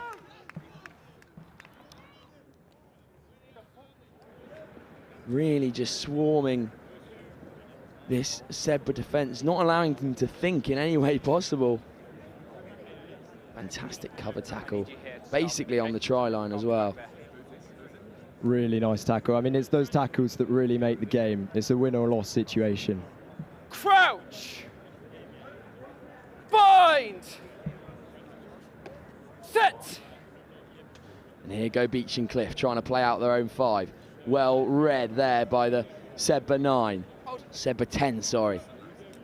And now they'll go again, Beach and Cliff, just bolstering their way through this Sebra line, see if they can expose any cracks. Here go Beach and Cliff, men on out wide.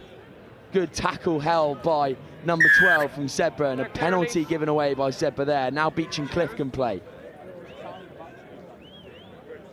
Good switch on the play there. Good ball out wide, but just knocked on. Fantastic tackle on the whip from Sebra.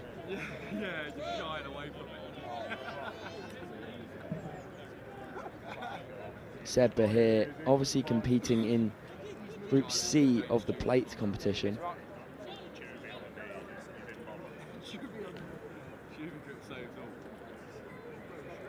Felix, the sun just disappearing now.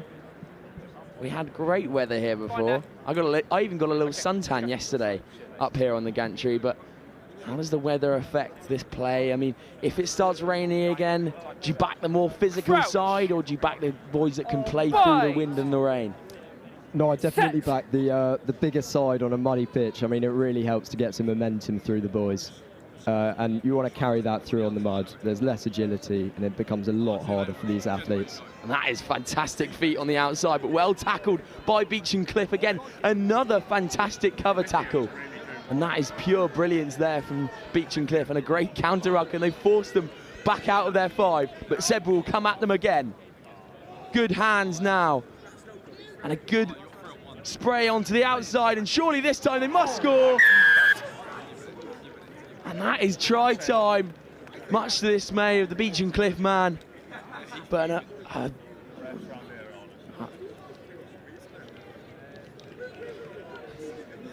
a fantastic try on this whip here from the Sebra man. That is number 13, Jack Bullianka, Bristol under 18, repping his academy well there as the kick doesn't go over. So that will be full half-time, sorry, here on RE2. Wow, what a game we've had so far, Felix. It's been a brilliant game, and Beach and Cliff will be really happy to have that 7-5 up lead at half-time. And there we go. We'll be back in a few moments' time for this gripping and enthralling game, full of drama and intrigue here on RE2. Half-time. Now, that will be Sebra 5, Beach and Cliff 7.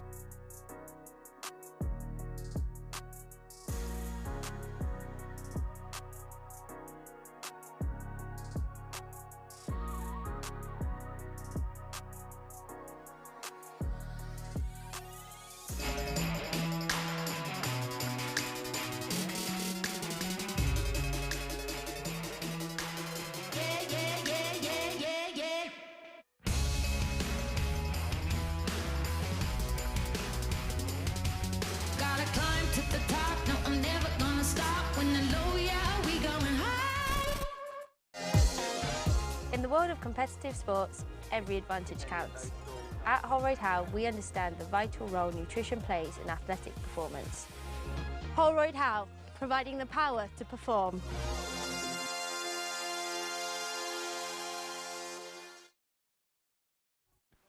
Welcome back to RE2 here. Sun now just peeping over the clouds as we have a slender lead here for Beach and Cliff. As they'll go out and play some more high-class flying rugby, and here's the show and go on the outside. Does he have the gas?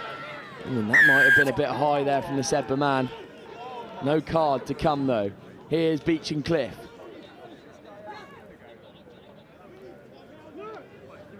Can they do something special here and put some more points on a strong Sedbergh side? Obviously, this group is shaping up to be very tasty. Sedbergh obviously topping it out, having played 2 games. This is their third. Whitgift in second and Harrow in third, and Beach and Cliff on no points at the back. But now they're scorching through. Obviously, they've got the fire in their bellies. Having not got a point on the board so far today, trying to come out and beat off the group leaders.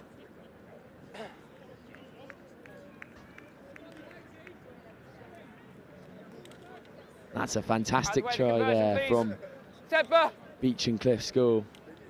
Out of the way, the conversion. Just watch if you see, it's all important, these 2 points, Felix. Really, really, they'll come, they do add up, don't they?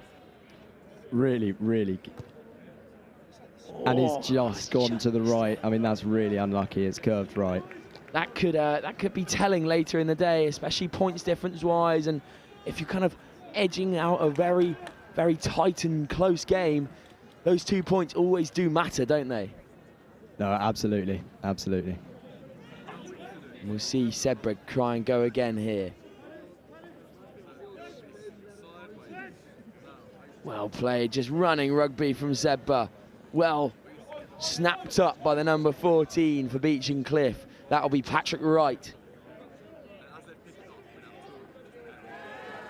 Well done by Beach and Cliff boys again, but Sedbergh will come roaring down this left-hand side, but another great tackle.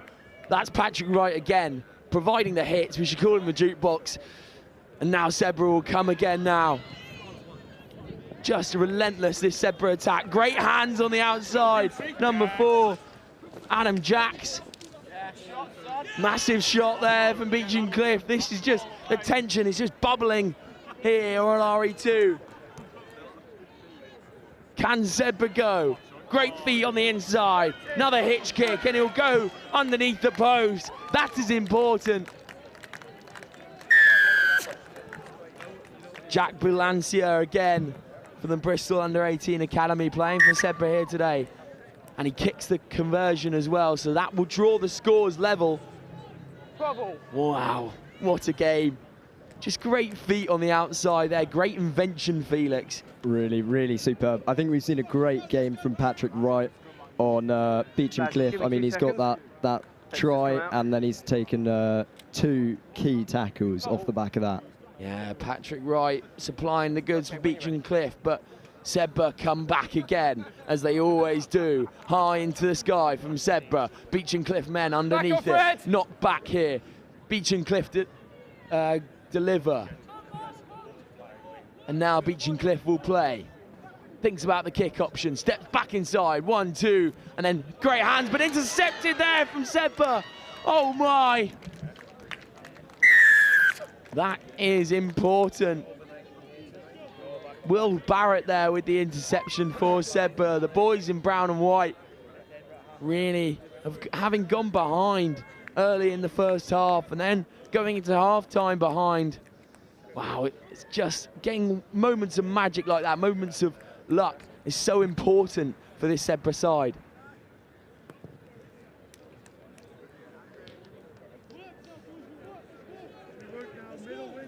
I think he made the kick there as well, but just see here, Felix. Oh, he did.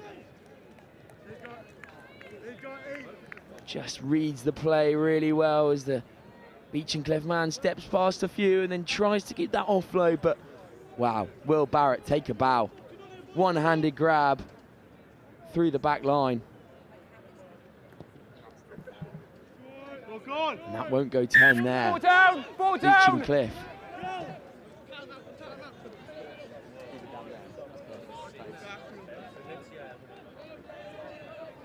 Beeching Cliff just trying to play now. Fizzing that ball wide. Here come Beeching Cliff. Big loopy miss pass. The ribs are exposed. Great feet on the inside. Can he find a man outside? No, chooses to cut back in.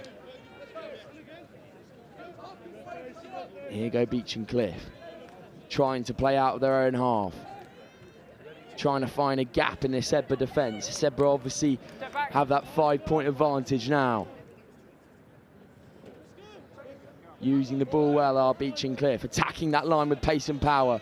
Great stuff on the inside from Beeching Cliff. Sedbergh have taken up their defence really a notch, and Beecham are finding it quite difficult to find gaps in it. Yeah, and Sedbergh just with that passive style of play, just trying to soak up all of this attacking threat from Beeching Cliff. They'll come at them again though now through Jack Winfield. A good kick onto the width. Will it bounce kindly? Sedbergh have won it in the air. Now a Sedbergh possession again. Oh, great out the back pass there. That's what we love to see. And surely he'll stride in for the try. That's Will Barrett again. Right place, right time, Will Barrett. But Felix, talk to me about that offload. Wow. Oh, he really seems to be in the right place, Will Barrett. The offload, oh, it's a bit loopy.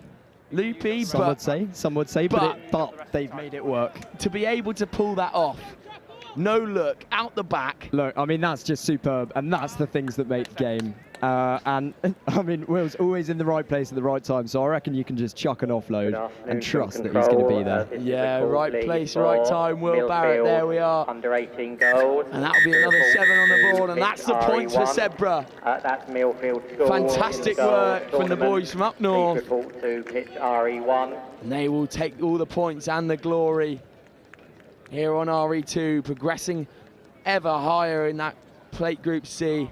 We'll see this offload again, Felix. As the ball comes out wide to the number 9. Oh my God, beautiful. It's just fantastic. Ferg Mannett, take a bow, obviously representing a Sale under 18.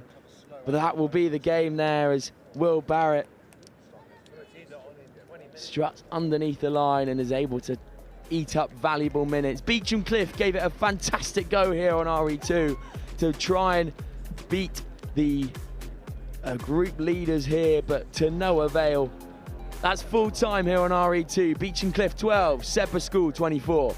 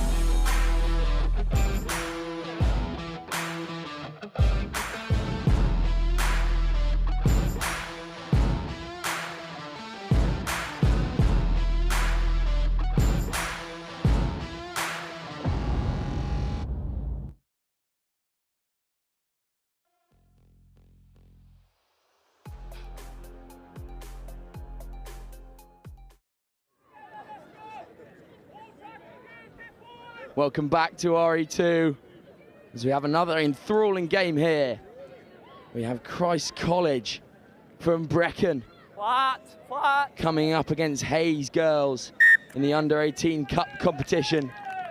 We've seen some absolutely top quality rugby from all of this age group and division today.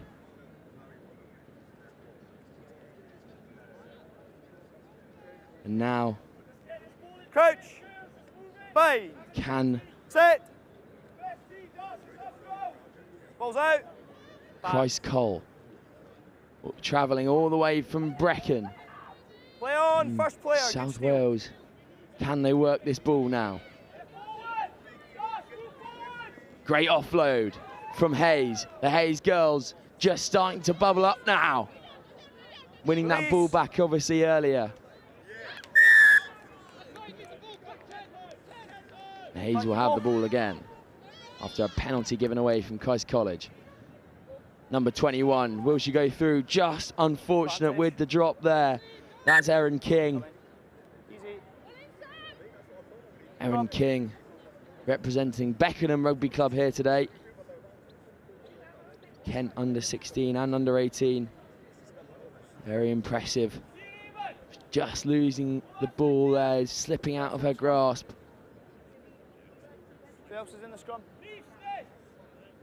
9. Crouch. Bye. Set. Here go. Early from blue. Free kick. Early. And that's a scrum penalty there for Christ College.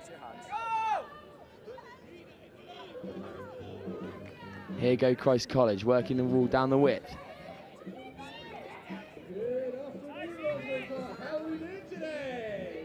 Now, here go Christ College down the left-hand side. Wriggling out of one tackle, then offloading very well.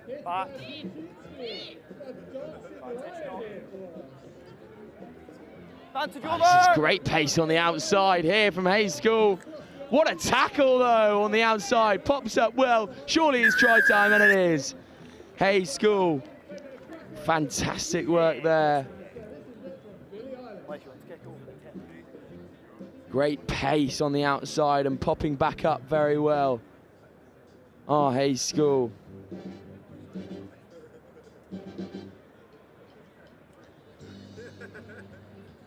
Just see the kick here.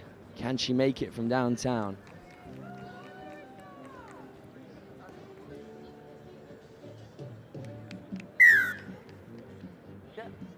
And she does. What a kick that is. We'll have a look at the try first.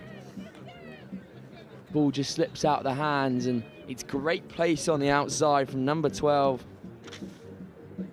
That's Nina Coldridge, and then pops up to Scarlett Atkinson with a great carry there.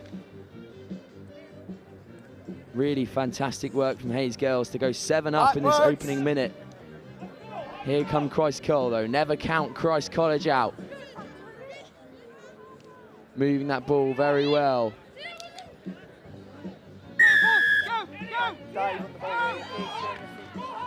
Good afternoon from RE Control.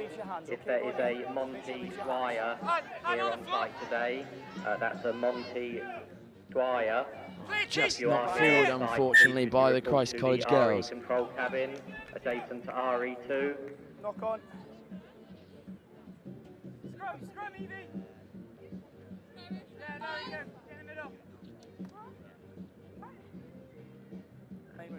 Now, scrum down. Hayes 7-0 up here on RE2. In this Girls' Cup competition, the ball is out. Here come Hayes, moving that ball very well through the hands, but chased down fantastically. Beth Howell. There's 2 knock-ons. First one's by Green. Scrum blue ball. Beth Howell there, just chasing down the ball. Didn't have no for an answer. It was moved on very well. Really fantastic work from Christ College defence. Set. Balls out.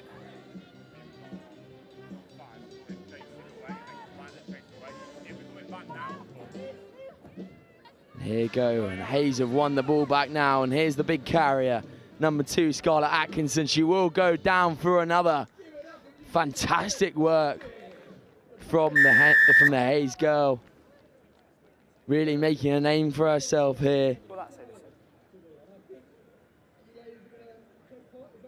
Obviously earning herself a Brunel scholarship through the Ealing Trailfinders pathway.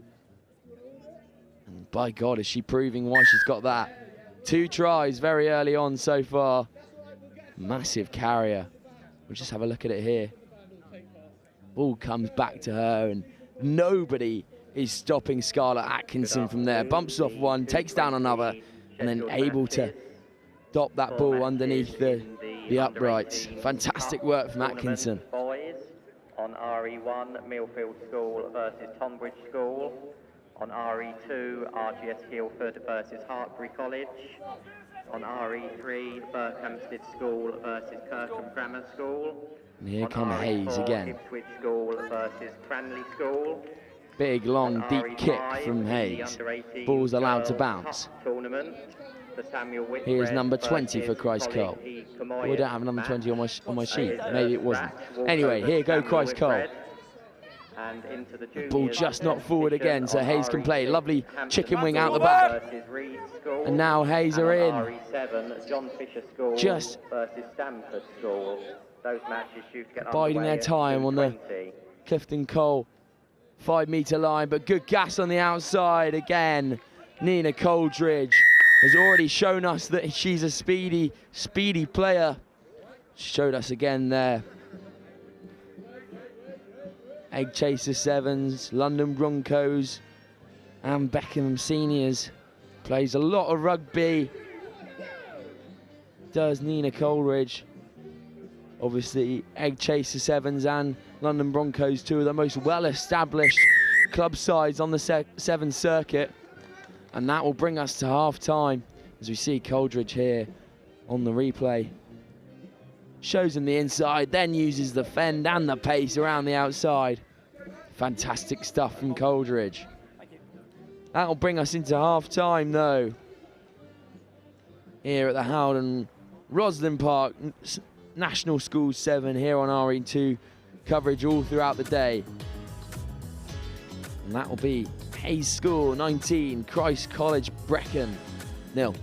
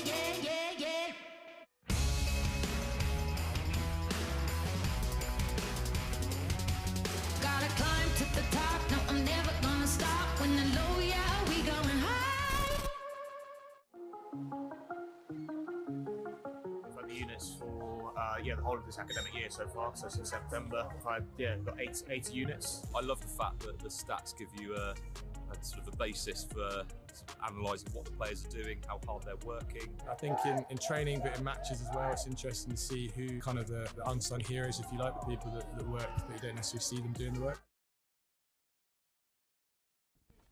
Welcome back to RE2 as we're about to commence this second half of the girls under 18 cup competition. It's a big kick, a great kick actually from Hayes School. And it's stayed in. Wow, what a try this will be. Unreal from Hayes School. That is just great anticipation to read the bounce of the ball. Wow, Hayes has gone in for another. That's the 4th try of the afternoon here on RE2. Great long deep kick there from Hayes, and another 7 points converted as well. Just see the kick here. Fantastic kick from number 13, Ruby Marshall. The ball will bounce and stay in. And then great gas on the outside to read the ball. Fantastic work from Hayes. Okay, let's go.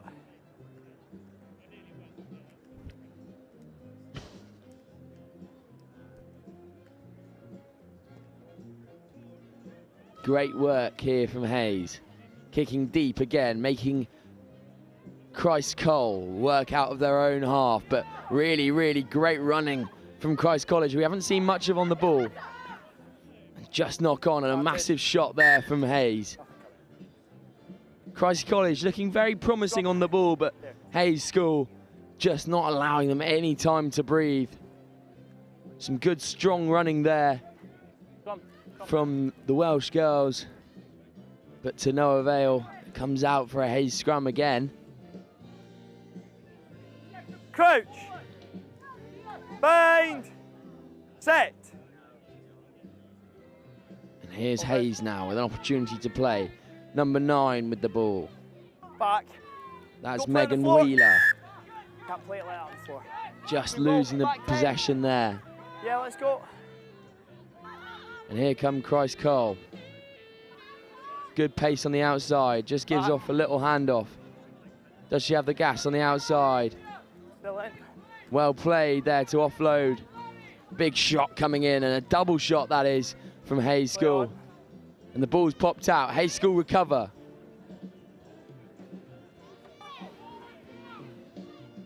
Can they work this ball onto the outside? Great offload in the contact, but just gone forward there. Scrum. Scrum.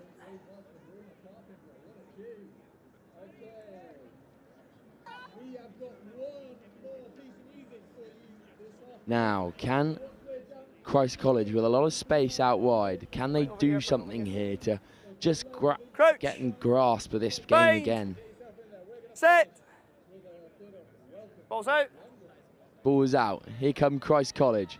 Good pace, but well tackled there. Advantage.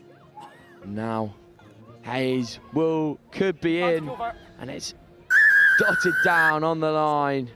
Another try for Hayes School. That's number 7 this time, Amelia Mayer. Have another black belt on RE2 here. Amelia Mayer, Jiu-Jitsu black belt. I'm going to speak very kindly about her now, so hopefully she doesn't use that on me later.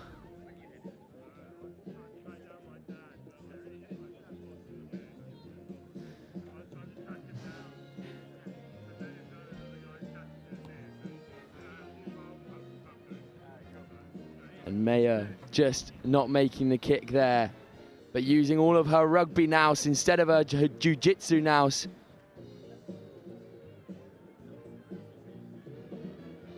To dot the ball down in the corner. Fantastic work from Mayer.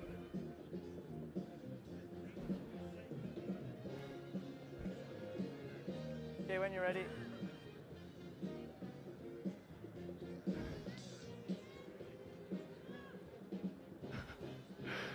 Now, Hayes School will kick off again. Advantage, knock. Knocked on by Christ College. Another opportunity for Hayes to play. Advantage over. Good step inside. Tackled well by Christ College. Pop off the floor. Tackle. Both started low.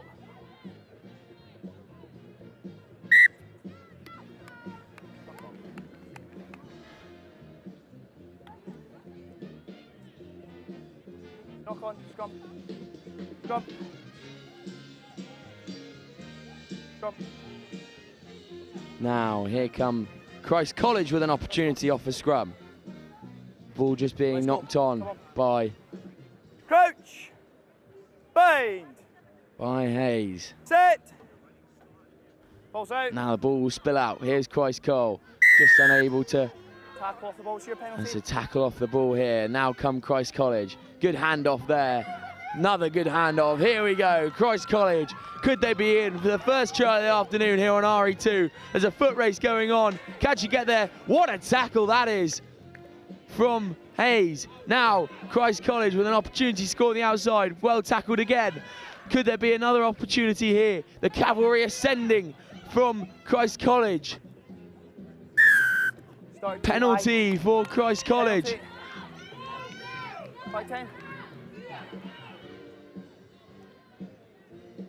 Can they score in the corner? Great try for Christ College Brecon under 18 girls team. That's a fantastic bit of work after being tackled very well on the cover by Hayes School.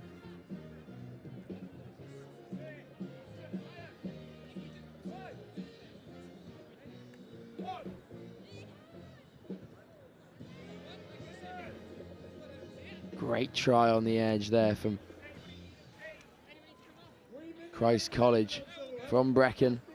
Big kick, not quite going the distance, but that will be full time as we see the try here come in.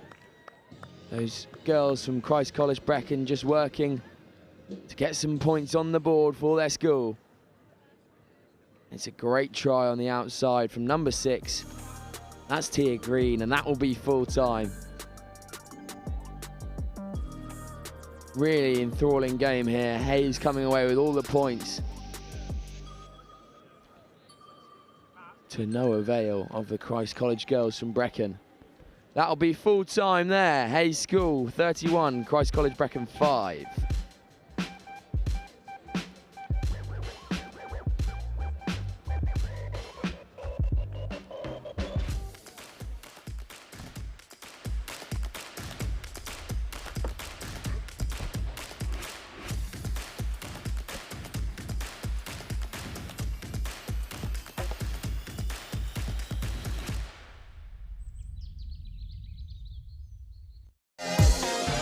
In the world of competitive sports, every advantage counts.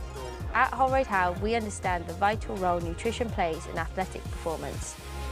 Holroyd Howe, providing the power to perform.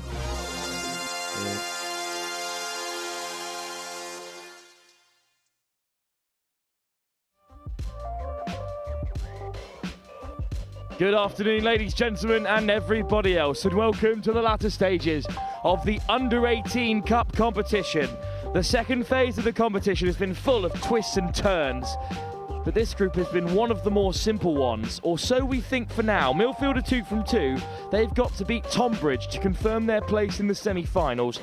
Hartbury with 1 victory in this group stage against Tonbridge early on means at the moment they're level on points but behind on points difference. A big win for Hartbury and a loss to Millfield could see them progress to the semi-finals as group winners, but a big win regardless puts them in good stead to be considered one of the best second place teams in the 3 pools left. Hartbury with the kick-off. It's tapped on by the red and black, playing from right to left, this under-17 side, but RGS Guildford keep possession. They've had a tough day after a fantastic performance on day 1 to make it through their group. They're yet to win a fixture here on their final day of the Howden Roslyn Park National School Sevens. But they're on the offensive here, and the handbrake comes off early doors, and RGS Guildford through the hole. Beautifully timed offload. Zach Tinkler, the first 15 captain, the Lamb, goes over. And it's a bright start for RGS Guildford as the sun shines on down here on RE2. An excellent start for RGS Guildford. That kickoff could have gone either way, but in the end, it fell kindly for RGS. Defeats to Millfield and Tonbridge leave them bottom of the pool, but a win here would be a huge result for Millfield, and it would leave this group in a spot of contention. I think Tonbridge, if they can keep the score respectable against Millfield, will progress through as the second place group winners. In fact, none of them will qualify if RGS Guildford win this. They're just simply looking to spoil the party. Knock on will gift Hartbury a bit of possession and a bit of respite as well.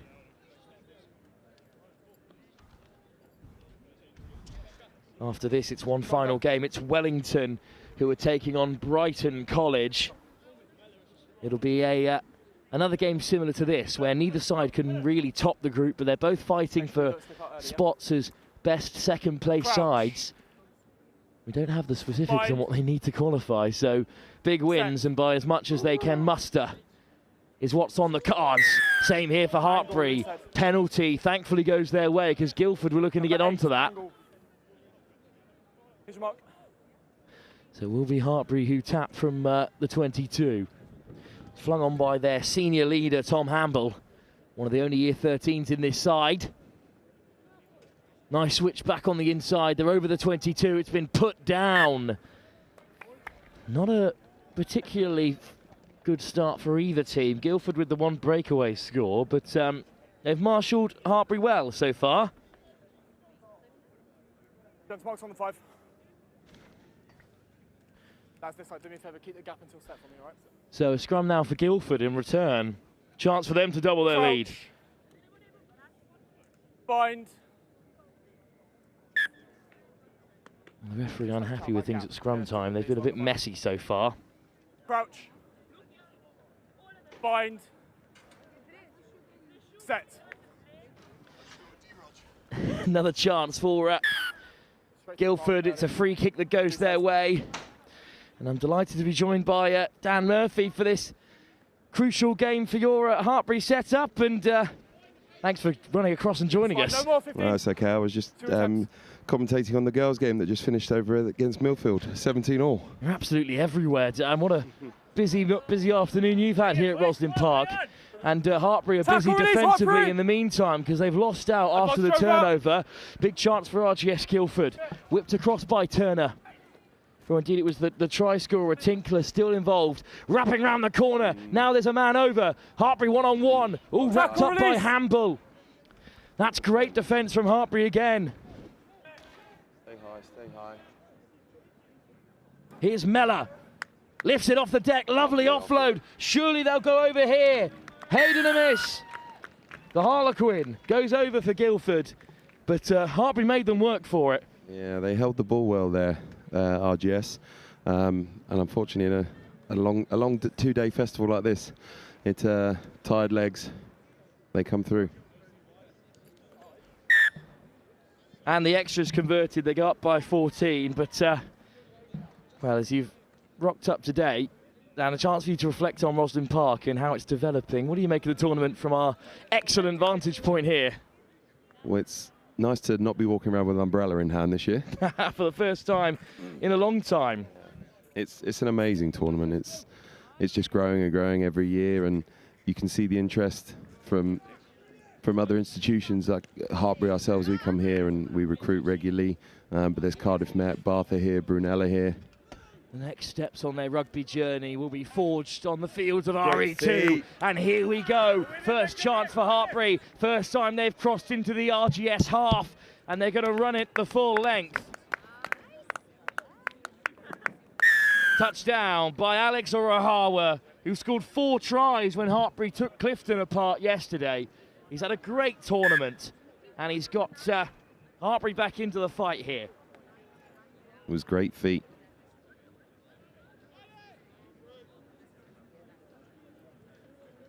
Well, here's the little step from Urahawa. Nice show and go as well.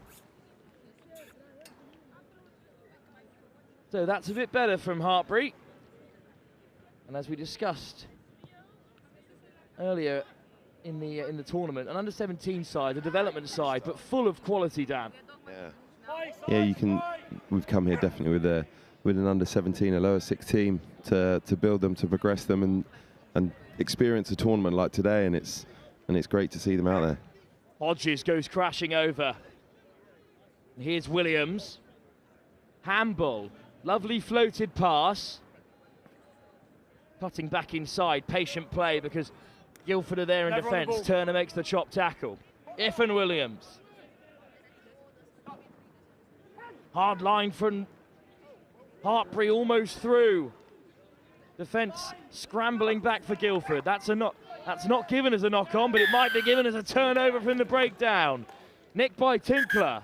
Time is off. Playing the ball on the floor. Unfortunately, Williams is down injured after that carry, so we'll have a short break in play.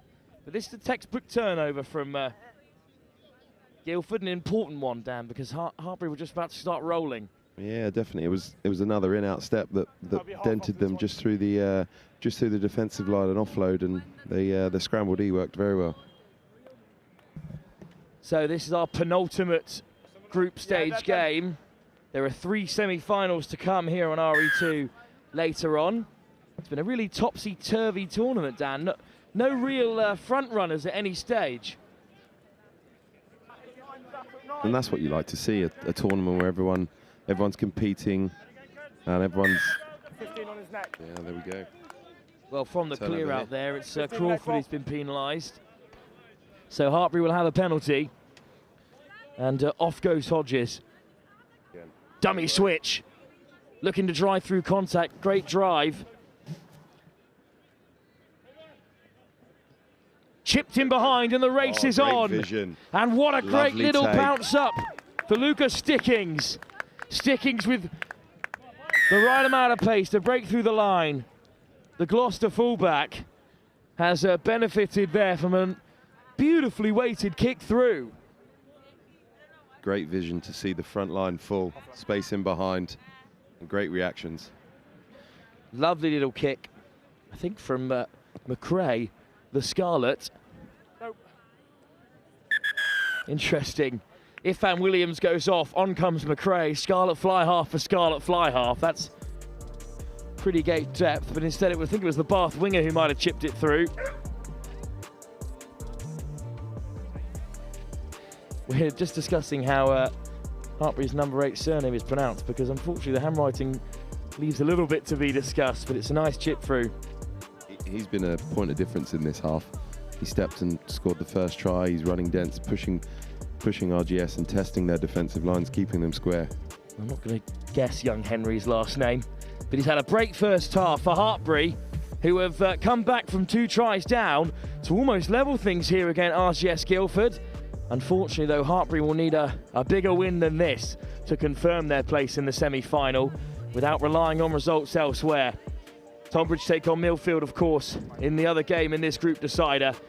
If Hartbury can turn it around and notch up a few more points on the board, they may well progress to the semi-final as one of the best second-place teams. We'll have to wait and see. It remains a pretty ruthless tournament, Dan. Well, it's not as wet as it has been in years gone by, but it's definitely as windy, and Hartbury are going to play with the wind, so maybe we'll see a few more points this half. Well, the sun has left us here as we head towards the later afternoon. No more rain, however, just enough in the turf to keep the wheels moving. RGS Guildford will have the kickoff. They started so brightly in this game. They've been pegged back by Hartbury on 2 occasions, and that has gone backwards from the kickoff. The way of Guildford, they've done well to reclaim it. The big shot comes in from Hamble, but loses out there. Penalty Guildford, quick tap, and they're skipping through. Lovely running from Dewey Phillip, and Phillip over the 22. What a covering tackle that is. Hartbury go fishing at the breakdown and turn it over. Phillip denied, Hartbury on the break. Fantastic work, Dan. Yeah, great transition rugby. Never giving up on the tackle. Great work at the breakdown from Isaac Hodges. It was an amazing turnover, and now we're transitioning. Oh, lucky. Stickings put boot to ball and unfortunately just knocked it on there, but it was a wonderfully weighted kick. End-to-end stuff. Indeed it is. Hartbury denied. But, well, Hartbury have been here all week, recruiting for the next few years ahead, and University Rugby has taken such a precedent in development, especially with the struggles that some of the senior clubs are facing. And of course the Bucks semi-finals are on their way soon. Hartbury still involved? Yeah, we're lucky enough to progress to the semis. We actually have a double header next week against Cardiff Met at home. Our men's and women's programs have progressed to the semi-finals, so it's going to be an exciting day next Wednesday. Phillip almost away for RGS. It falls to the deck, so Tinkler chips it through. Hartbury get out the dustpan and brush. And here goes McRae. McRae going down the left-hand side. Little switch against the grain. Enjoyed that one, Dan. Yeah, I did. Great offload through contact. Handoff from Felix Banner. It's gone loose at the breakdown. Chipped through again by Orahawa. Orahawa might just get there. Down goes Hitchcock for RGS Guildford. 13 away. Lift. Leave it red. Hartbury under a lot of defensive acumen here to put Guildford in this position. Playing from behind their own try line. What can they create? Nice little dummy switch to get on the outside, but Hartbury hunt them down. Straight back to his feet, Hodges over the ball. But it's Guildford who come away with it. Big handoff, won't beat handball that way. Lifted off the deck by Hitchcock. And now they can attack wide. Over the 22. There's a big bustling run up through the centre. Knock on the deck. Hartbury putting bodies on the line, but they have won it back. And they've got to do something from this promising position.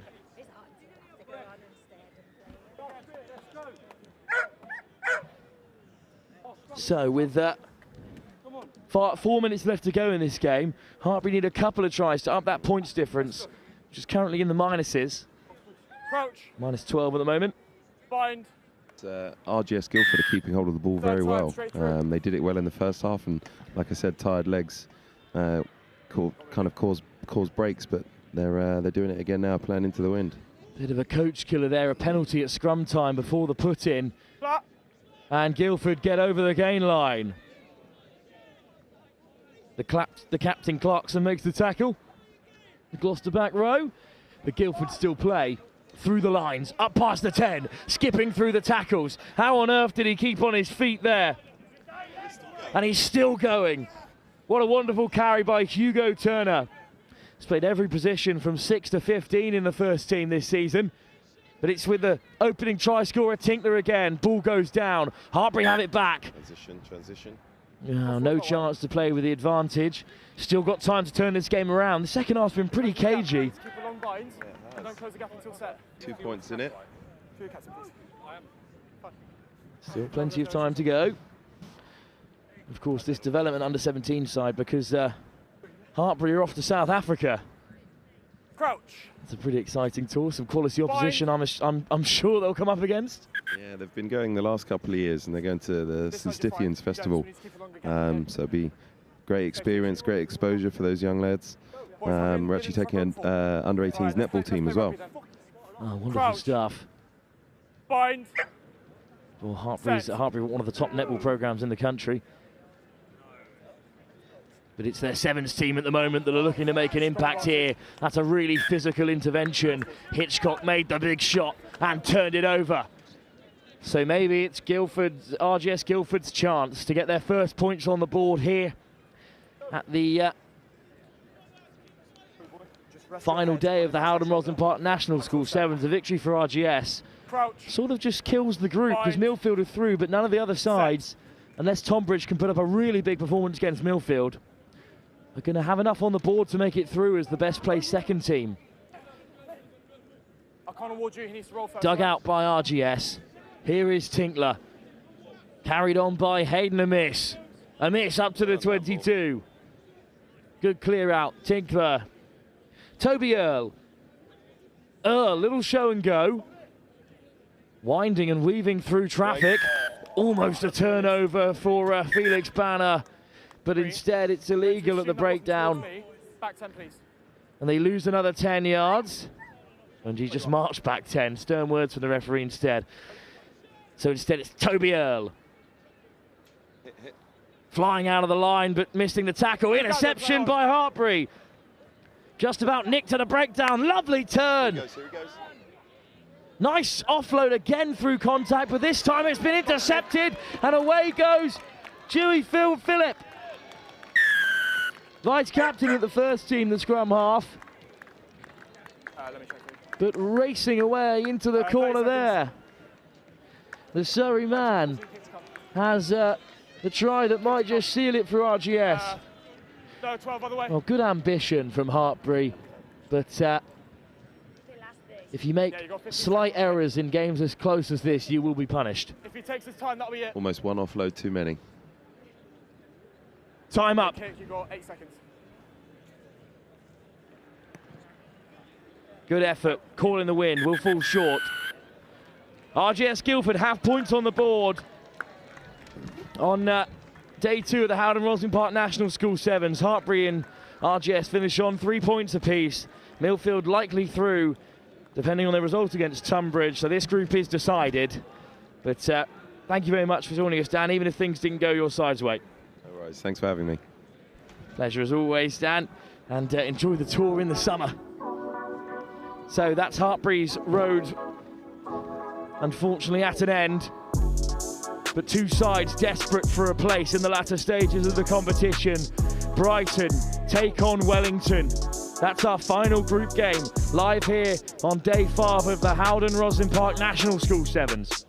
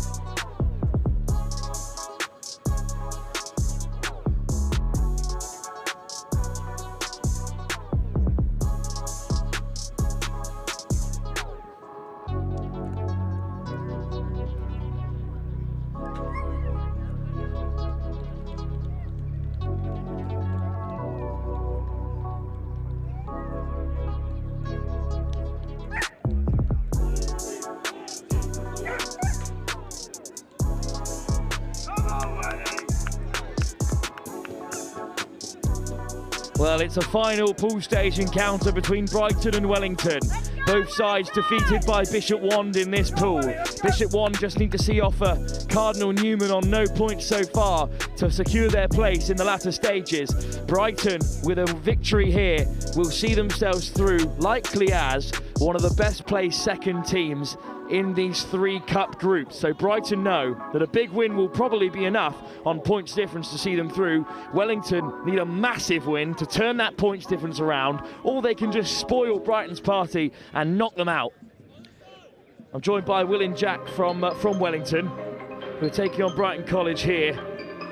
So after an unbelievable day 1 with that textbook comeback against Sedbergh, the real highlight, I thought Wellington might be in for a chance here, but in the end, that defeat to Bishop Wand has left you in the lurch. Yeah, I mean, we're still struggling to get back. Hopefully a big win against Brighton today will see us back into the cup and hopefully go through to the final. But this is a seasoned Brighton College side. This is their 3rd Roslyn Park for many on the field today, as well as a lot of youthful exuberance across the team. They have Sedbergh 10s on the horizon, but they're still hunting for more fixtures here on the final day of the Howden Roslyn Park National School Sevens. Up goes Wellington. Yeah, it's over there. Don't come for me. Elijah Jays with a good take. But the penalty for contact in the air gets Wellington on the front foot. Bill Bright with a hard carry. Here's Smith. And it opens up for Wellington. They've got a bit of space out on the left if they can use it. What a tackle by the captain, Ben Saunders, who wins it back for Brighton. Yeah, moving the ball wide. Unfortunate there from Tajas Thorpe. Hookers, make sure you're bind correctly. Yep. 9 start next to each other. Getting a name check on number 8 for Wellington, because there's been a bit of a crossing out on the previous team sheet. Set. There we are, so it is Elijah J.S. Lifted and play. Brighton off to the races in the meantime. They wait for no one. Alex Stubbs. McNamara whips it across for Eastman. Eastman intercepted. And it's back with Wellington. And they look to turn defence into attack. Great little hitch kick, slipping off the first tackle, just to sweep it a beat. Wellington take a tumble. Big shot from Stubbs. Wellington halted on the 10, picked up by Elijah J.S. Another thunderous contact, warned by Bettel, and now Wellington open up the field. Bit lateral there, but great acceleration. Important covering tackle on Nathan Bentham. You in the side. Over there. Penalty Over there. against Brighton. Back 10. Go! You need to move quicker. Wellington taking quick, trying to go wide here with Tagus Thorpe. Oh, it's just been knocked on. Chance for the counter. Here go Brighton. Nice movement from Dylan Moss. No advantage coming. This is a fiery encounter between these two sides. Plenty of support for both teams along the sidelines here as they're desperate to keep their hopes of the HOWDEN ROSSLYN Park National School Sevens alive. Brighton were semi-finalists just a few years ago. But at the moment, they are held by Wellington. Dylan Moss, inside and out, dragged down, looks to lay it back, it's loose, but Eastman sweeps it away. Here is Bettel. Finds a pass, soft hands, and Brighton might be in behind. Across come Wellington, what an offload! Brighton are away. What a perfectly timed offload for Brighton College, and Wellington go behind. You've got to say, Will, that was a really special bit of play. Yeah, good play from the Brighton boys. I think we can do better in defence there, connect up better. I think it's just sticking to our game plan. I think we'll come back strong, and hopefully turn them over soon. Wow, what play from the Brighton number 19.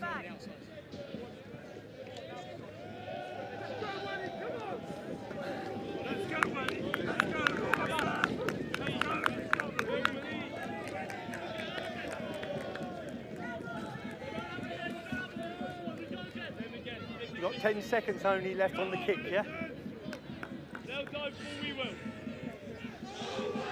Just yelling down the sideline, trying to pick out a few names from Brighton. In the end, it's their kickoff, but it's another great take from Wellington, that time from Thorpe, and he's off to the races again. Interception! Bettel comes away with it. Here's Eastman. Change of direction from Seb McNamara. Now Brighton can strike. Saunders, the skipper, little hitch kick, and then he takes the direct route. Brighton back to support, it spits out for Stubbs. McNamara, nice shape on the pass. Bettel, acceleration from Brighton, soft footwork from Eastman, light on his toes. But in the end, the ball is knocked into the sideline, so it's a penalty. Yeah, I think that's Inigo with the yellow card there, unfortunately. That's a shame, a yellow card, so big chance after Inigo Langford is sent off. Change of direction from Stubbs. Here's Eastman, looking to go himself, pops it up for Bettel. Forward pass. Boys getting lucky here. That is a bit of a break of play. Jack, a bit of luck, exactly what you needed. Yeah, exactly. I think we're definitely up against it right now. Brighton's got momentum, and with likes of Stubbs and a few of their players. Build it quickly. Yeah, it's building. Let's get on with it. Time's off. Well, time is off while Wellington reset. Still down to 6 players. 3 players. They're set up practically behind their try line. Time's back on. Do you reckon they can go coast to coast from here, Jack? It will be some effort. Yeah, exactly. I think Tagus Thorpe's licking his lips right now. The last gasp of Southwest London sunshine meets us here on RE2 as Wellington go blundering into contact. Maybe a little bit of space out wide. Orengo Jones across to make the tackle. No!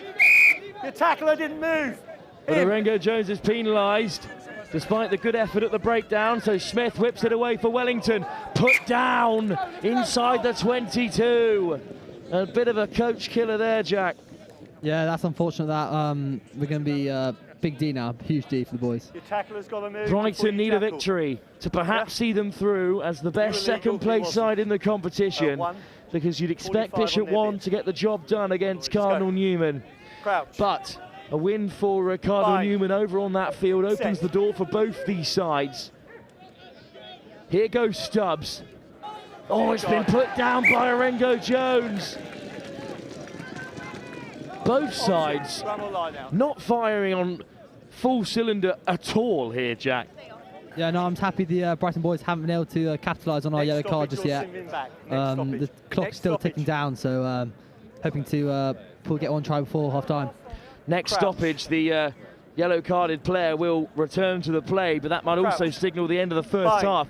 Wellington are back where they started. Put it in. Set up behind their try line. Quicker next time, please. Clean scrum, Wellington well set, and they take it out wide at first phase. Down, release. Thank you. Get out, get out. Still Wellington play from left to right. Now they're 2-on-2. Switch on the inside, looking to disrupt. Another great physical carry. Yeah, Jory's been absolutely dog all day, just killing the contact and really pumping his legs in contact as well. Wellington now may have created a bit of space out wide if they can find their man. Across comes McNamara. Arango Jones one-on-one. What a shot that is!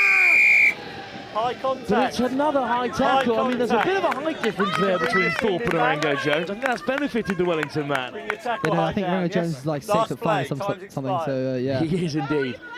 And Thorpe is not. Yeah, Thorpe's quite a small man. But a tasty seventh player as well. No, exactly. He's Singapore beast, we call him. He's our skipper, and he's been doing great over the last 2 days. So Thorpe is still poised on that wide channel. Hint of a 2-on-1 if Wellington can attack the line.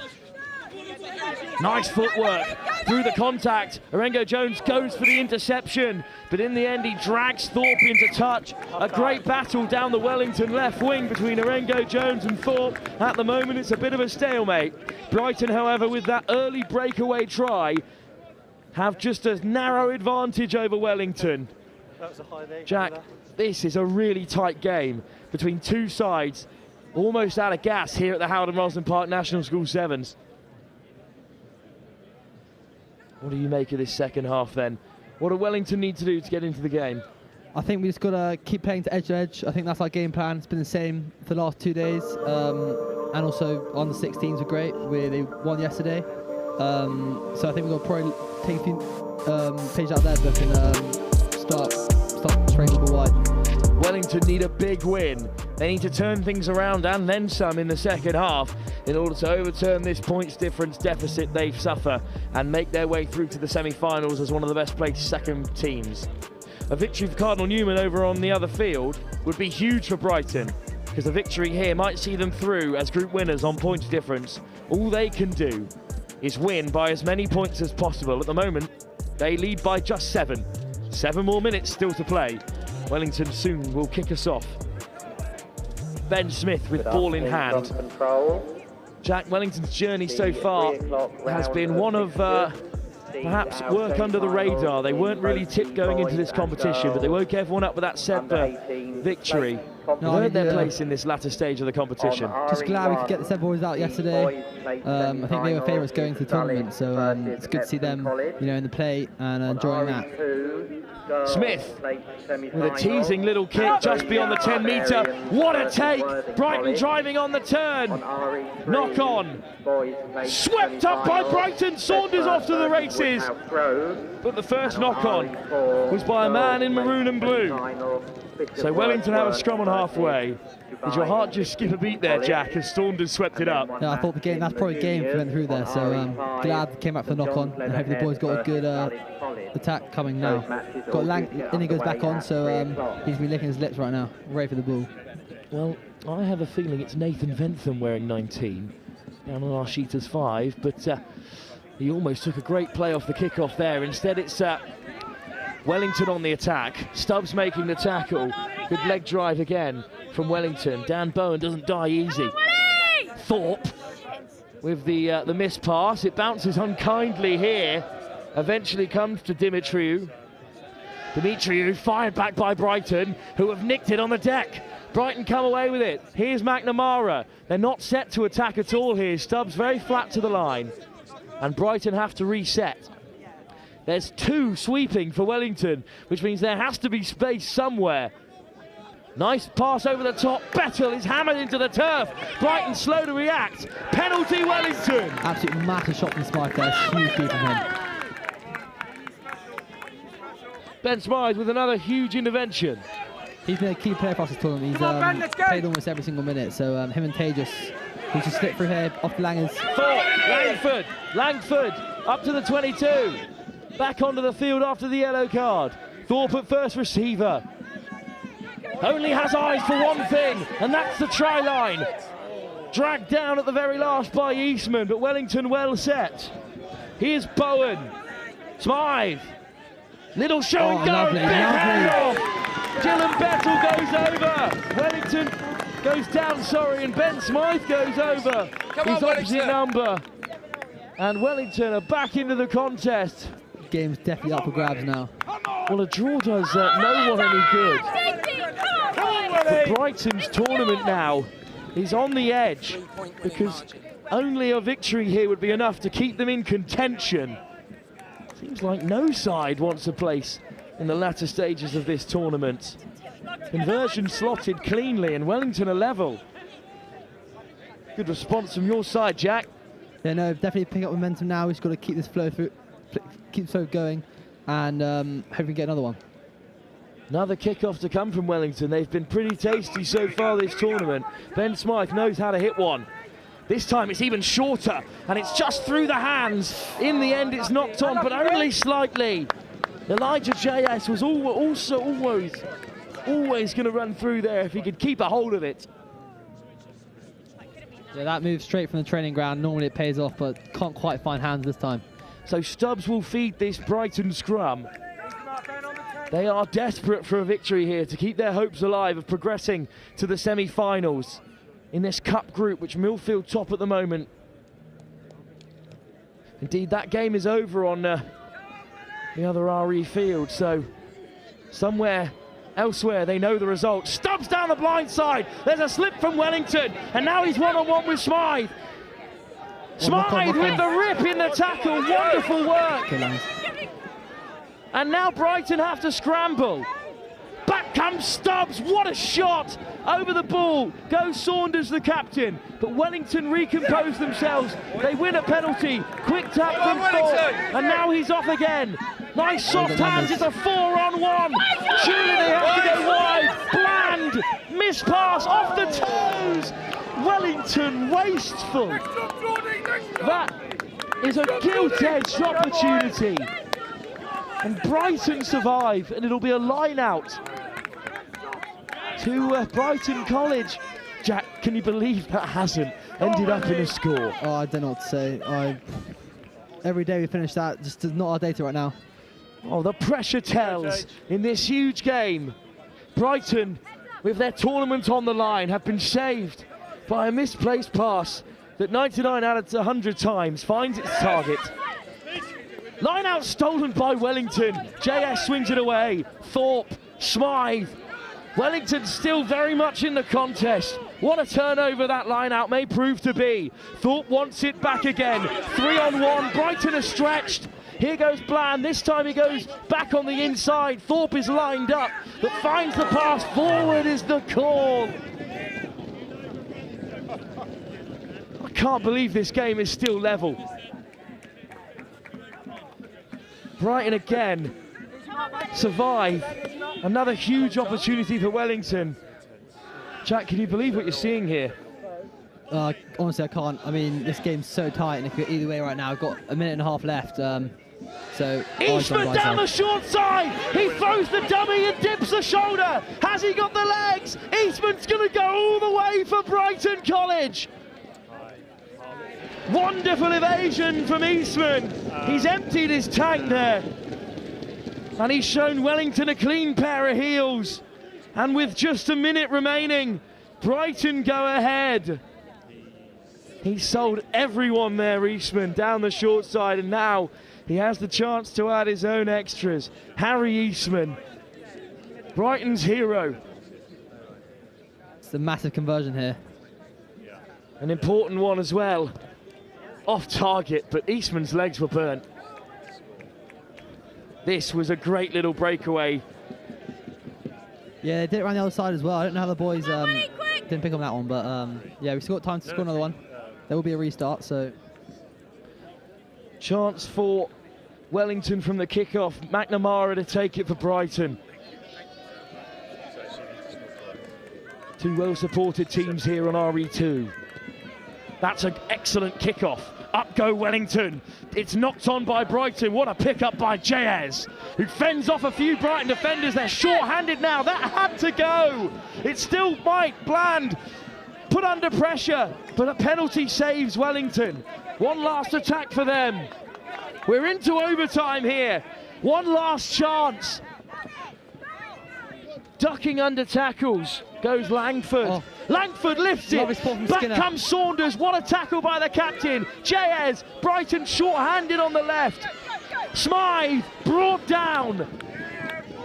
Jayez goes down the short side, bumps off the first, but great recovery from Brighton and Arengo Jones. Here's Smythe. One last chance for Wellington. Little hitch kick, away goes Langford, brought down by Saunders. Brighton look to drive their man into touch, they've done it! Oh, no. Brighton's tournament survives by the barest of margin. They hang on to a place in the semi-finals by the thinnest of threads. They will have to get the calculator out and check out the points difference to see if they will remain in the competition.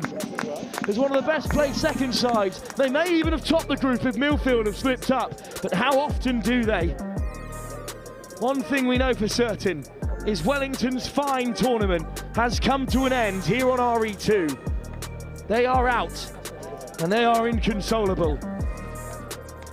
But one thing you have to say, Jack, is despite this crucial clinching try from Harry Eastman, Wellington have had a very impressive run in this year's edition of the HOWDEN ROSSLYN Park National School Sevens. Yeah, no, I think the boys should be happy for what's happened today and yesterday, obviously. I mean, getting Seba out was definitely handy. And despite the loss here, I think the boys should definitely keep their heads held high. What a result for Wellington to suffer.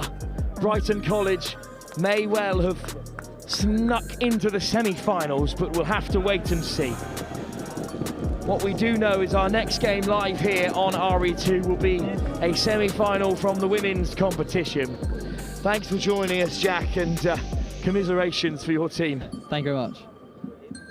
What a result here for Brighton, who will go into their Seb Patens campaign with their heads held high regardless of how things go. Wellington will have to decompress as they stand on field at the moment. It's been a huge day for Sevens rugby, of course it has, on the final day of the HOWDEN ROSSLYN Park National School Sevens. Our next game is from the women's competition, and it's the Amazonians Rugby Academy facing off against Worthing College, live on RE2. Kick off in just a few moments' time.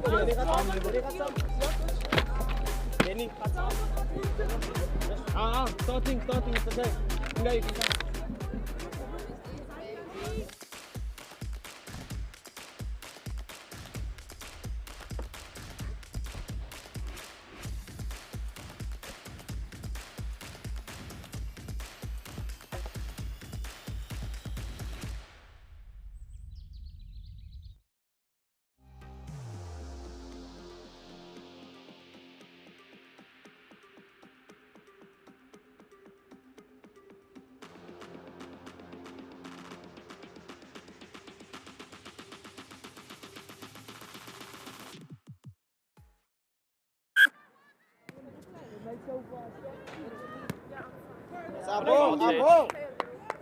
Well, kick-off here in this semi-final, and it's been a turnover, but the Amazonians are off. Their first chance to break here against Worthing College. And Nothing coming. with no advantage coming, it will be a scrum, and it will be one for the Amazonians Rugby Academy. And I'm happy to hand over to Sam Roberts for this one. Forward.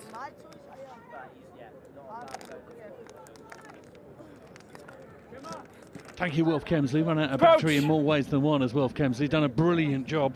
Bind. So good to see him and hear him overseeing that wonderful game. previously between Brighton and Wellington College. The Amazonian Rugby Academy sneaking in behind. Worthing College are going to have to go back and try and make this work. A little knock on, the referee's going to say. We'll have a scrum down. Sam Bork and I have just scaled the scaffolding to be here, which is why I feel slightly and sound slightly out of breath. Sam Bork is a bit better off than I am, but you take over. What a day this is turning into, Sam Bork. Yeah, it's just started to bubble here, isn't it? Isn't it, Sam? Just the tensions are rising. People's hands are starting to get a bit shaky as the pressure is being mounted onto all of these girls' schools. I have to say, I watched the Barbarians earlier over on RE1. They truly encapsulate what it is to be a South African rugby team. They play with pace and power and everything else of the like, and they are truly, truly clinical all of the time. And you know how yesterday we talked about succession rate in the 22. These girls really make the most of it and capitalise on every opportunity. Scrum deep in the 22. The Amazonian Rugby Academy is going to sweep it across, and then the cut back. That's a brilliant line, and Worthing are going to have to scramble, and there's space out here if they can get it into the right hands. Number 11 is Zeta September. Ball, one bounce, and they're through. Worthing just paused support, and you can't do that in sevens. Tamrin Boyson, I think, is 100-metre sprint champion. She didn't need much of a 100-metre run at it, but she certainly got over. And the Amazonians are in front. You can't pause in this game. No, you really can't, especially against the South African side who are really dangerous on the counter. And I saw Zeta September score some really, really great tries over on RE1, and she just supplied some great yardage there for the Amazonians. And Worthing kind of caught cold early on in this game. Yeah, I'm just looking down the Amazonian Rugby Academy list here. Silent Assassin, Zeta September. Watch her. Terminator, Bus, Truck. I mean, they're just calling each other horrible names there. I'm sure there's more to them than that. Goodness me. Surfboard shoulders down here. I'm not going to reveal who these are about, but we'll. They've let loose on the Amazonian Rugby Academy on the pen and paper. Yeah, I spoke to them before, and they actually seemed all very nice, but maybe they're just being nice to me and not to each other. One's called the Terminator. You got to watch yourself out there, Sam. Yeah. They're tough girls. Yeah. But I also watched Worthing College here on RE2 earlier, and they cannot be stopped sometimes. Yeah. Really, really. Here they come. Freya Corbin's going to fly into the 22 on all lovely offload. Evie flew on to EJ Bowdler. As you say there, Sam Bork, there is no stopping them when they just get ahead of steam. There's some strong runners in this Worthing College side, and we have a game on.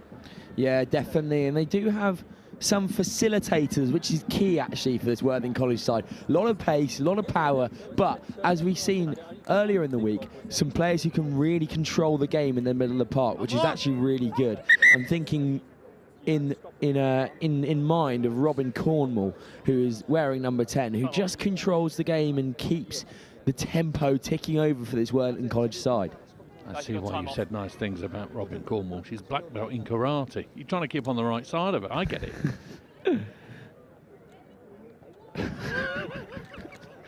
I've just been told by director you've got previous with karate. Is that true? Yeah, well, there's been a couple of girls over the past few games who have been black belts in certain types of martial arts, and I've been known to speak quite kindly about them. I see. I have stumbled upon a little treasure trove. We'll leave it there. We pad for time because an injury is just going to leave the field. Worthing College are just going to swap a player around. I think it is Freya Corbin who's come off with a twisted ankle. Meanwhile, the Amazonians are going to field this ball and then push their way forward. Some strong work being done by Letho Madawi. Tackle on Karosi. Little slap and away they go. Oh, some good pace. You're absolutely right. Tamrin Boyson again, I think. just double check the number, but some decent lick on these girls when they go through. Yeah, they are, as I say, they just play like South Africans, which is funny because they are South African, but they do encapsulate what that nation feels when they're playing rugby. Power, strength, speed, all at one time, and then you see it there from Boyson again, steaming through the defensive line from Worthing College, and these girls, they definitely know how to play. Yeah, it says South African champ for the under-18 100-metre sprints, and you have to be fast to be keeping that sort of title. So she obviously needs to be watched as far as Worthing are concerned. Can't let her get time and space with the ball. Amazonians will kick off again. The ball will bounce once or twice, and they will get it back, and the tackle comes in. Bowdler gets her hands free. Now Worthing College thought about the offload, has a second go at it, but actually takes to the floor. Positioned herself well. Out on that right-hand side.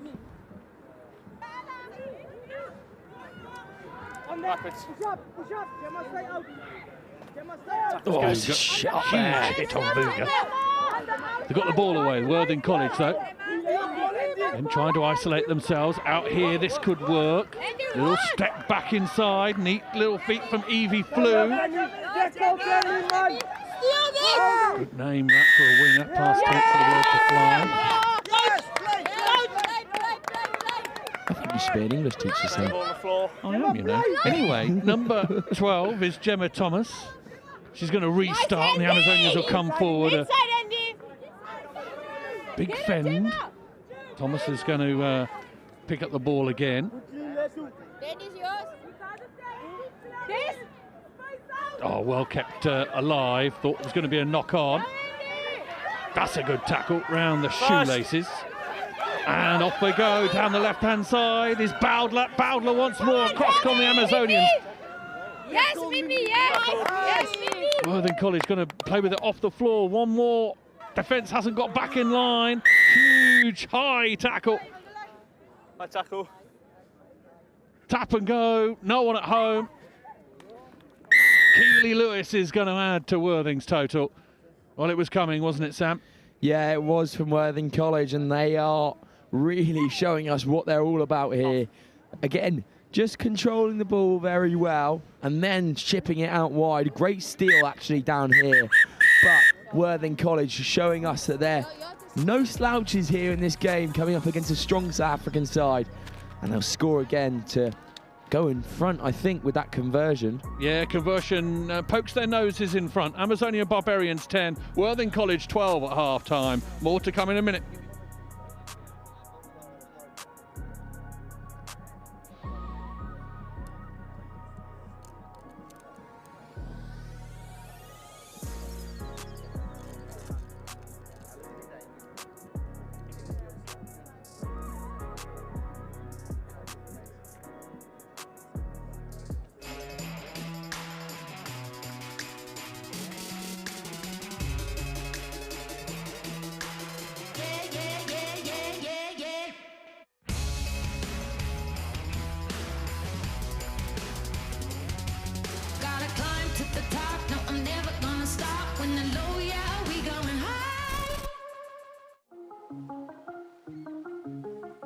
Units for the whole of this academic year so far. So since September, I've got 80 units. I love the fact that the stats give you a sort of a basis for analysing what the players are doing, how hard they're working. I think in training, but in matches as well, it's interesting to see who kind of the unsung heroes, if you like, the people that work, but you don't necessarily see them doing the work.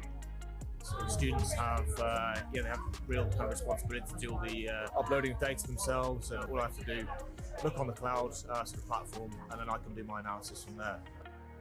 Yeah, it's been really interesting. I've enjoyed seeing how far I was running as well as my max speed. It's been great. I mean, it's been really fun having competition within the squad. See who's run the most, who's the fastest. This is one really good thing about the app. So each player will have an app. We've created a rugby school community, so they can compare themselves against each other, get leaderboards for each metric, and yeah, it certainly breeds that that area of competitiveness. Everyone's like putting their best team.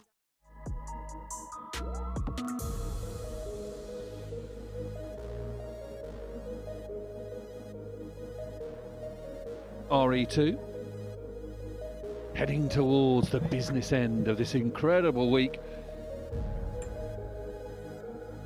The girls and boys under 18s competition coming to a crescendo. Some of the more usual names coming to the fore, as you perhaps thought they might do.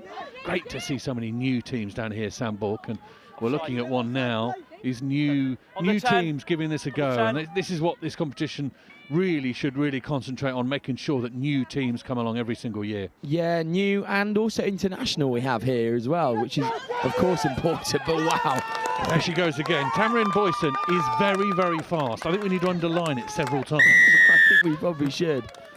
I mean, it's just unbelievable the way she cuts through these this Worthing College backline like a knife through butter.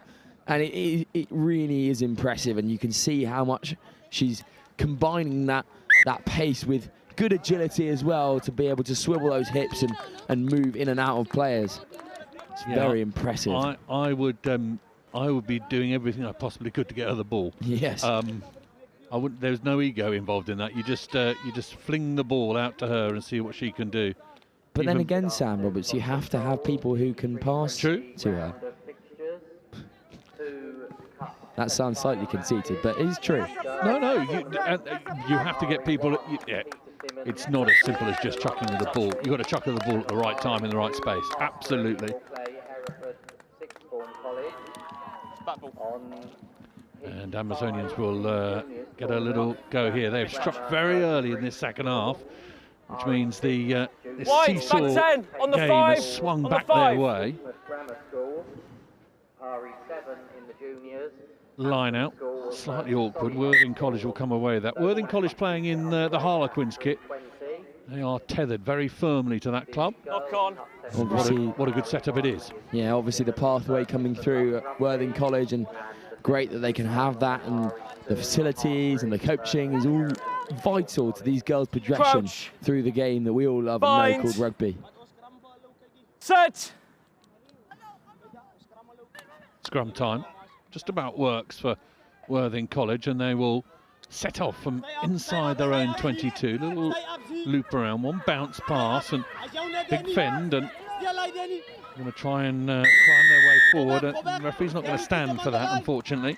That was slightly sneaky, wasn't it?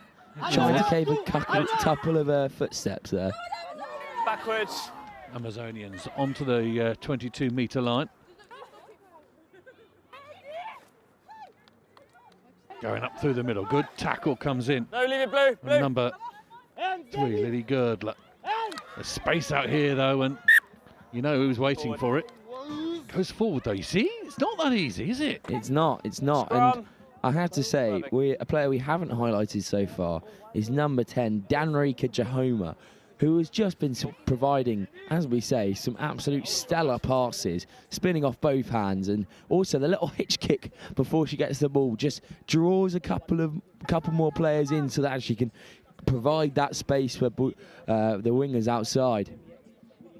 Siko Manquino and Inga Jim make their way onto the field for the team in black and white. Crouch. Bind. Dylan Peterson is their coach. And hearing him talk a bit earlier about just what a wonderful occasion it was to bring these girls all the way over, and been learning so much, not just about rugby, international travel, making their way around the world. It's absolutely fabulous. Worthing College storming down that left-hand touchline. Decent offload as well. Ball is out. Amazonians are all over that, though. No one at home for Worthing College, so South Africans bring it forward. Slight delay on the pass. She takes the hit. Goes this way and that way. Zita September. Offload is read by Worthing College. Forward they come to the floor. Not quick enough roll. with the penalty. Worthing College come forward. Slightly frustrating that they've spilt that ball again. Just a bit of excitement perhaps getting the better of them. Yeah, blood pumping now for these Worthing College girls. The pressure's starting to set in. They're behind at the moment. They need to get back in front on the scoreboard.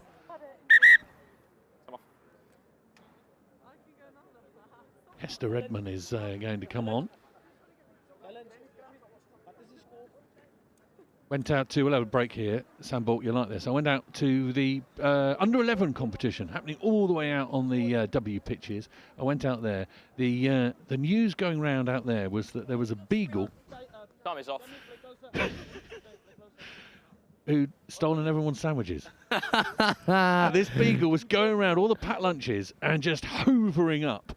And everyone was looking for this beagle. It's mayhem over on the W pitches. No, kids going hungry out there. Was he employed by one of the teams? That's the question. Maybe. A secret beagle sent out to do the dirty work and make sure that the other boys don't have any energy.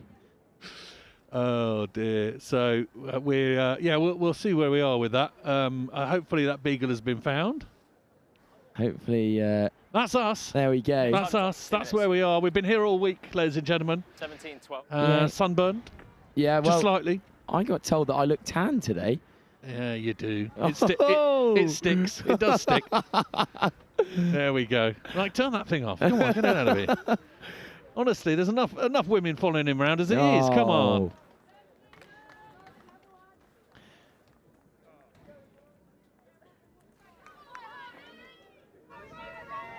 Back to the rugby. The stuff that people have come to see. Yeah, not you and me, Sam. No. Especially you. Absolutely not. Obviously a joke there. Crouch! It's all right, I've noted it. Bind! Set! Amazonians spit the ball out the back. And into midfield they come. Little cutback isn't used. Now, September is going to go round, attempt to go round, steps one way then the other. Oh, little chip and chase. Nice invention from Zita September, the silent assassin. She does run quietly, doesn't she? I mean, I appreciate we can't hear them run from up here, but you can see what they mean. Very stealthy. Yeah, it's that low centre of gravity, Sam, and she's just using her ability to change direction very quickly to her advantage, working her way around that outside there. Good invention, as you said. Good that little grabber through, but unfortunately doesn't come off. At the moment, the Amazonian Rugby Academy are in front and will be happy to play with the ball. Stolen there, though, by Worthing College. Now, here we go. Let's have some energy from Worthing College. Can't be long left. Need to get up the field. Need to turn this into points. Flew.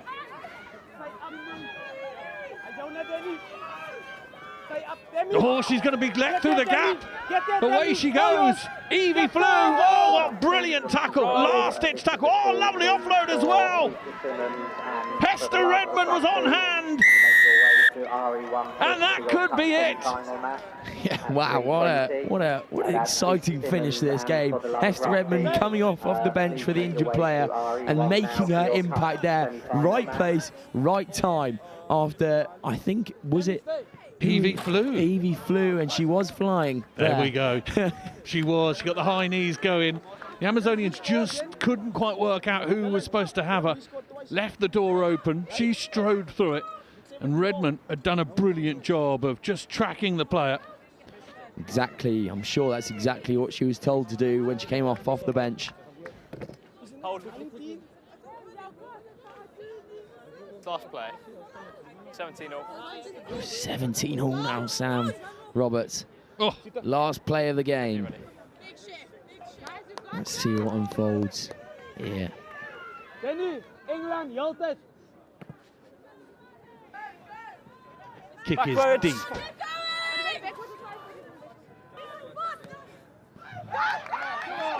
Little nudge through could work, and you know who's after this. Oh, she is. And if this bounces up, it's all curtains. Chanrin Boyton.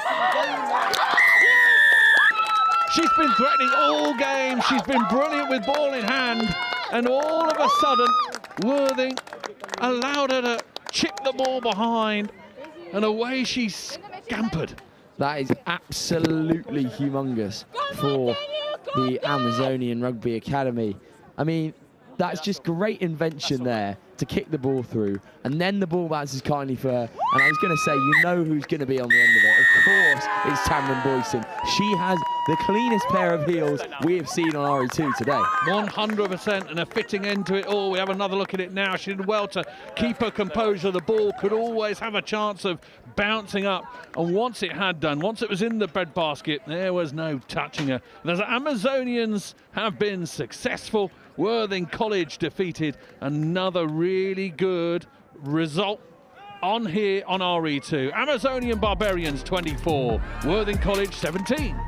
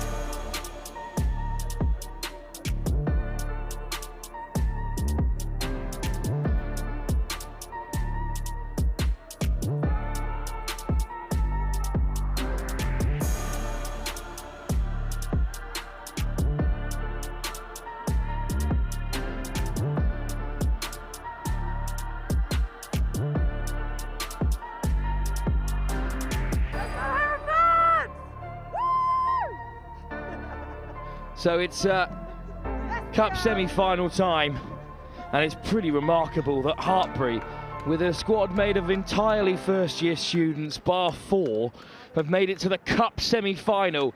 They take on Hereford Sixth Form College, who starred earlier on RE2. The one to watch out for is, of course, Chloe Butterworth, the England under-18, at number 12. But it's Hartpury in the red and black shorts playing from left to right against the black and red strip of Hereford Sixth Form College. But it's Hartpury off to the brightest start as the sun still creeps its way through the clouds here on RE2. Over goes Bella Bannerton-Evans, one of the second years in this side. Big handoff from Rose Cottrell. Cottrell slips the tackle. Lily Rose Cottrell looking for the offload. It goes to deck, regathered by Bowen. Hartpury on the offensive. That's offside by some way there. The referee lets it play on. Soft hands for Hartpury. One more should do it. Put down out wide. Missed opportunity for Sky Kaser. It's the Canadian side, the love of the game, taking on the finalists from the last 2 seasons. Peter Simmons on the other semi-final. Sam Bork alongside me. What a fast start for Hartpury. Yeah, very fast start for Hartpury.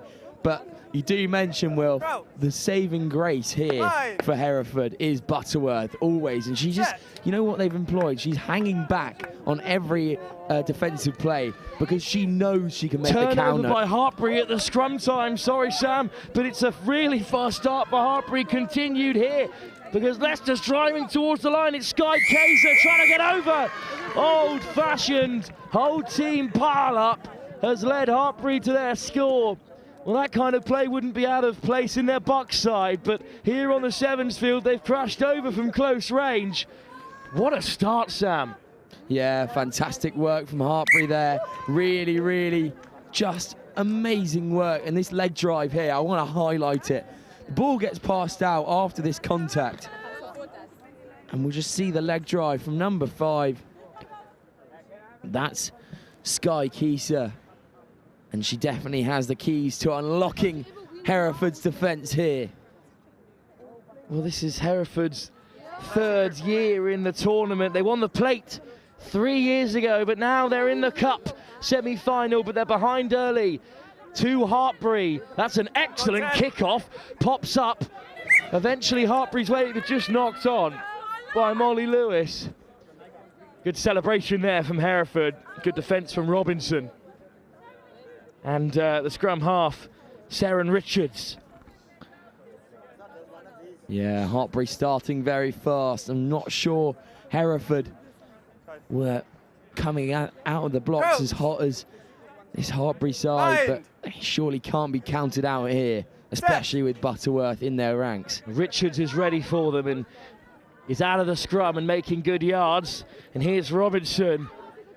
Little chip over the top from Robinson, and now the chase is on. Hartbury will win the race, but in the end it's the touchline, Rugby's greatest defender, that wins the ball back for the side in red. Yeah, definitely there. Hereford employing some good invention into this, and a nice little dink over the top. Just the chase was not as strong as the kick in that situation, but they will come again, I'm sure. Hartbury with the line out, short and direct. Plenty in Hereford colours to put them down, but they're a little bit narrow here, Hereford, and a couple of wide passes might undo them. 2-on-1, they make it wide. Here's Lewis, slips the first tackle. Lovely step from Lewis, who takes off the handbrake but lets go of the ball. Here is Butterworth into contact. They stack up the short side here, Hereford. The ball is backwards off Richards. In the end, it's a Hartbury knock-on, so we reset again here. It's nervous in this semi-final, Sam. Well, obviously, you're playing on RE2, Wilf. One of the biggest stages in England. But these girls are really having a great crack at it here. And I'm sure, as I said before, Hereford sixth form cannot be counted out in this contest. And here's Butterworth. Well, Butterworth with the bump off. Stripped in the tackle. Excellent work by Bowen. And Hartbury have it back. It's always backwards. And it's a penalty in the end for a high tackle. Quick tap by Hannah Horath. And through the hole go Hartbury. Nice line from Kieser again. And great yards made. Hereford over the ball. Referee waves play on. Hereford with a second bite at the cherry. And this time they steal it. And now they're breaking down the right-hand side. Have they got the legs? Ballinger hunted down. Flying across the field comes Lily Rose Cotterill. But Ballinger goes over. And you know what? That is an amazing try, first of all, but really, really important defending from Cotterill. She's kept her wide there in this situation. That is all too important in a semi-final, as you all know, Will. Absolutely. Well, these are some really tough groups in the Under-18 Girls' Cup competition. Hereford sixth form finished second behind Peter Simmons in the other semi-final, where this Hartbury side went all the way through as top of the group, pipping the, for the love of the game, Canadian Misfits to the final. And in this semi-final here, it's Hereford sixth form who strike back. And we've got a game on here. No luck from the conversion. But kick-off to come from Hereford. Well, Sam, we were expecting a semi-final of real quality with a minute to go. There's still time in the first half for things to change. Yeah, definitely. And Hereford, I've said it, I'll keep saying it, they cannot be counted out here, as we've seen. What a take from Bowen! But and the offload! Away go Hartbury down the right! Slipping through the contact is Sheehan Lowe! And Lowe is going to go over! Pure pace and power there from Hartbury twos. And wow, just showing their dominance in this game. Well, they're listed as the second time, Sam, but you see, it's a lot more about age than it is. This is the lower sixth year. Plenty of talent in there, plenty of ace representatives. Yeah. They just wanted to give that ace college opportunity to their leavers, but my, Hartbury are going to be contenders in that competition next season if things remain the way they are. Well, they're competitors this year in the Open Cup. Yeah. They've gone back ahead. Definitely so, and I just want to highlight the gas there from Sean Lowe.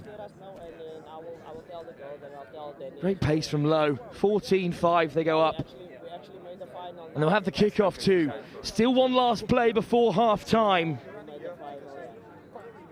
Chance for Hereford Sixth Form College to respond. Oh, it's chipped short. It's beyond low. Regathered by Hereford, who take contact. The try scorer does not roll away there. So a quick tap from Robinson, who forces Hartbury on the retreat. Here comes the hard line from Butterworth. Butterworth turns on the afterburners and leaves Hartbury in the dust. Final little weaving run from the England under-18. Chloe Butterworth has her say in the semi-final. Well, I said it before, I said it again. Do not count Hereford Sixth Form College out of this running. They have some all-star power. And that will bring us to our half, but wow, the gas from Butterworth here, just so impressive. 2 points in it in the semi-final. As tight as it could possibly be here on RE2.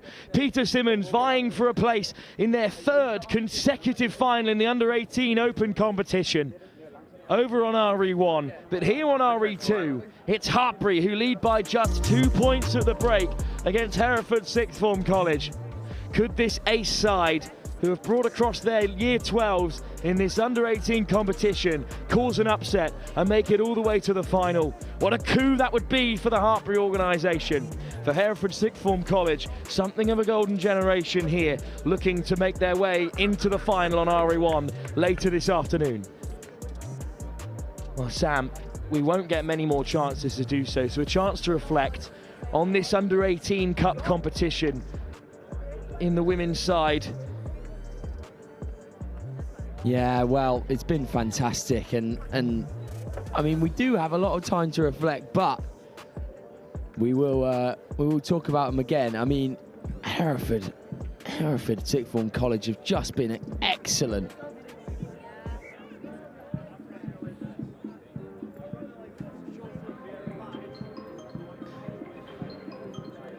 Well, we will restart here for the second period of 7 minutes in just a few moments' time.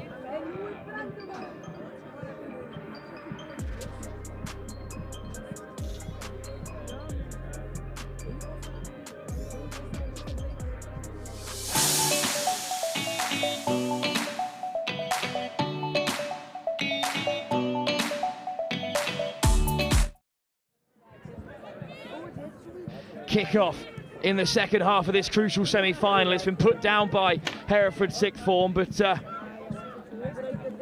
they do keep possession. Tackle made, so the try scorer. From control, the 3:40 round of fixtures. Hartbury has to release. We're still playing here. We're a boot down, Hereford, but they're driving hard, and they're up over halfway. Lovely little skip through the contact. Beautiful footwork. What a start to the second half for Hereford. Another show and go. What a fantastic setup, and Butterworth may benefit. A weaving, winding run from Danahill. Versus the Cooper's Company in Coburn School. And on RE7, Davenhill there. Davenhill, wow, what footwork, and we know who's on the end of it. Of course it's Butterworth. Wow, she's had some tournament and really staking her claim of why she's in that England squad.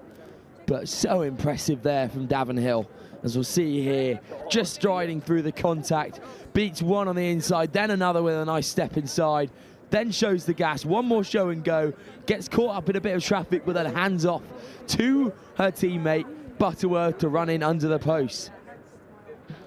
Hereford Sixth Form College take the lead against Hartbury. They lead by 19 to 14. 5 points ahead with kickoff to come. Hooked high by Butterworth into the blistering sunlight here and returned with interest. Low, breaks through. Excellent covering tackle again from Davenhill. Hartbury, slow ball, but they do dig it out. Bowen. Oh, instead it's a change of direction and a change of pace from Condon. That's another great tackle from Davenhill. What can't she do? Now Bowen plays scrum half and finds Low. Bowen, Condon, knocked on. Missed opportunity for Hartbury, and they won't get too many more of those against this Hereford Sixth Form side. Yeah, definitely, and a fairly uncharacteristic mistake there from Hartbury, but they're attacking with such pace and power. There's obviously going to be cracks shown, but it's Hereford side with another great opportunity to attack here. Well, they're stacked up down the short side. Bind. Rather unusually. Set. Hartbury not sure where to go. Coach is on the sideline directing traffic in defence. And indeed, it's a quick pick from Butterworth, who's unfortunately just spilled it there. Hartbury gifted another opportunity to perhaps take the lead again. Liv Bowen with ball in hand, hands it off to the substitute, Mae Ponford. And again, Hartbury, they're set up rather unusually here, stacked behind one another, behind the scrum. Which direction will they go? It kicks out unkindly, and they wrap around the outside. Here goes Chapman. Chapman on the edge, switches back inside. And now they could spread the field. Instead, they've come a little bit too short, so instead Law goes direct, and Sian Lowe is through again. How on earth did she break through there? Hartbury were out of options. There was nothing on, so Lowe just went herself. Yeah, fantastic invention there, just to see that little gap and use her footwork to really get into the, past the gain line, sorry, for Hartbury. Wow, this is making a game of it now. A crucial conversion, because it puts Hartbury in the lead. Well, you've got to say, for Peter Simmons, if they make it to this final, their third consecutive final, in which they've been beaten by Cardinal Newman twice in the last 2 years, only to then lose again to this Hartbury side, another ace team, they're going to be absolutely fuming. Yeah, they would be, but do not count Peter Simmons out. They are also a very good side to watch, and great viewing here if that happens. Well, don't count out the Canadian team also, led by Chloe Daniels, the GB silver medalist. This is a nice carry off the kickoff from Hereford, who are also very much still in this contest. Another direct line of running from Chelsea Lane. Little show and go from Robinson. Robinson almost slips through. So much space out wide. If they can find it, they've got to move it quickly. Whipped across by Ballinger, the try scorer. Davenhill caught, but Ballinger finds a way through. What a take out wide! Great defence, though, from Hartbury instead. Lizzie Van with a huge tackle. Lily Van, sorry. Drags them into touch. Van with a crucial intervention. Yeah, great tackle on the edge there, just pulling her opposite number out into touch. Stopping that attack in the tracks. Chances and time running out for Hereford Sixth Form College, who trail by 2 points to Hartbury. Their side made mostly of first-year students at the college. It's an overthrown line out, and it's a gift for Hereford Sixth Form College. Driving through, little hitch kick on the way. Can you believe it? They have stolen it. At the death, Will Kemsley, at the death. Final blood. Well, we still have a minute and a half to go, to be honest, Will. I think it's going to be a little bit less than that once the kick is over, but from that error, they've pounced upon it. To watch the final. How long is there left? About a minute or so.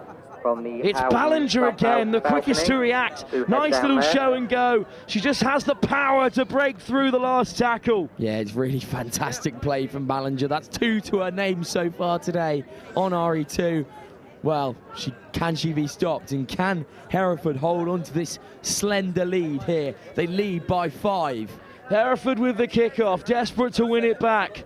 Hebe Robinson, so laid back, she's horizontal. That's what the team sheet says, and her kick has just won Hereford the ball again.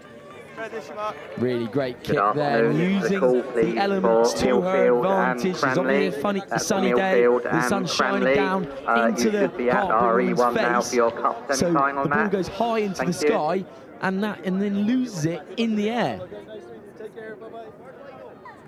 A try would certainly seal Hereford's place in the final.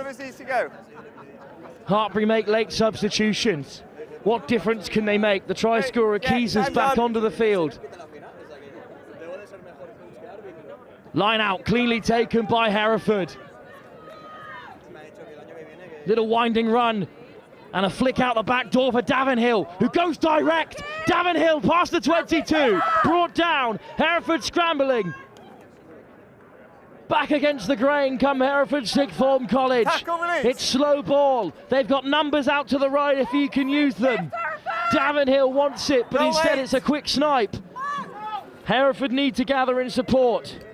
Here's Devereaux skipping through. Finds the pass, Marshall Davis, all wrapped up, wonderful ball, cross field, no one home for Hartbury. This could be it, taken cleanly, over they go. Hereford are through to the final. They moved it left to right, and then it fell to Robinson, who had all the composure that RE2 could possibly hold, and chipped it cross field. It bounced kindly for Hereford, a great take out wide. And that's all she wrote here on RE2. What a hectic game we've had here, Wilf. And Hereford, sorry, I mixed up their names there. Hereford deserved winners in this game, although Hartbury's second team side obviously have just come out and shown us what they're all about. I was speaking with one of the Hartbury representatives earlier as that kick comes off the uprights. Game management is what it's all about, but Hereford have just beaten them to it, beaten them at the death. What a game. Hartbury's second side fall at the final hurdle. Hereford Sixth Form College are through to the final to play Peter Simmons in their third final on the bounce, or the Canadian side for the love of the game. But they will back themselves whoever they face. What a performance from Robinson, Butterworth and Ballinger. They have driven Hereford through to the greatest game that under-18 women's rugby has to offer. The final here at the Howden Park Rosslyn Sevens. What a performance from Hereford Sixth Form College. And you can see on their faces that they are absolutely delighted, Sam.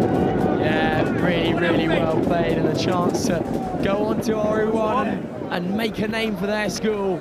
It's just going to be fantastic. I can't wait to watch it, Will. One last dance on RE2. The final embers of fire flitter here in the Howden Roslyn Park National School Sevens. It's the Cup semi-final. It's the side that have come out of nowhere and shocked us all. Bishop won. They take on Brighton. Let's go, boys. Come on. That's the next game live here on our final game on RE2. Lads, step back. Make sure the line is nice.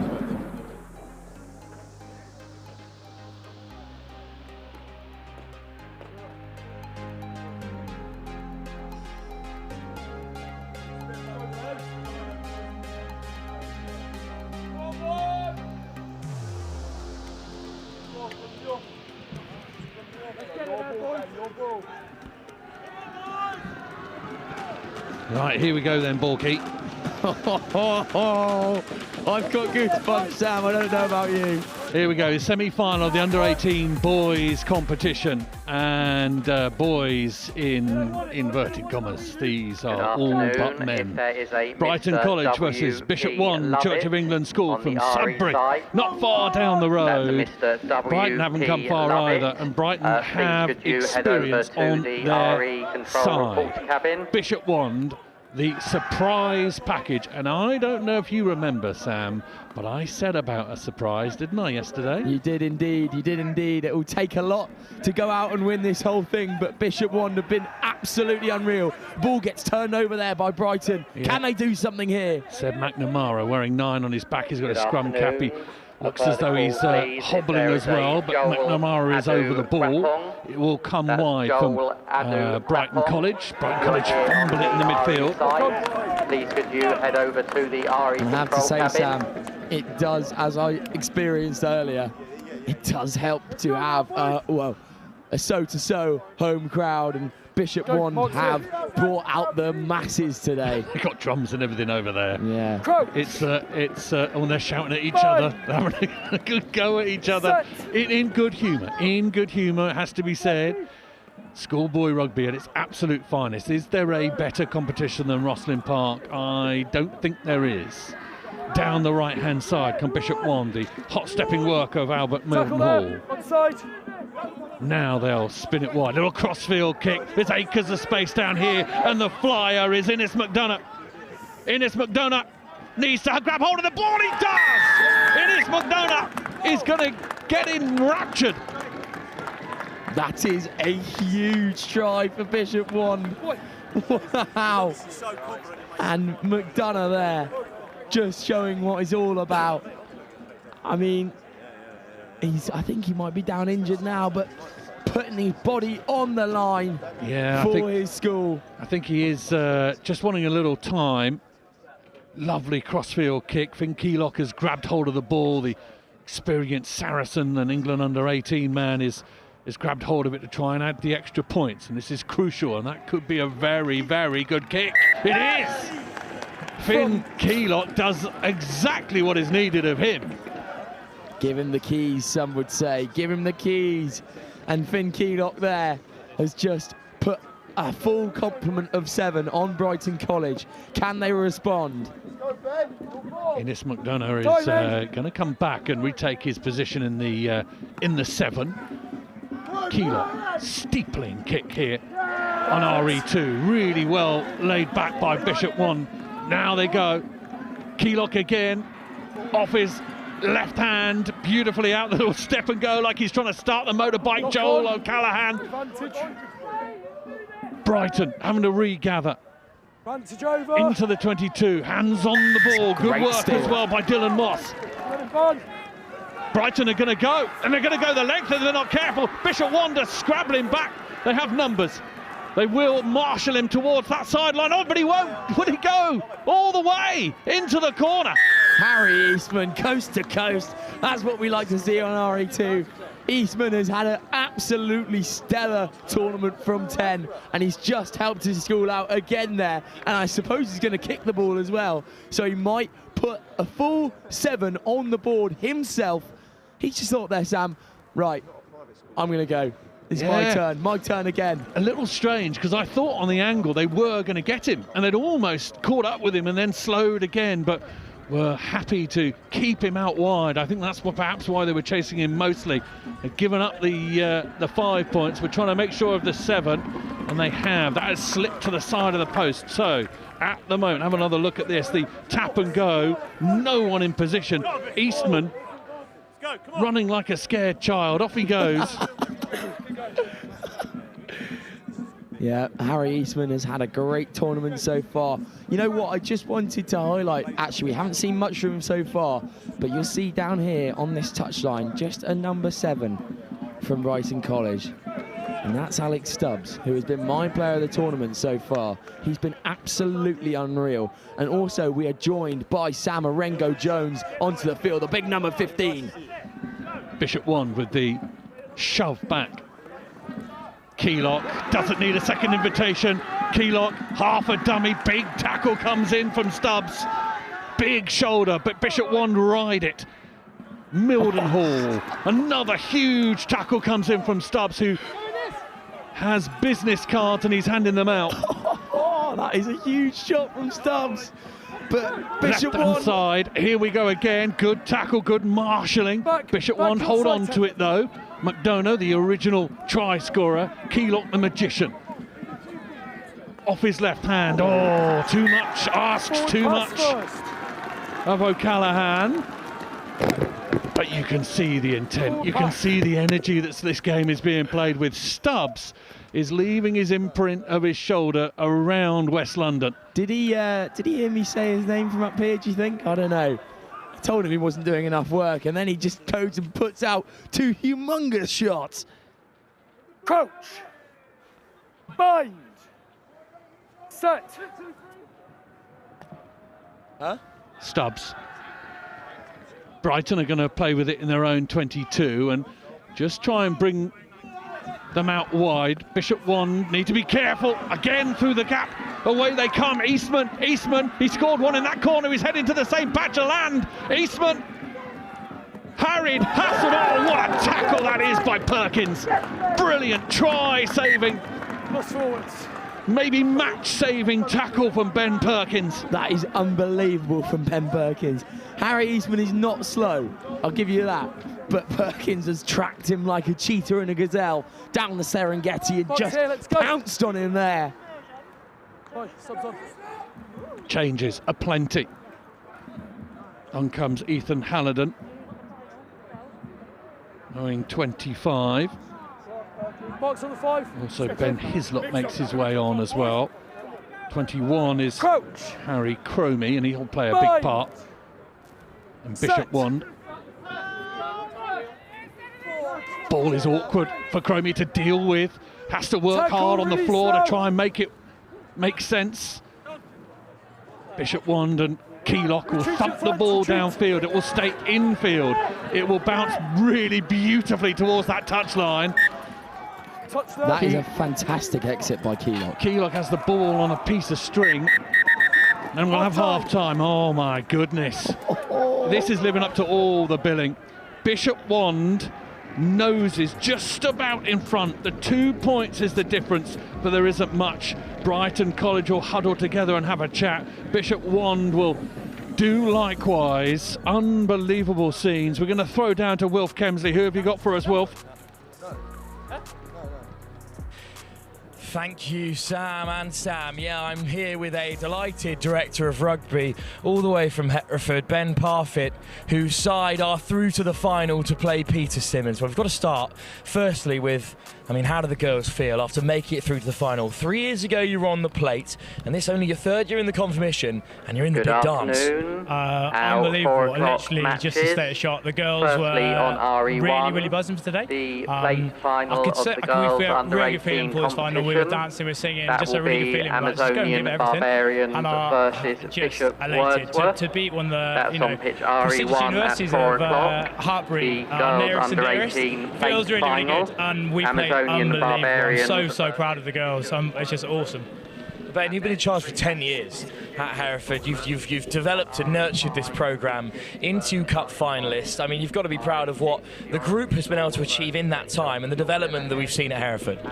Yeah, incredible. I mean, we've punched above our weight for sure. I mean, we've got a small cohort of under 30 girls compared to Hartbury's 120. So to come up against with loads of our girls haven't played before, and that cross-field kick, which was taken by Maisie Terry, one of our forwards who a few weeks ago didn't think she'd be here.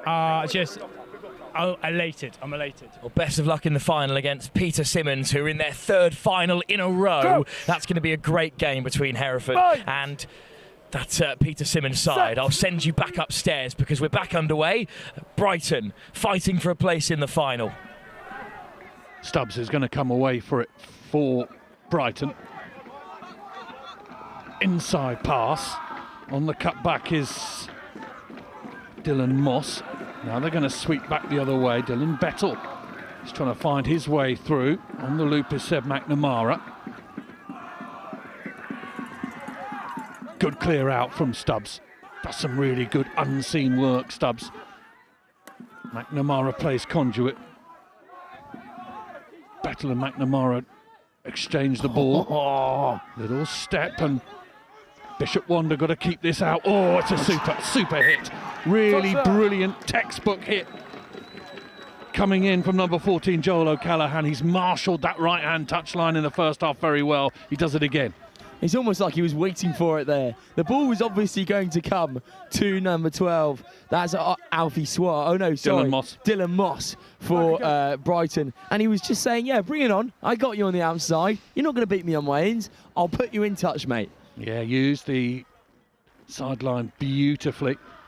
Big hit as well, one that the fans can get behind, and there are some fans down here in Rosslyn Park. They've travelled to watch both these sides. Finn Keylock, dived, slipped into the tackle. Keylock is okay. Looked nasty for a moment. Little show and go from Albert Middenhall. Now they go through again. Off the boots, play on. Now they're off and running, and again McDonough is in. Brighton are scrambling the ball, and he's tipped up McDonough, and I think there's going to be a card here. This could be crucial. A tipping. And McDonough has caused problems again for Brighton College. Out wide, on the left-hand side, all the way there. One more pass, and it's simply done. Forward pass, says the referee.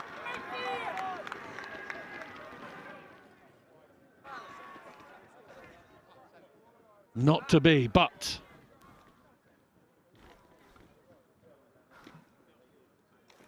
Marks on the 5, let's go. On the 5.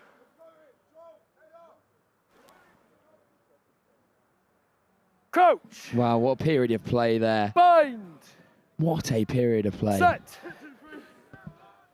Now Brighton are going to have to do it hard with Touch 6 boys on the pitch. Ball is going to bounce up beautifully. Referee, he'll almost look behind himself as if to check. Dylan Moss is away and has the acreage of Rosslyn Park in front of him. That is just pure drama, Sam Roberts. Oh, you need to be good. You also need to be a bit lucky in this competition. You talk about luck, but again, luck is created by hard work, and that is really, really hard-working play from Dylan Moss. A kick is only as good as its chase. The kick wasn't great there. Dylan Moss puts on the burners, backs himself, and says, I'm coming out this ball. There's nobody's going to stop me. Brighton back in front. The conversion is good. Have another look at it here. It's touched in flight. Seb McNamara's kick is actually has the distance taken off it. And Moss reacts brilliantly. He just gambles, doesn't he, Sam? He gambles on the ball bouncing right for him. And then it does, and then he's away, and he puts on the burners. Let's play. Let's play. See a reaction down there on the touchline from the Brighton College man. Restart from McNamara. All his men are with him, alongside him, or out to the right-hand side. Still time on that yellow card. Brilliant take up in the air. Bishop Wand have more in the tank. There is no two ways about it. Now they come to the left-hand side. McDonough, Keylock, little step, little half go, back inside. Keylock is an absolute magician. Oh, the ball has been spilt. Jack Hollingshee has spilt the ball, and Brighton College applaud it because they know that that means that there is something for them. And time out of the game. Men back on the pitch now. Full complement for Brighton.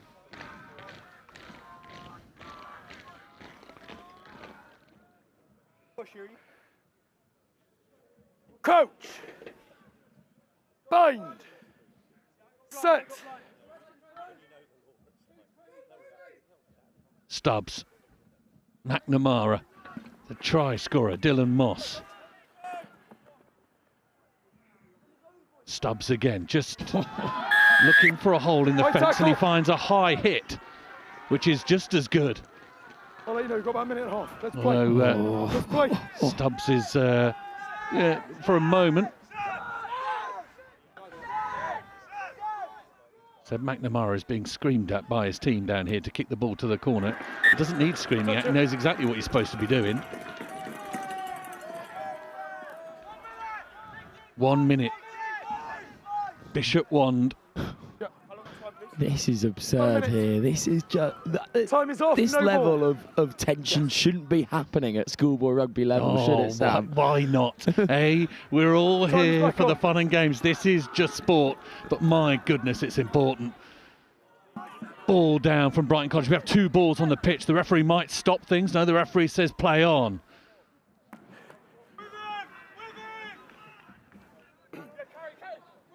Bishop Wand trying to do tackle and release, Blue. As much as they possibly can without the ball. Brighton happy to hold on to it as their seconds tick by. Is this going to be a Brighton? And I think it's Millfield in the final. Sam, am I correct? I'm just going to get up the stream for you. I think you're right. Might be right, though. Brighton. Here's Orengo Jones. Oh. Sam Orengo Jones doing some nice bit of ballroom out there. Most importantly, Brighton just need to hold on to the ball. No, illegally pilfered. Referee says offside. That is time, I think he's just said. Offside. Yes. Yeah. You've got to tap the ball, you can kick it off the back. Make sure you tap it first. That's it, Brighton. Brighton College off through. The tiniest of margins. Bishop Wand did so well. Cheers. But they will exit at the heartbreaking semi-final stage. Brighton College, though, will take a familiar position in the final, and they will face familiar opposition in Millfield School. Goodness me, the Howden Rosslyn Park National School Sevens continues to deliver. Sam, Buck, just a little word on that. Yeah, I have enjoyed this tournament so much this week. It's just been full of drama, pace, power, everything you want from a Rugby Sevens tournament. This has provided, and it's been absolutely fantastic. I mean, Sam, what more could you ask for? What more? I actually don't know. I don't know why I'm asking that question, because there is no answer. There is, and it's been beautiful. The weather's played its part. The rugby has certainly been wonderful, and you know, 99% of the matches that we've seen have been played in exactly the right spirit. There's been a little bit of over bubbling, and on occasion with young minds getting ahead of themselves. But generally speaking, they have been outstanding, really, really good, and I think we have been treated. There's no two ways about it. A little thought on Bishop 1, Sam, and a little thought on where they are and how they are. They've done brilliantly this week. They have. They absolutely have. And when they were playing, you just see, oh, well, Sam, you predicted it, mate. You said there might be a little surprise on the way. And Bishop Wand, the only A school left in the competition, wow, what a job they have done. Fantastic, but there were some victors. Down to hear from Brighton College. Will Kemsley, over to you. Sam, what a game. It's another final on the cards for Brighton. I'm delighted to be joined by their captain, Ben. What a performance. It's a brutal tournament, Rosslyn Park. It's hours after hours of hard work, and you're into the final, the biggest game that under-18s rugby has to offer. How does that make you feel? Oh, absolutely buzzing. I mean, the boys have showed a lot of heart. Game against Wellington to come back from that loss on RE1 earlier. Yeah, it feels really special, and we're really excited about this final. This isn't the first final that Brighton have been in recent years. We can recall last season against Sedbergh when you thought you'd won it at the very last, but it slipped through your grasp.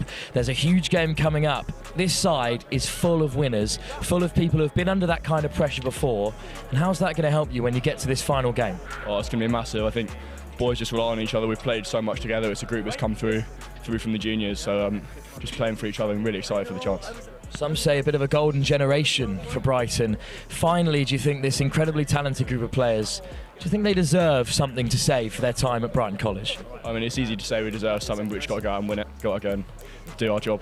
What an attitude, Ben, and congratulations. You've made it to that big game. Good luck on RE1 later on.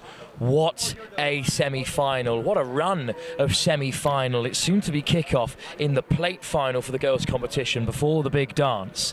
The under-18s and the girls' and men's cup finals. They're going to be huge. And I'm going to bring in the man who's seen an awful lot of rugby over the last 5 days, Sam Bork.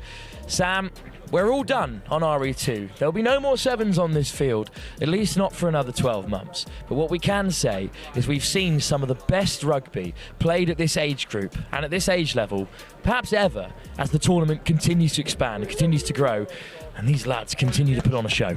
Yeah, well, I've been coming to this tournament since I was about 16 continuously, obviously playing and then doing some work and then also commentating, and I can say wholeheartedly that it gets better every single year. I mean, I just said it up there to Sam. You shouldn't have this much drama in schoolboy rugby, but you do, and it brings it out on RE2, it brings it out on RE1, it brings it out on RE8. I mean, it is unbelievable that we get to witness it as well, and to have young men going through this kind of, and young women, sorry, going through this at a schoolboy or a schoolgirl age and playing at the top level. I don't have the words, Wilf. I don't.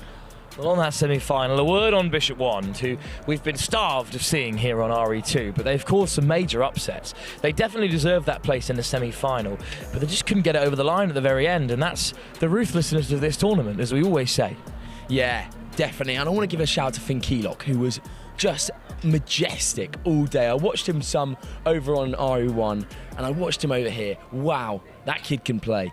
I mean, and his boot is unreal as well. When have you seen a schoolboy kick like that? The last time was when I saw him play for Saracens against Quins, when they took apart that side that was so close to make it through to the Academy League finals. So every year, as Joe Burns said in one of the pre-shows earlier on this week, this tournament always creates stars. It always creates professionals, and I think we've seen a couple in action in that semi-final. But as Ben Saunders was saying on this Brighton team, they're a really close-knit unit. They've been so close, and yet so far, at many occasions here at Roslyn Park and other major tournaments, is this the year that they get over the line? They've got a huge task on their hands in one of Millfield, or well, very likely Millfield or the other semi-finalists. It's going to be a tough, oh, it is Millfield, it's going to be a tough ask in that final. Yeah, I mean, Millfield going out and beating that Cranley side, who are my eventual pick to win, but unfortunately, stuff happens. But I have to say, word on this Brighton unit, as we'll call them, because they are so close-knit. They just keep providing special moments, small victories, not too many tries, small victories that the team can get behind and band together as a team. I want to give also another shout out to Alex Stubbs. Wow, he has impressed me this week. He has been amazing, and not quite the try scoring side of it, but when his team need a big tackle, he is always there, and he creates a massive dominant hit, and he will carry on doing that in the final against that Millfield side, I'm sure. Alex Stubbs has got his pick of universities as well at the very top level of Super Bucks and Bucks Premierships, so all the best of luck to him in the future, and all the best of luck to Brighton when they play at the Sedbergh 10s this weekend. That will be live on NextGen15. But we'll return to the under-18s competition before that final. Peter Simmons are into their third final in a row. They were denied twice by Cardinal Newman, who were removed from that competition entirely, such was their quality, and they made it through to the ace category instead. But they're facing a Hereford side, who are an incredibly tight-knit group of players, a 10-year programme in the making, with Ben Parfitt in charge. How is that final going to go in your mind? I think I'm going to back Hereford, to be honest. I watched them last game, and that was the first time I'd seen them today. And they really, really impressed me. The way that I've said it a few times this week, their bounce back ability is so impressive. And they get scored on quite a lot.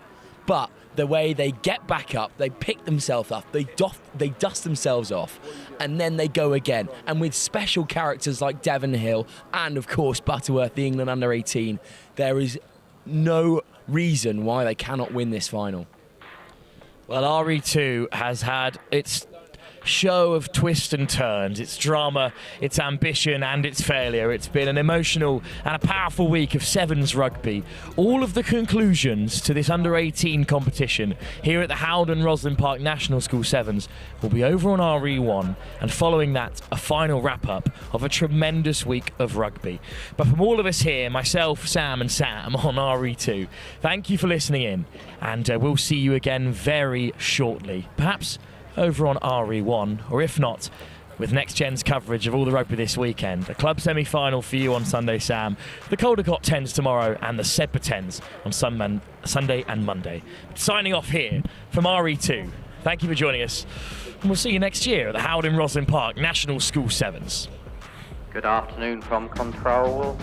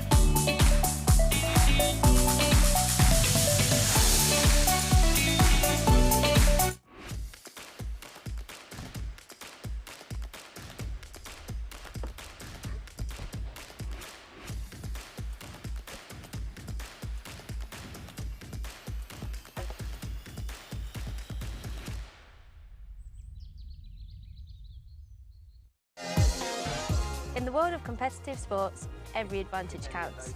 At Holroyd Howe, we understand the vital role nutrition plays in athletic performance. Holroyd Howe, providing the power to perform.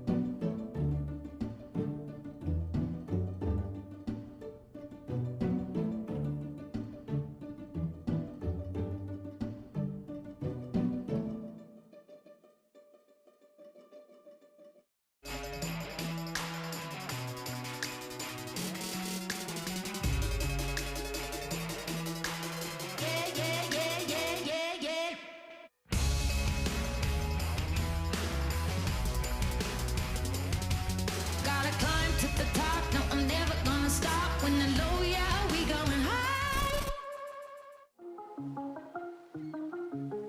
We've had the units for the whole of this academic year so far, so since September. I've got 80 units. I love the fact that the stats give you a sort of a basis for analysing what the players are doing, how hard they're working. I think in training, but in matches as well, it's interesting to see who kind of the unsung heroes, if you like, the people that work, but you don't necessarily see them doing the work.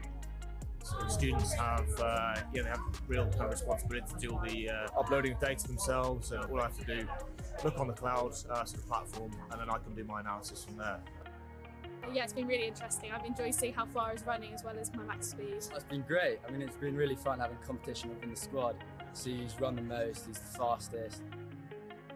This is one really good thing about the app. So each player will have an app. We've created a rugby school community, so they can compare themselves against each other, get leaderboards for each metric, and yeah, it certainly breeds that area of competitiveness.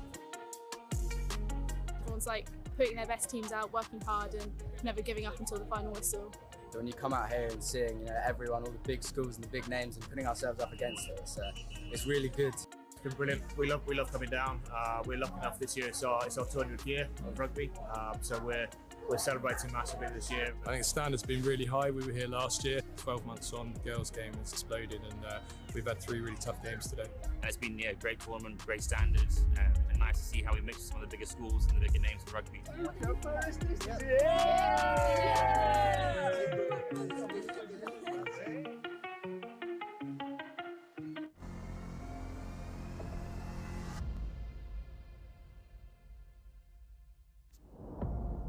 Get ready for the ultimate international showdown. This December, the Global Schools Challenge 2025 is heading to the Mediterranean Sports Hub in Salou, Spain, located just an hour outside of Barcelona. From December 14th to 19th, the world's top student athletes will compete in rugby and a range of new sports. Hosted at one of Europe's premier facilities, you'll experience world-class pitches, state-of-the-art equipment, and a vibrant atmosphere designed for excellence. Off the field, explore the beautiful coastal town of Salou, enjoy golden beaches, and take a trip to Barcelona for iconic landmarks like the Sagrada Familia and the Nou Camp. Every game will be streamed live by NextGenXV, bringing the action to a global audience. Don't miss your chance to be part of this incredible event. Register now at globalschoolschallenge.com and rise to the challenge.